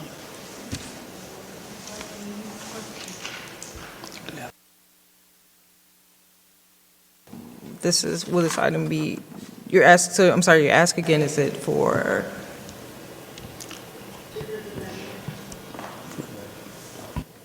I'm sorry, what was the question? Right, just the ask again. Can you just confirm that? I would just asking for approval for Okay. construction. All right. So we move to consent, and we move that to the, do you have consent? Do we have consent? Do we have consent for 23, 24, and 25? Okay.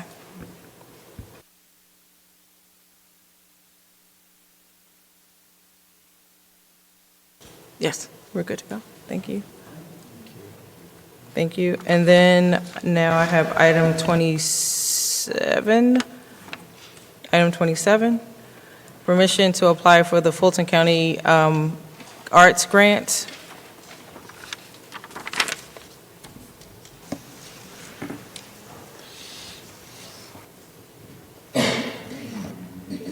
Good evening. Good evening, Mayor and Council. I'm coming to you this evening seeking permission to apply for the Fulton County Arts Grant. in the amount of probably $50,000. We do this every year. Every year we've applied for this grant. Thankfully, we've received it. Last year was a little challenging because the county pivoted and put most of their funding towards the jail. So they cut the arts funding tremendously, but they did give us some money. Then later on at the end of the cycle, they came back and gave us more. So this grant single-handedly paid for Drag Down South for this current fiscal year. I have, I'm sorry? No, that's it. I just need permission of mayor and council before we can apply for money. And then once we receive the grant, then we have to come to you to receive to take it in as well, so. No, I'd like to make a motion, Madam Mayor. I move to authorize, I'm sorry. No, I was trying to make a motion, but if there's somebody else that has a question. Hey, hi, Mr. Swain, how are you? Great. I see could you kind of explain how this works? It says no minimum match, so there's no required amount that we? No, there isn't. There's no match required for this grant. Okay. And just so you know, when I apply for this grant from the Fulton County, I apply for under the umbrella of, I call it Engage East Point. So under the umbrella of Engage East Point, I'm allowed to put in at least 2 or 3 events to cover with this grant, so. Okay, thank you. Okay. Madam Mayor? yes. I was just conferring with legal. I think it would make a lot of sense if we could do apply based on applying and accepting if awarded, so that'll save a process of coming back to council. So we're going to move to apply and accept, they can move forward with the application to accept the grant. That's correct. Okay, so Councilwoman Hemmings? I have a question before we do Yes, that. sorry, go ahead. This is for Tremaine. Madam City Attorney. Do we vote on that today, or does that have to go on the agenda? Do we usually vote during work sessions, or? We don't usually vote during work session. Remember, we just went through this, unless it's time sensitive, then we can, provided that you guys suspend the rules to make it okay to vote during the work session, so. And Mr. Swain, when do you need this? Is this time sensitive today, or can we? The application is due on the 15th. The 15th, I got you. Yes, Of sir. January? Okay. Well, All right, Yeah, thank you. we can. Madam Mayor, I'm Yes, prepared to move. make 2 motions. The first motion is to suspend the work session policy that require, what is it, item number 5, Madam City Attorney, that would allow us to vote on this time-sensitive issue, given what's been provided to us in the agenda packet. Second. Any discussion? All those in favor? Aye. All those opposed? Okay, we've been moved to suspend the work session policy, and Madam Councilwoman Mayor, Hemmings? I'd like to make a motion to approve the city staff to apply and accept the award, should it be granted by the Fulton County Arts Program. Okay, do we have a second? Any discussion? All those in favor? Aye. All those opposed? Congratulations. Thank you. We did it. On now to, we just finished item 27. Item 29, do we have a presentation for item 29 or consent? No, that, Item 29, yes. that's my item. Mhm. Yeah, so the legislative session opens today, and every year, we typically have East Point Day at the Capitol.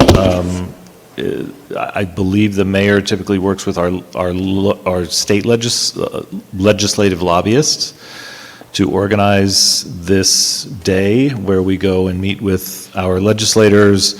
There's typically a lunch and so on. And so Councilmember Hemming and I happened to have lunch at an event a few weeks ago with Representative Schofield, and she was very anxious for us to get planning and try to get this put together. She also had some new ideas this year. She wanted to extend it to include members of the community to come to the Capitol and join. So I just wanted to get this on the radar. I had reached out to who I thought was our lobbyist just to see, you know, are you aware of this? Has anyone reached out? I did not hear anything. So I'm not sure who knows who that current contact is, if it is not that person any longer. But we have to work through them typically, and then Representative Schofield will be happy to assist. And we would propose a date. Okay, great. All right. Councilwoman. Yes, I just want us to keep in mind that my state representative is someone else because of the redistricting. So I think that there are 3 that represent East Point. One may be Tanya, Dawson, and Kim Schofield. Right, and If memory Phil. serves me correct. Yeah, there's a number of them. Ole. We just talked to Representative Schofield because she was at the luncheon and she was anxious for us to get it organized, but everyone is typically included. Okay. And I think that's what the lobbyists do, is they kind of get everything pulled together. And they, like I said, there's a lunch and so on. So the session opened today, so typically we do it, you know, sometime in January or early February.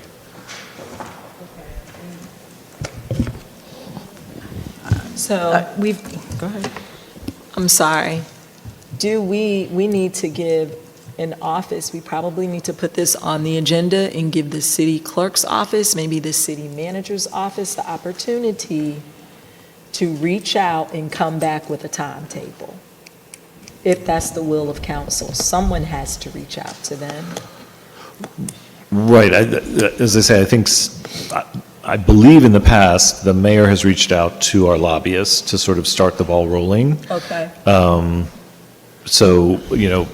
And I have, thank you. I have, Okay. so I met with lobbyist John Clayton, and the day at the Capitol could possibly be slated for February the 20th, but I'm not, I just need correction here. Do we need to actually have that approved to go? Because I can work with the city clerk to arrange some time. I do believe that he wanted to come here as well before that meeting when we go to the Capitol to do a presentation and share a little bit more about what he does in the presentation. So that, go ahead.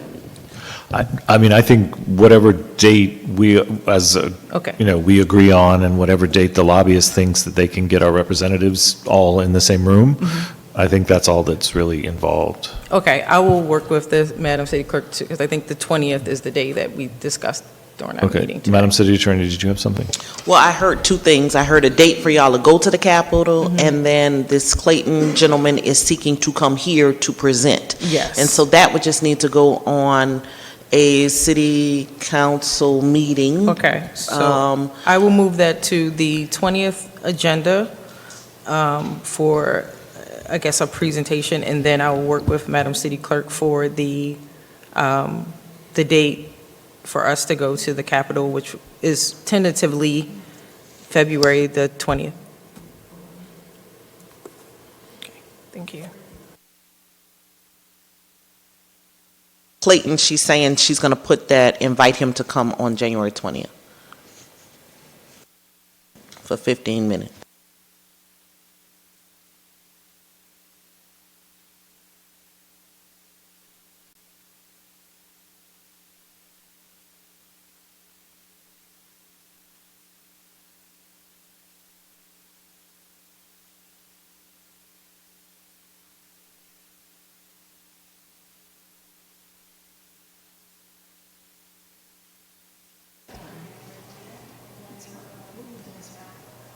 I'm 30.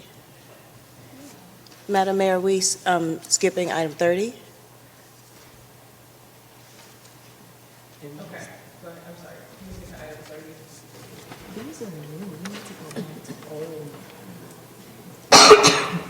So, why can't we finish what's on new? Is it, I'll be very quick. because I know we moved, though. All right, let's see. What did we finish on item? Are there any more? Did we do all the staff items? Recorded, and so there's a lot of murmurs and multiple, so we have to.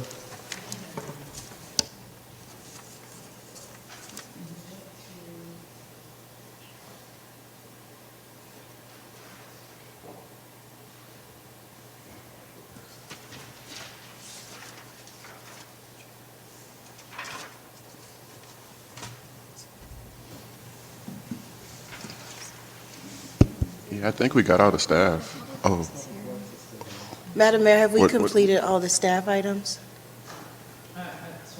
what did we miss? Is it number 15?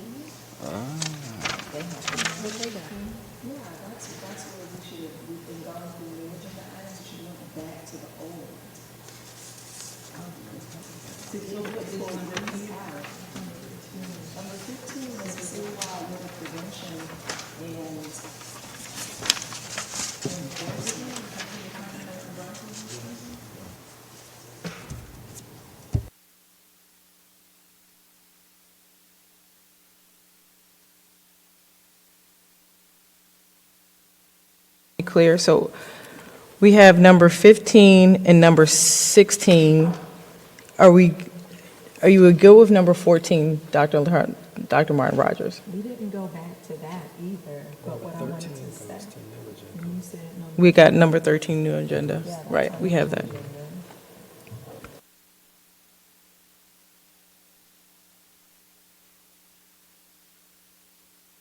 All right, is it, I'm gonna be like 2 seconds. Madam Mayor, can I ask a question? Yes. Do we still have staff here? Are they here to Staff, support? are you here for any other agenda items for the night? You don't have to leave.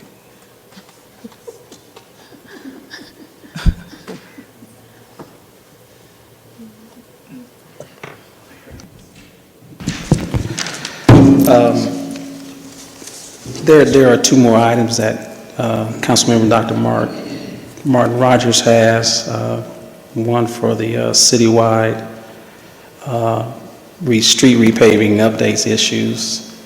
And then the other one was the guardrails on Riggs Drive. And then she wanted, a council member wanted to discuss something dealing with the litter.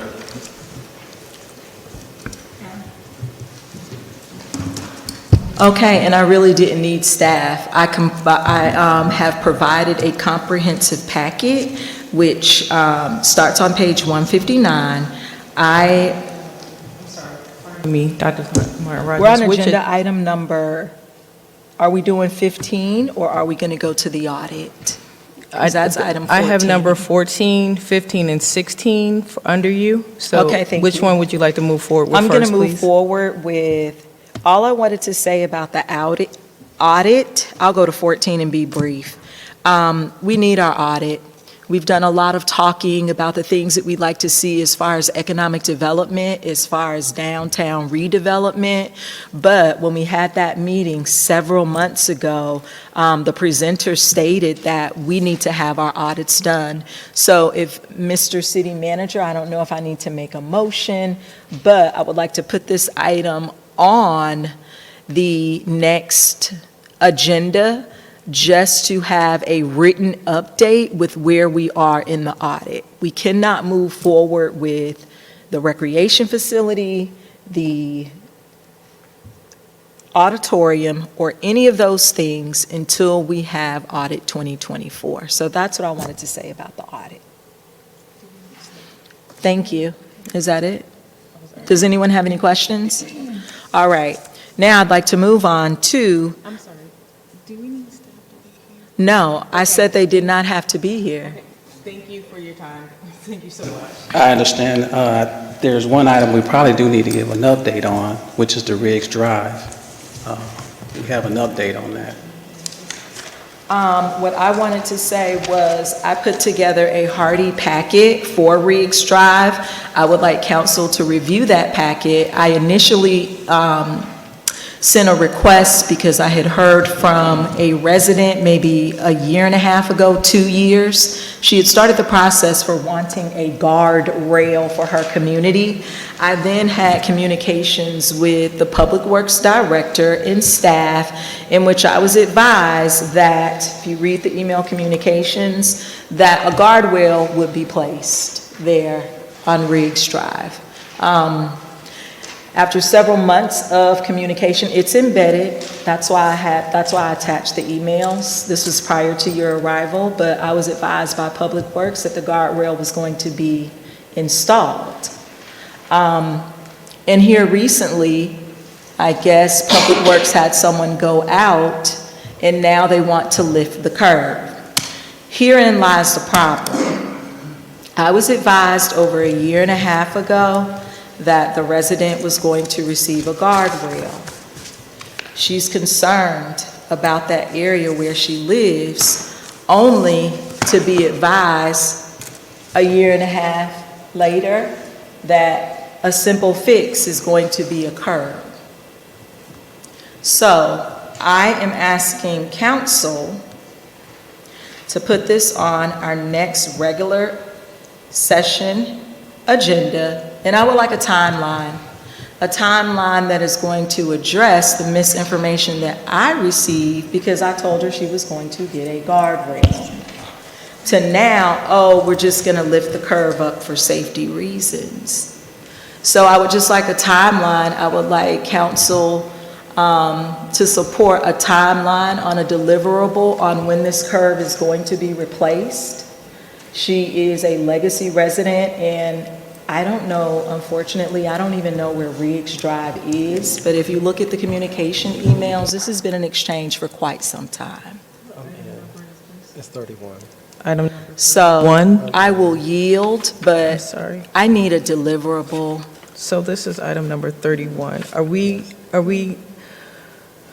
people in for discussion? I'm sorry. Okay. I'm confused. We are on item number 31, so we are done with item 15 and 16. No. She just said that we're on 31. Trying to get rid of staff. So we're on item 31. Madam Mayor, I'm in for discussion. Yes, we've been skipping over the agenda all night, but she's saying that she doesn't need staff for 15 and 16. But director, because she started with 31. Yes. Item because I was 31, next to speak. the staff wanted to speak Yes. regarding the Riggs Drive. Can we give them an opportunity to speak, Madam Mayor? Yes.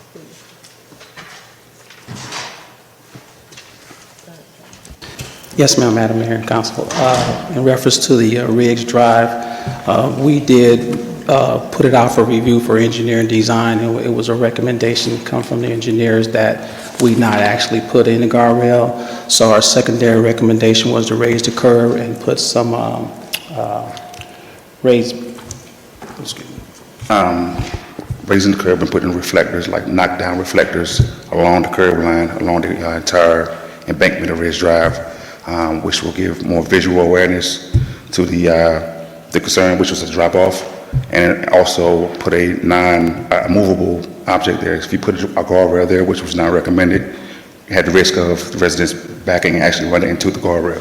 So it wasn't recommended by staff or engineers to install a guardrail at that location. We came up with a more flexible solution there to address the concern. So they've already started construction on the curb, which Martin Rogers mentioned, and we already got construction underway. So guardrail was considered, but it wasn't recommended by our engineers. Mr. Hall, can you just describe, there is a pretty lengthy email exchange. Can you describe how you communicate those concerns back to council so that we can keep the public abreast on these changes? Sounds like a legitimate change, that the engineers, the experts said this is not a reasonable process to move forward with, came back with a different recommendation, but there seems to be a lapse in communication to council. Can you just speak to that? I think the last sent the email might have went out on December the 18th, indicating what the plan was going to be. Also, the resident, son actually is on our staff. So prior to this even getting escalated to where it was, we had been working advising him on what we were doing and what we were looking at. And then, and I apologize in adding this too, what we found is that we were looking at putting guardrails around different locations as well. So with that said, with a new Georgia law, we usually could call a company to come in and install guardrails. Then that new Georgia law says they have to be engineer and design. So we had to go out and get an engineer design on it, quite hefty cost. And then we had all the projects come back with that design. So we have 4 different locations that we're going to be installing guardrails around the city. And that was some of the time consumption on that. But as you say, Councilmember Hemming, we will be making sure that we make sure that our city manager's office is informed, so we can make sure that all council members are informed and updated as we go along with any project we have from here on in, to make sure that we're on date and on top of things. As well as one of the apps that we're going to be putting online on our website is a app that we used a few years ago, and when we changed over to BSNA, we lost it. But residents will be able to go ahead and hit a link. Some of you been around might know about it. You hit that link, it tells about that project, the timeline on that project, and the cost of it, and what it's funded by. So those will be some of the parts that we will be adding in reference to our projects as we move forward. And to reiterate, the project is started. The rigs? Yeah. Yeah, it'll be done in about a week. Okay. Councilmember Rogers, does that suffice, or do you need additional? I think that I would like a timeline of when it is going to be completed, because here's the thing. I emailed on February 10th, 2025. Then I heard something back on April 2025. Then I sent a follow-up email on May 8th, 2025. Then May 12th was when I was advised, based on the report, no guardrail is required, but one will be installed, moving forward with an emergency procurement to move forward with installation. I advised the resident of that. She's been advised, she thinks that she's going to get a guardrail. The other communication was back, that was May. Here we go in July. May I have an update, follow-up? August 2025, that's when the deputy city manager, her communication stated, this is a priority project, ensuring the design is turned around quickly. December 8th, follow-up request. December 8th, again, the deputy city manager said that we'll update you shortly. December 10th, follow-up request again sent.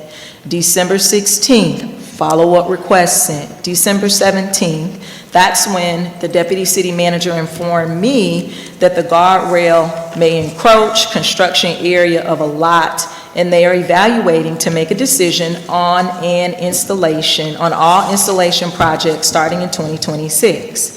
And that's when I responded, December 17th, the length of projects is a concern. It's a concern. You all don't get the phone calls, I do. And it's the phone calls, it's the emails, and I have to have an answer to my constituents. And then Riggs Drive isn't even in Ward D, might I add. Whose ward is that? A? Well, I was contacted by this lady. You can see it in the email. In December 18th, transportation staff and consultants stated a guardrail was not warranted, and staff's recommendation is to replace the existing curb 6 inches. That would have been nice to know in March or April. And then to add additional insult to injury, this isn't even the communication protocol. We have a communication protocol in which everyone should follow it. This isn't the communication protocol, getting back to a council member in May after they send an email. But I digress. I would like a timeline on when this is going to be completed, because now I have to call the resident and let her know, well, this is what the city decided. So That's all I have to say. If it's being done, I am just going to request a timeline on when this project is going to be completed so that I can call her with accurate information. I digress. The project should be completed no later than next week, but also staff has spoke with the resident while this project's been ongoing. Yes, ma'am, thank you. All right, thank you. All right. All right, I'm not gonna hold us here long because litter has been on our council agenda since 2012, but not litter. What is this, the street repaving? I'm confused. Yes, it is a street repaving. We were all very excited about the street repaving. I've added a very hearty packet. In our street repaving in some of our communities, again, there's a barrage of emails between me and staff and community leaders in regards to the condition of that repaving. And I wanted to ask who the contractor was, because if they are doing repaving in other wards, someone from staff, like, what is the protocol? We need a strong protocol so that when contractors have work, someone from the city is going out with a check sheet. I currently reside in the community of Heritage Park. The street pictures are inside Heritage Park. I took a few in Sun Valley, went over to Lakeside Preserve, and then I went down Washington Road. The houses, where I currently reside, the street is repaved in the front of our houses, but we have alleyways. Tried to search who owns the alleyways. The plat says they've been turned over to the city since 2025. So what I want to suggest is we have to get a handle on these contractors that do work. Again, I have a very engaged constituency base, and they call me. So the last communication that I received from the deputy city manager was that we're going to do a punch list. I even met Mr. Reeves on site. But it looks a mess, and these are communities where people live. Washington Road is the main thoroughfare, and it is lopsided, it is lumpy. No one was out managing the contractors. One side of the street was blocked off, but people were still using the other side. I know I've gone into communities, they have let those street paving just settle. And then the HOAs, some of the HOAs weren't contacted properly so that people could move their cars off the street. But I have provided photographs, and I would like this item to go on the work session agenda because I want to know when this is going to be redone. The issue that needs to be resolved is it was just a kind of back and forth. I mean, front of the community looks good. Our alleyways, the front of the community looks like 2026, and our alleyways look like 1983. It should have been better communication, and if you know people that live in an HOA, it has to be required that someone from the city make contact because HOAs may not have the capital to redo the streets that may belong to them. So I would like to have this put on the regular work session agenda to direct Mr. Jones to work with city staff to come back with an accurate punch list of when these items will be addressed at the next council meeting. So everyone can have time to look through their packet. It's all down Kimmeridge, even Kimmeridge, Washington Road. These are pictures throughout the city. It looks like, it doesn't look appealing or pleasing. Thank you. That was the ask. I wanted support from council to direct the city manager to work with Public Works and additional staff to come up with a legitimate timeline and punch list of when this is going to happen. Mr. City Manager, we definitely will have that. We've already met with the contractors. We just wait for their timeline to come back to the punch list. They have done some in one of the other subdivisions already, so we'll follow back up and have that for the next work session. If you would, when you get that, prepare a memo that we can share with the city council. Yes. All right. And also, again, there's a matter of the alleyways for that particular street.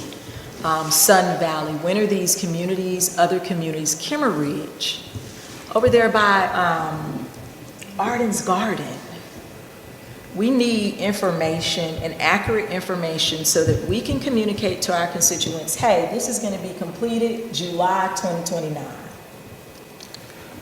Thank you. I'm sorry, I have one question before you go. Would it be helpful if the items that were listed here were summarized for you in your I'm sorry, let me speak directly to city manager. Summarized so that we can put time and date next to it. It seems like there's been a lot of communication, and I'm not sure if that is the reason for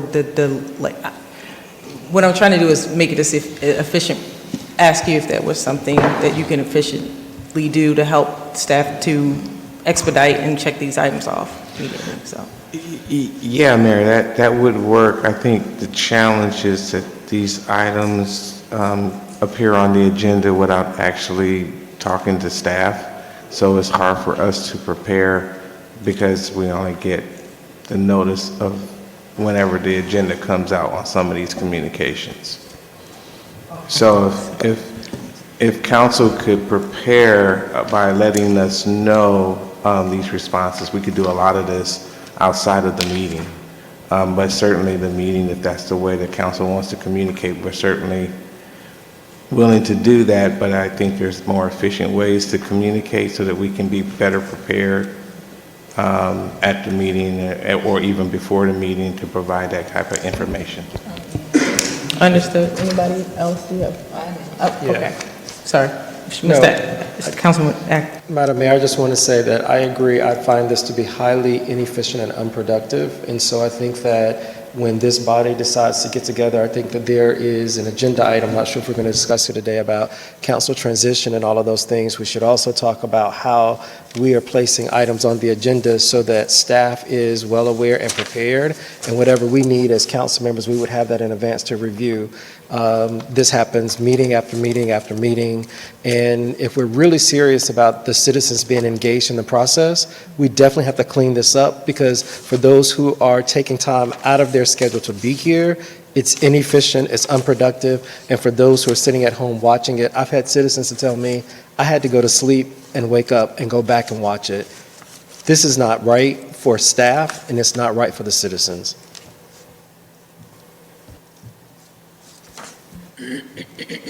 Thank you. Yes, and I agree with all of you all. However, this original email originated back September 2025. I mean, if you look at the emails, it had to come to a work session. It had to be addressed publicly because it was not addressed through the email communication. So, I mean, again, I have a very engaged base, and we have to be more efficient. We have to follow the communication protocol. We have a communication protocol. This was brought to their attention in September. We're in January. Thank you. Thank you, council members, for your input. Thank you, staff, for your presentation. Yes, ma'am. We'll provide updates on everything that has been requested. Thank Yes, you so ma'am. much. All right, thank you. All right. Thank you. All right, so, okay. Are we moving on? Can we move on to Councilwoman, number 13 is the data center moratorium, moving to the new Councilman. All right. Thank you, Madam Mayor. I do have this agenda item here. First put it on the first meeting of January. We also had a presentation. I believe that Councilmember Mitchell had requested that ECG come and present. So we've had some discussion around data centers, and so I am happy to just summarize my comments from earlier. Data centers have been discussed at a lot of our local and national meetings, whether that is GMA, whether it's ECG, MEAG, NLC, all of those things. It was alluded to earlier today in terms of where data centers are going in the metro area. The last South Fulton Municipal Association that I attended, it was stated that there are 7 data centers that are slated to come to the area, all of which are south of I-20. Data centers consume a tremendous amount of electricity, a tremendous amount of water. It would be a strain on our electrical utility as well as our water utility. And so I was introducing the moratorium to allow us an opportunity to gather data and analytics to figure out what policy we think would be best suited for our city. And so happy for this to go on the next Tuesday agenda for action.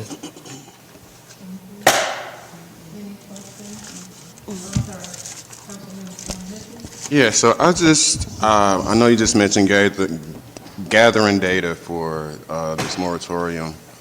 Is it this might actually be a question for Madam City Attorney. I guess, Councilman Atkins, what is the goal of the moratorium? Is to gather, could you explain that a little bit more? So, because it's only for like 180 days, correct? For 6 months. So I think, are we still going to be in the same boat once the moratorium ends? Are we trying to amend? I think it's like one industrial that allows for data centers. Are we trying to ultimately amend what's allowed? Is that, I guess, the plan? No, the plan is for the 6-month period would be what I was just stating. I don't know what the will of the body will be. However, what I've just stated is that it is known that data centers consume a tremendous amount of electric utility. Many data centers consume about the same amount of electricity as like 2,000 houses. 200,000 houses, like it's a lot of energy. It's a lot of electricity. We are in the process, we're an electric city. There are data centers going in other places where they may not be electric cities. It is not a secret that we have a lot of power outages, and our electric department is trying to harden our grid. And so right now, the data center that is within East Point is on Georgia Power, is not on East Point Power. So we're not feeling that effect, but data centers do consume a tremendous amount of water, so we're also a water city. So the 6 months is an opportunity for us to gather all the data. The presentation today, as I was telling Sho or Mr. Gwynn, is depending upon who you're getting a presentation from is going to dictate the type of information that you get. So a lot of the meetings that I've been going to, and even as Sho was nodding his head in December when there was a presentation at ECG, there were folks in the audience that pushed back because they were stating that, well, this is one perspective, but what's the other perspective? Because again, it consumes a tremendous amount of electricity. If we take the 6 months, gather the data, the body makes a decision what happens with our policy. Will we be able to sustain, or do we want to also to continue to allow data centers under I-1? The other thing that has come up in discussions in some of these meetings is that today data centers are huge mammoth structures. As technology continues to improve, some people are wondering, will that much space even be needed for a data center? And so if it's not, then you've got a situation where we've got these big structures and we need only a fraction of that for data centers to run. So then the city is left with these big structures and then what to do with them next. And so it's an opportunity for us to gather information, take that information, and make a decision as a body. So I guess that kind of was the question. So the end game is to take these 6 months, gather information. But as I mentioned earlier, is that going to result in us amending the current code? Because if not, we would be back in the same boat if it's still allowable in the ordinance.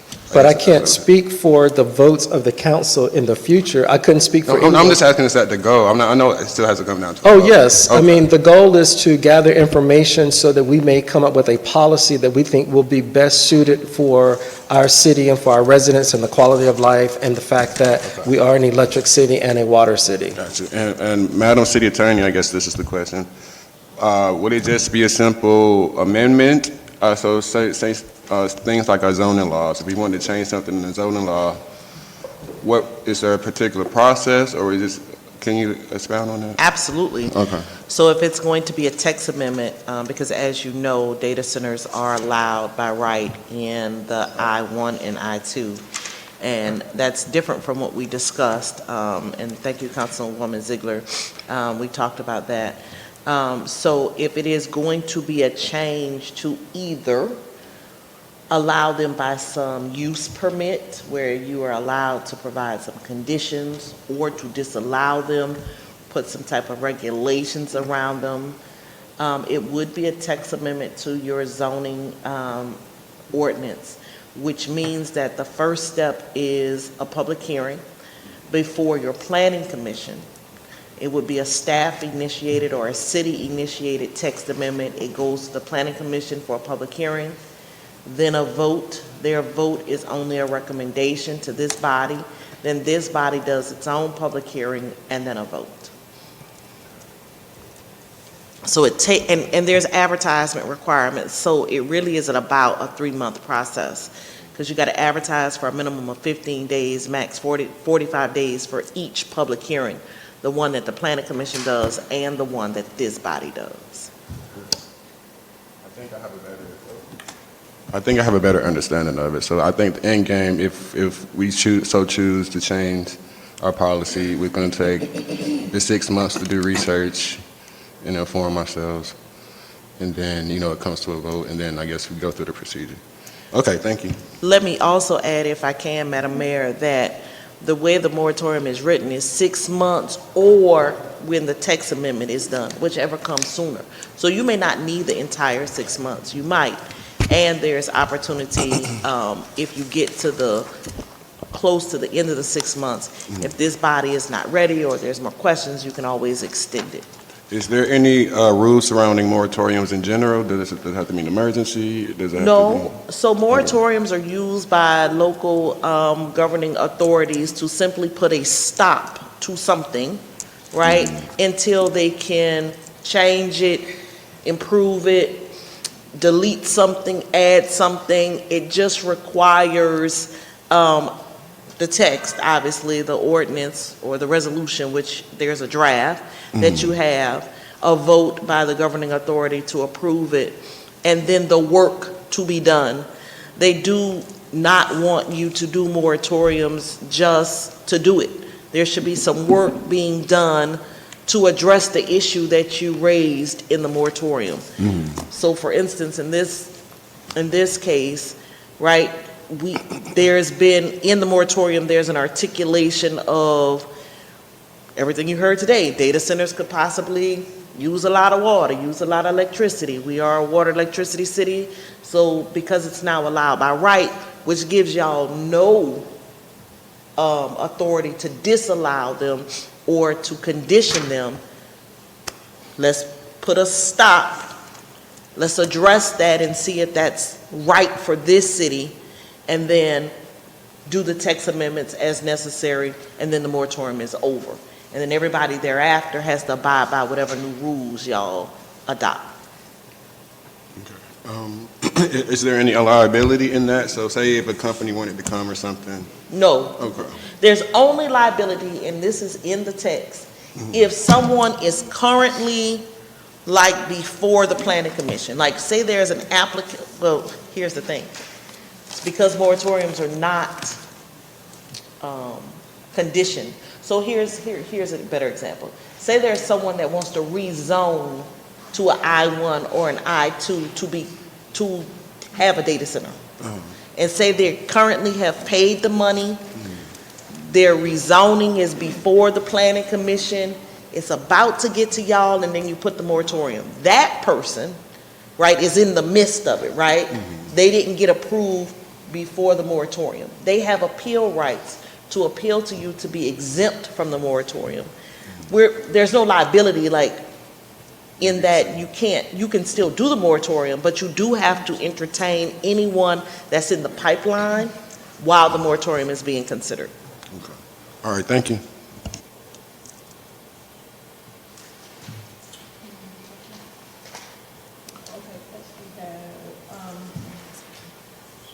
Councilwoman Hemmings, then Councilwoman Caldwell, then Councilwoman Ziegler, and then Councilwoman Martin Rogers.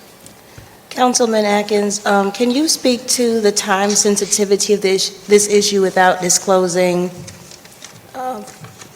real estate items that would be reserved for executive session?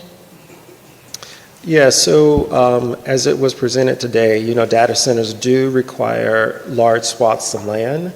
And so my concern is the fact that there are large swaths of land. We are located within the perimeter. We are located geographically close to a lot of major thoroughfares, 75, 85, 285, 166.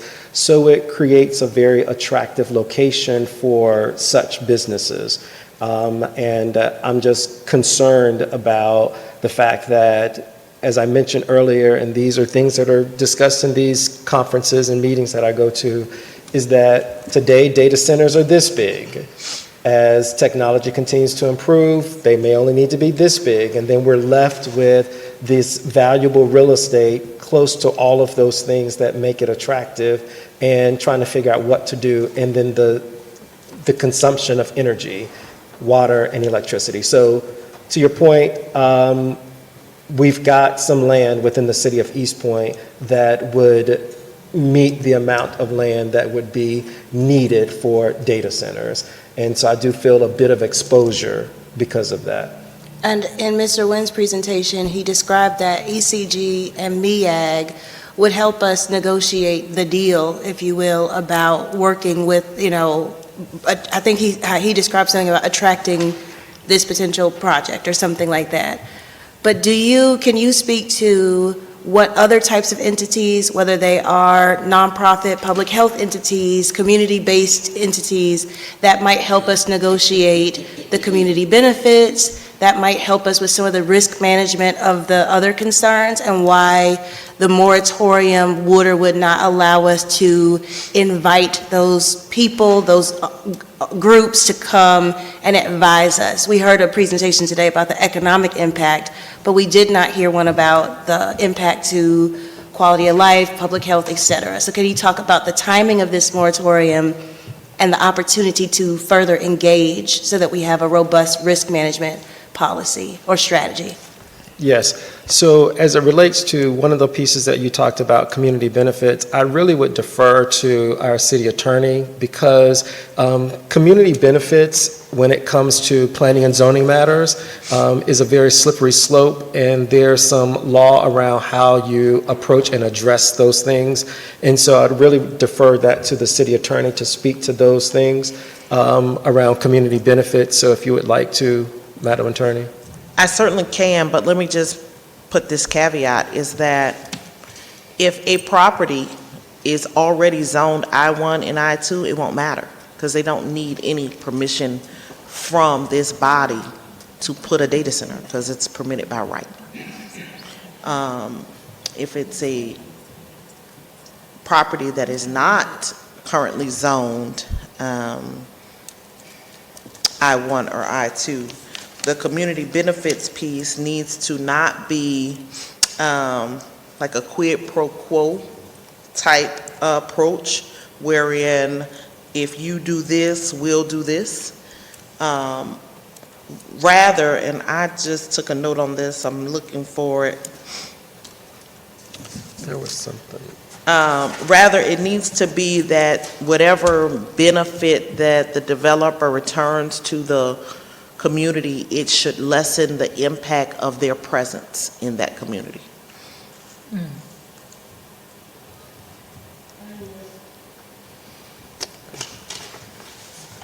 All right, Councilwoman Caldwell? My questions were answered. Councilwoman Ziegler? Yes, thank you. So I just wanted to make a quick comment about the time sensitiveness of this issue. So we do have a vulnerability right now in that we do have large pieces of property that are currently zoned appropriately, and it's I-1 and I-2 that allow it, and we do have I-2 in Ward B. they do not need a special use permit to come in. So we would have no idea that they were going to be here until it was too late. And so that's where there's a bit more urgency with this, because if there was some kind of, purchase made, we wouldn't have any say in it.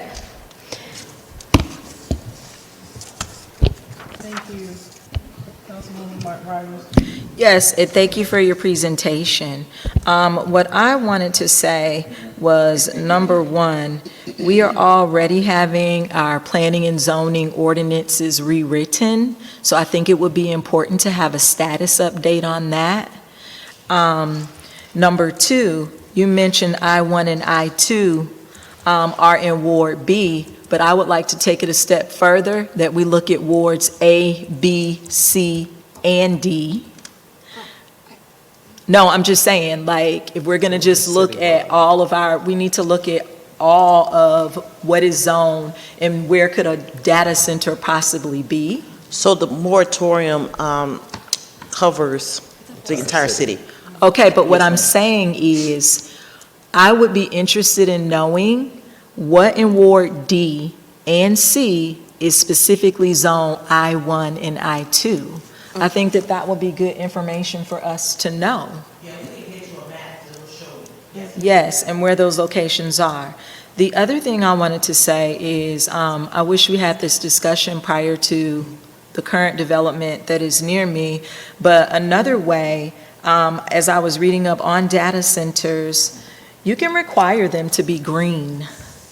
You can require them to put up certain things that is aesthetically pleasing, but I know what I'm leaning towards. I mean, I would like for us to look at what we own, what is zoned for, not what we own, but what is zoned for I-1 and I-2, and then we possibly work toward, I mean, is it ridiculous for us to think that we could rezone those properties into housing? Because that's what the city of Milton did. That's why they don't.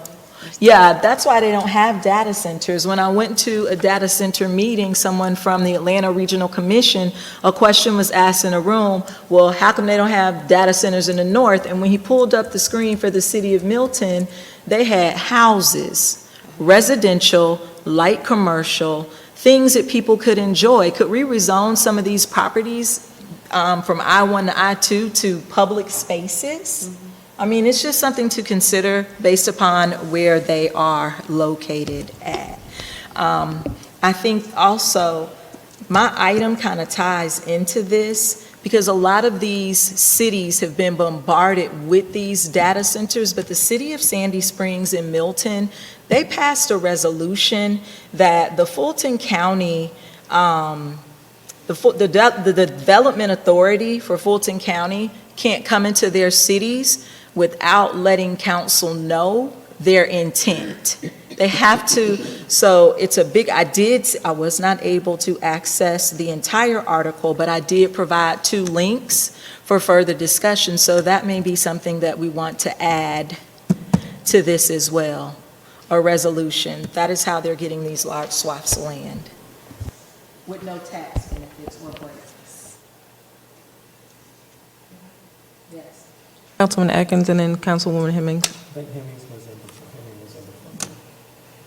Madam Mayor, given the discussion around time sensitivity, I would move, as we've done throughout this meeting tonight, to suspend the work session policy, item number 5, that would allow us to vote on this current item.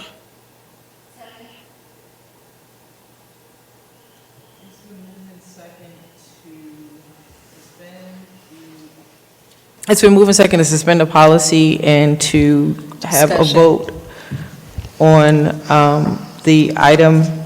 Is there any discussion? Discussion. I think is there urgency, like an emergency? I think we just went through this earlier. I mean. I'm sorry, may I interrupt? Does anybody drive a black Range Rover? Uh-oh, somebody broke it. Yeah? Yeah. Mm.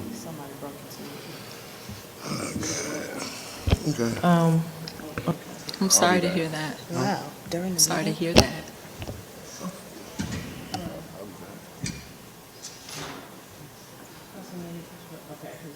It's dark over there.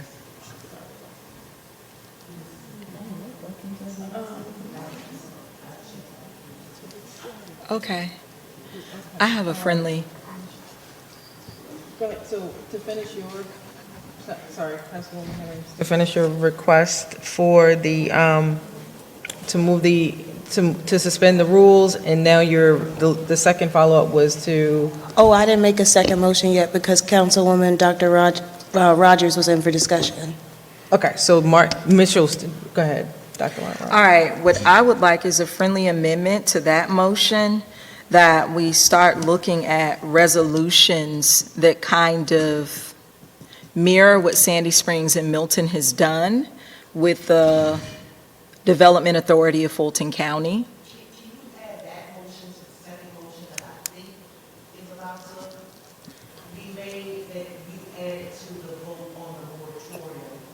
That's what I'm adding. No. To suspend. Oh, I was in for Right. discussion. I'm sorry. It's late. Right. Okay.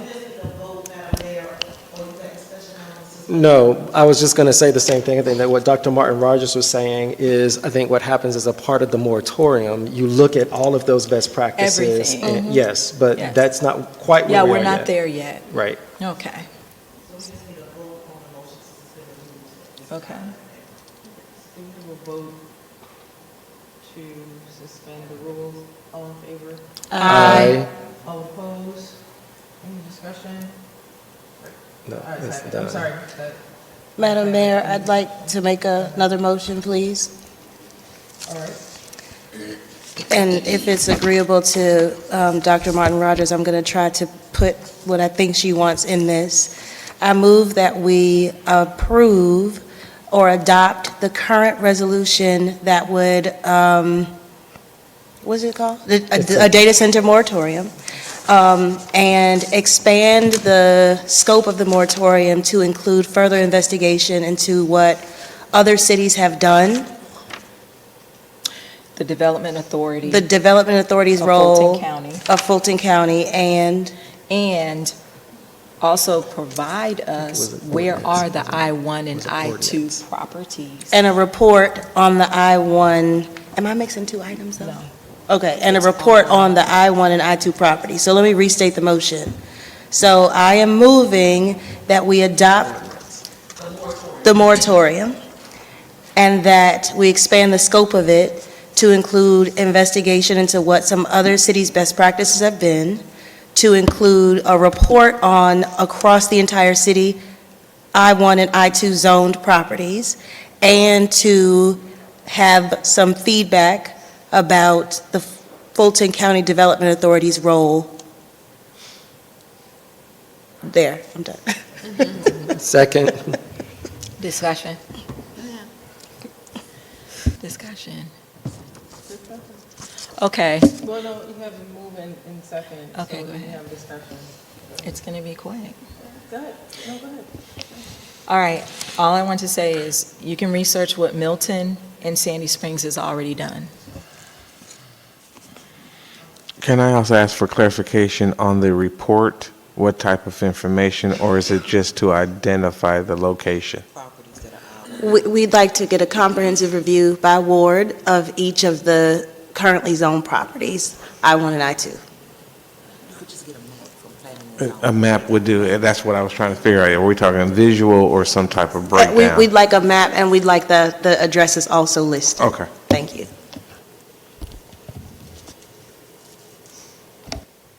Okay.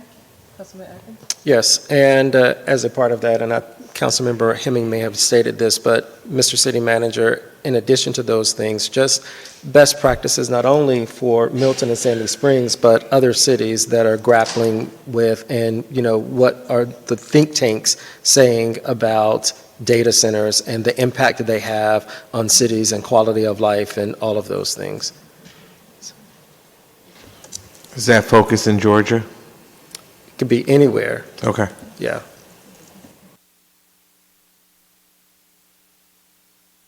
One more thing. It was just brought to my attention, can we just remove data centers out? Is it appropriate to take data centers out altogether? I mean,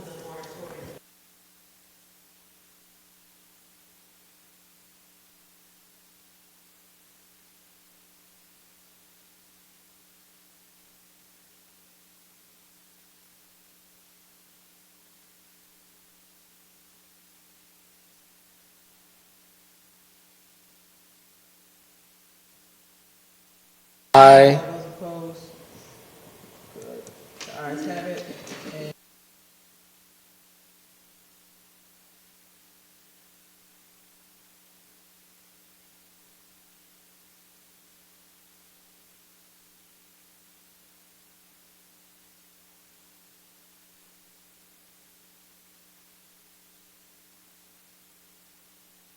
very briefly, with item 15, litter has been on the agenda since 2012, and what I would like for council to consider, that litter continues to be a persistent issue affecting the city's appearance, environmental health, and quality of life. While cleanup efforts occur periodically, the absence of a coordinated, data-driven strategy limits the city's ability to reduce litter in a sustainable way. I would just like council to consider the city, since we are embarking on the new fiscal budget, I would like for us to just think about, should we consider the purchase of 4 trucks for each ward for litter pickup? They empty trash receptacles throughout all of the wards, A, B, C, and D, with 2 dedicated employees. It has been done in the city of Alpharetta, and it has worked wonders. We've talked about the 30, 60, 90-day plan. We've talked about GDOT. We've talked about having employees from our municipal court system do litter pickups, and it is still, we are still missing the mark. The other thing that I would like council to consider is a Clean Community Commission, which is in our charter, section 7-5001. They consider a planning coordination, an advocacy arm of a community's litter prevention efforts, not the crew that physically picks up trash, but the group that helps make sure cleanup is organized, funded, and sustained. We can just talk further about that later on, but I think that we need to start thinking creatively with how to keep our city clean. Litter is low-hanging fruit, and we've talked about it since 2012. It's very low-hanging fruit, and that's all I wanted to be considered. That's it. Thank you. That's it. And can I add a few things? So that's, I agree with what you just said. And then if we can also look at programs like Block by Block, I think that would really help as well. And also, I just got a request from the Center Park neighborhood to add in more trash cans in some of the, along some of the streets that are heavily littered. And I think that there would need to be some coordination with sanitation to make sure that they can come back and pick up the trash on a regular basis. But anything that we can do to help try to mitigate our litter issues would be great.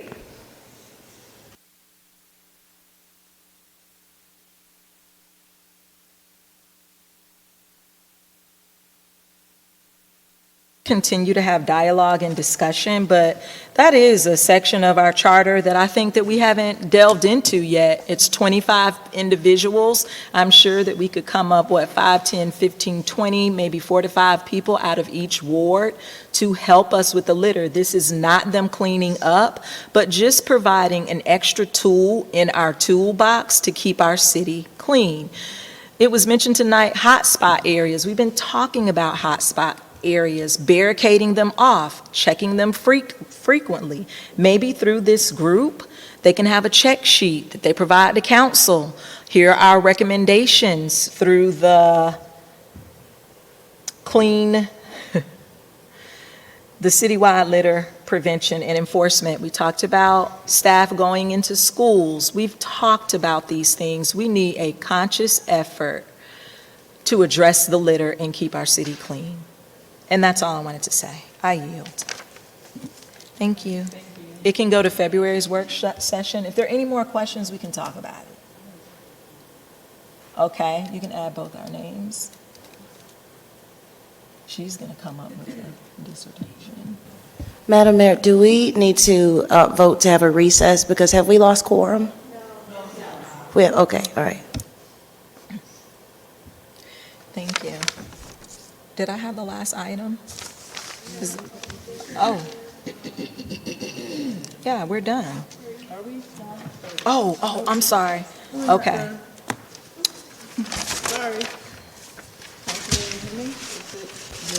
Okay, yes, I'd like to go very quickly. Madam City Deputy Clerk, do you have the clicker so that I can advance my slides? My slides were emailed, and they're also a part of the agenda packet. Okay. While she's pulling it up, yeah, we have the slides in the agenda.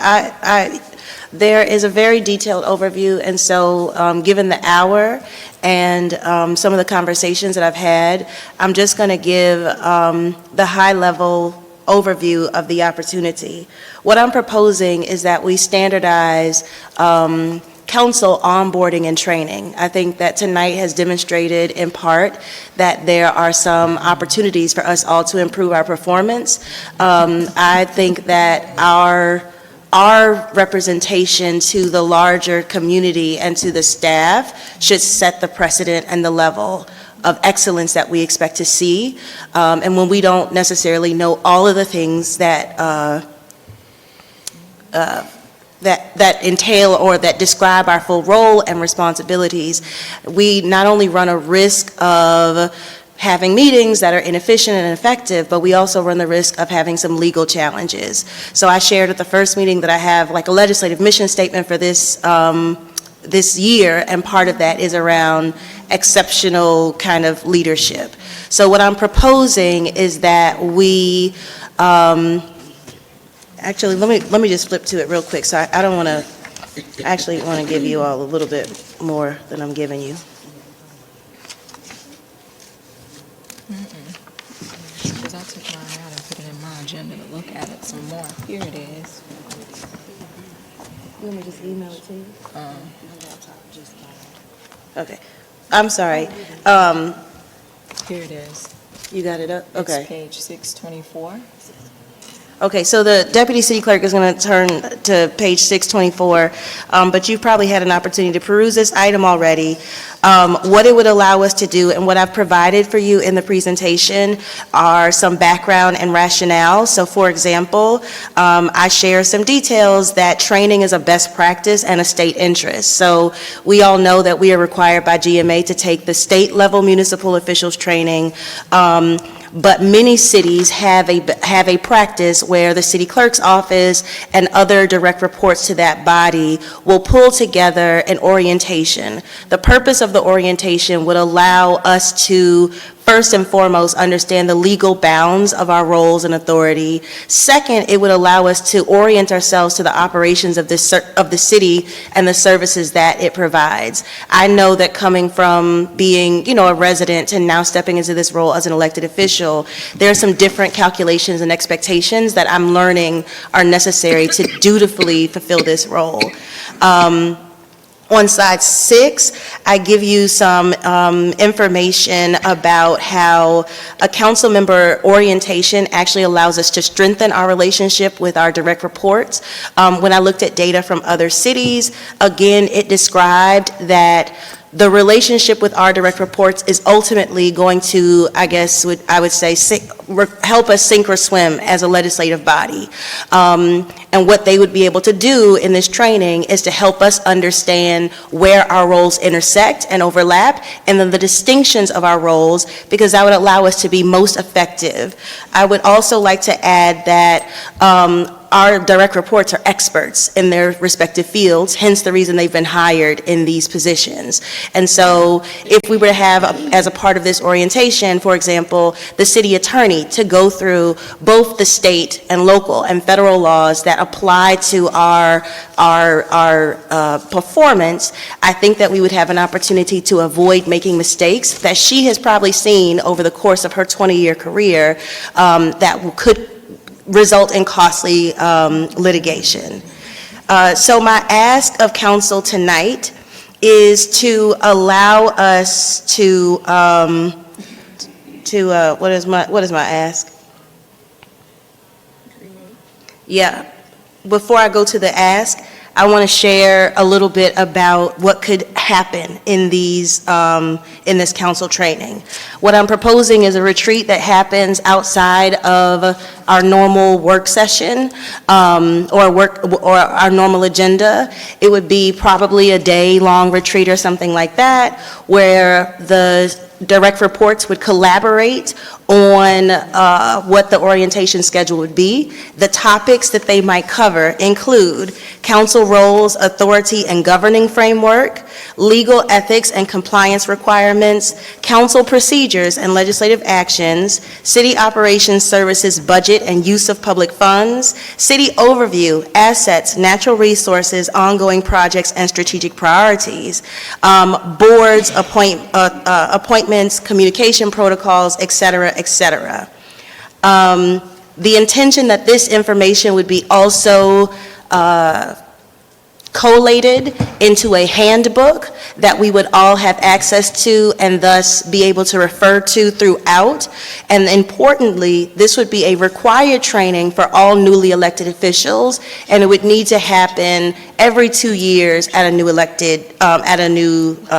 election cycle.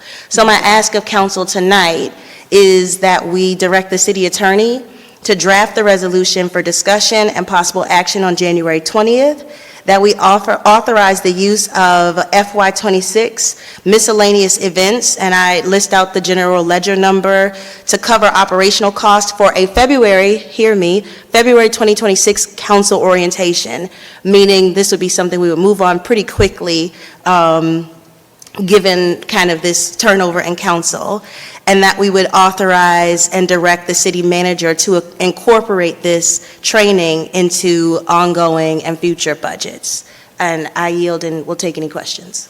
Yes, I'm in. Is anyone else in? All right, and so what I would like to say is time is no one's friend, and some of this responsibility should be placed back on council, but I do like this idea. But we not only have GMA, we have the Carl Vinson Institute, we have the Harold F. Holtz Municipal Institute, Georgia's Mayor Leadership Academy, and also Georgia's cities. Everyone's onboarding process was different, and this is what I discussed earlier. When I came on board, we did that. The previous city clerk, she scheduled a day, we got our badge, we met with our direct reports. The other thing that I want to ensure is that we have 4 direct reports. That's it. If we want to hear from other offices, I think that, well, whatever schedule is built out, that can happen. But some responsibility should be placed on council members. I know that I've taken a lot of online classes because of my work schedule. I'm not able to go to a physical place, maybe during the summers, but I think that we should have options. I forgot, the other one is the National League of Cities. That also provides additional training for us. So I would like for us to talk more about it because we do need an onboarding process, but something that I thought about was a first 30 days in office checklist, which puts the responsibility back on the council member. Did you meet with governance and legal, relationship building, operational awareness, communication and conduct? So I would like to see something for the day that reflects, hey, you've been in office 30 days, is your checklist completed? I have to wait for everybody else to go in, right? Do I need to wait for everybody else to give their? No, you can go.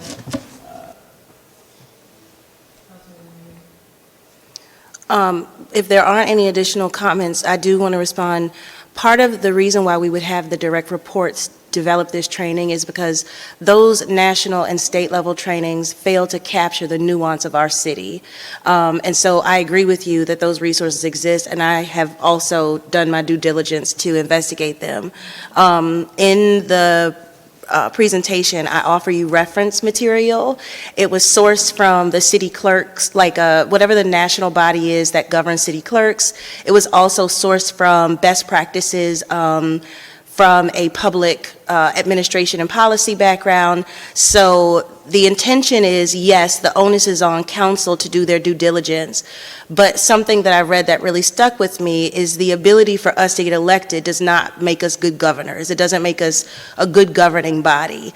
And I would just underscore that we would learn best from those who have been working in the city longer than us to give us the most fine-tuned and relevant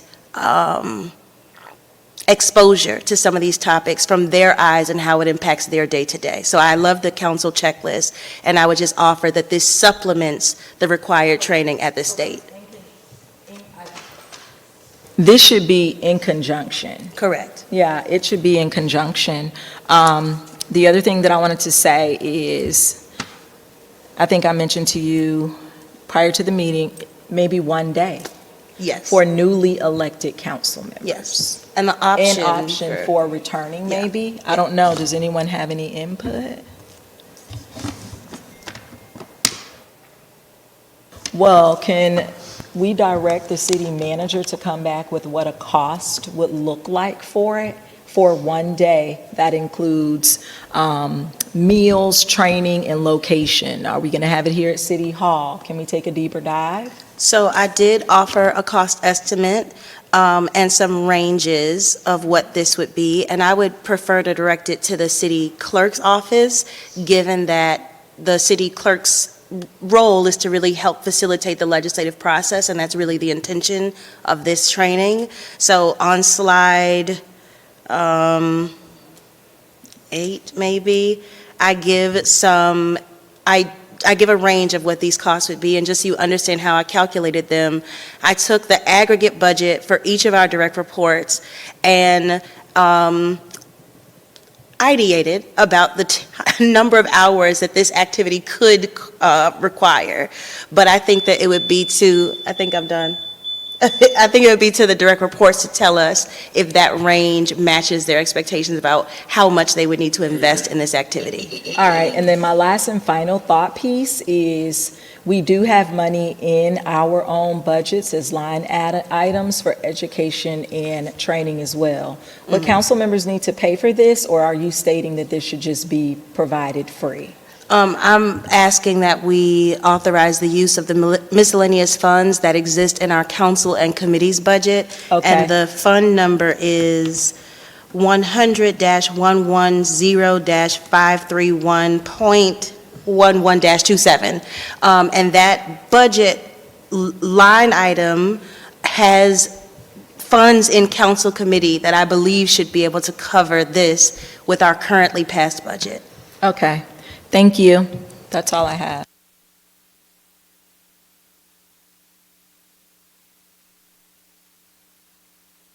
Madam Mayor, I believe you had a motion on the floor. There was some discussion on that motion with regard to whether or not the city attorney is going to draft some resolution to make this a standardized practice. I don't think you got a second on it.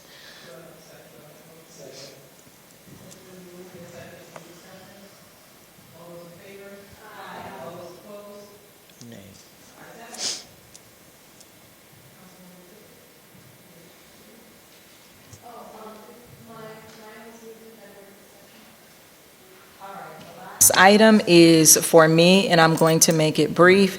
The background is the 20 Pearls Foundation Incorporated is a 501c3 organization established in 2003 by the members of the Pi Epsilon Omega chapter of Alpha Kappa Alpha sorority. Founders Day is tomorrow for the Deltas and then the AKAs.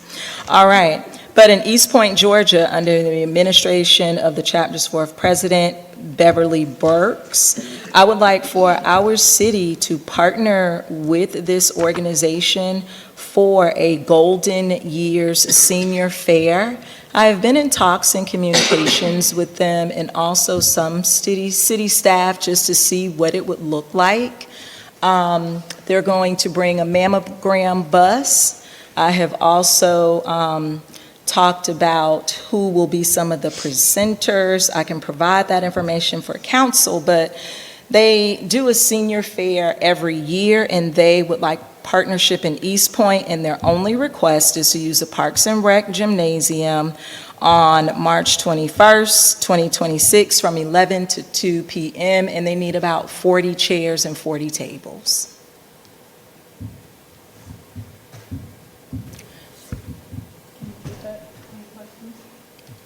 Should we move it to consent? I do have a question. Do we have the 40 chairs and the 40 tables?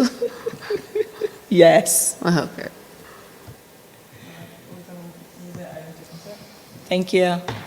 That's it.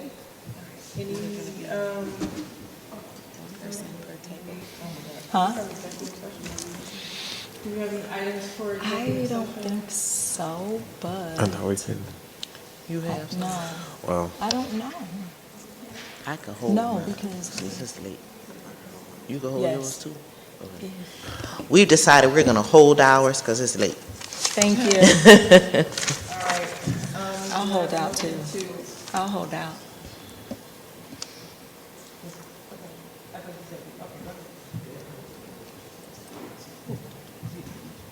Does anyone have any executive session items? I did, but I'll wait. It's time to go home. We've had tr-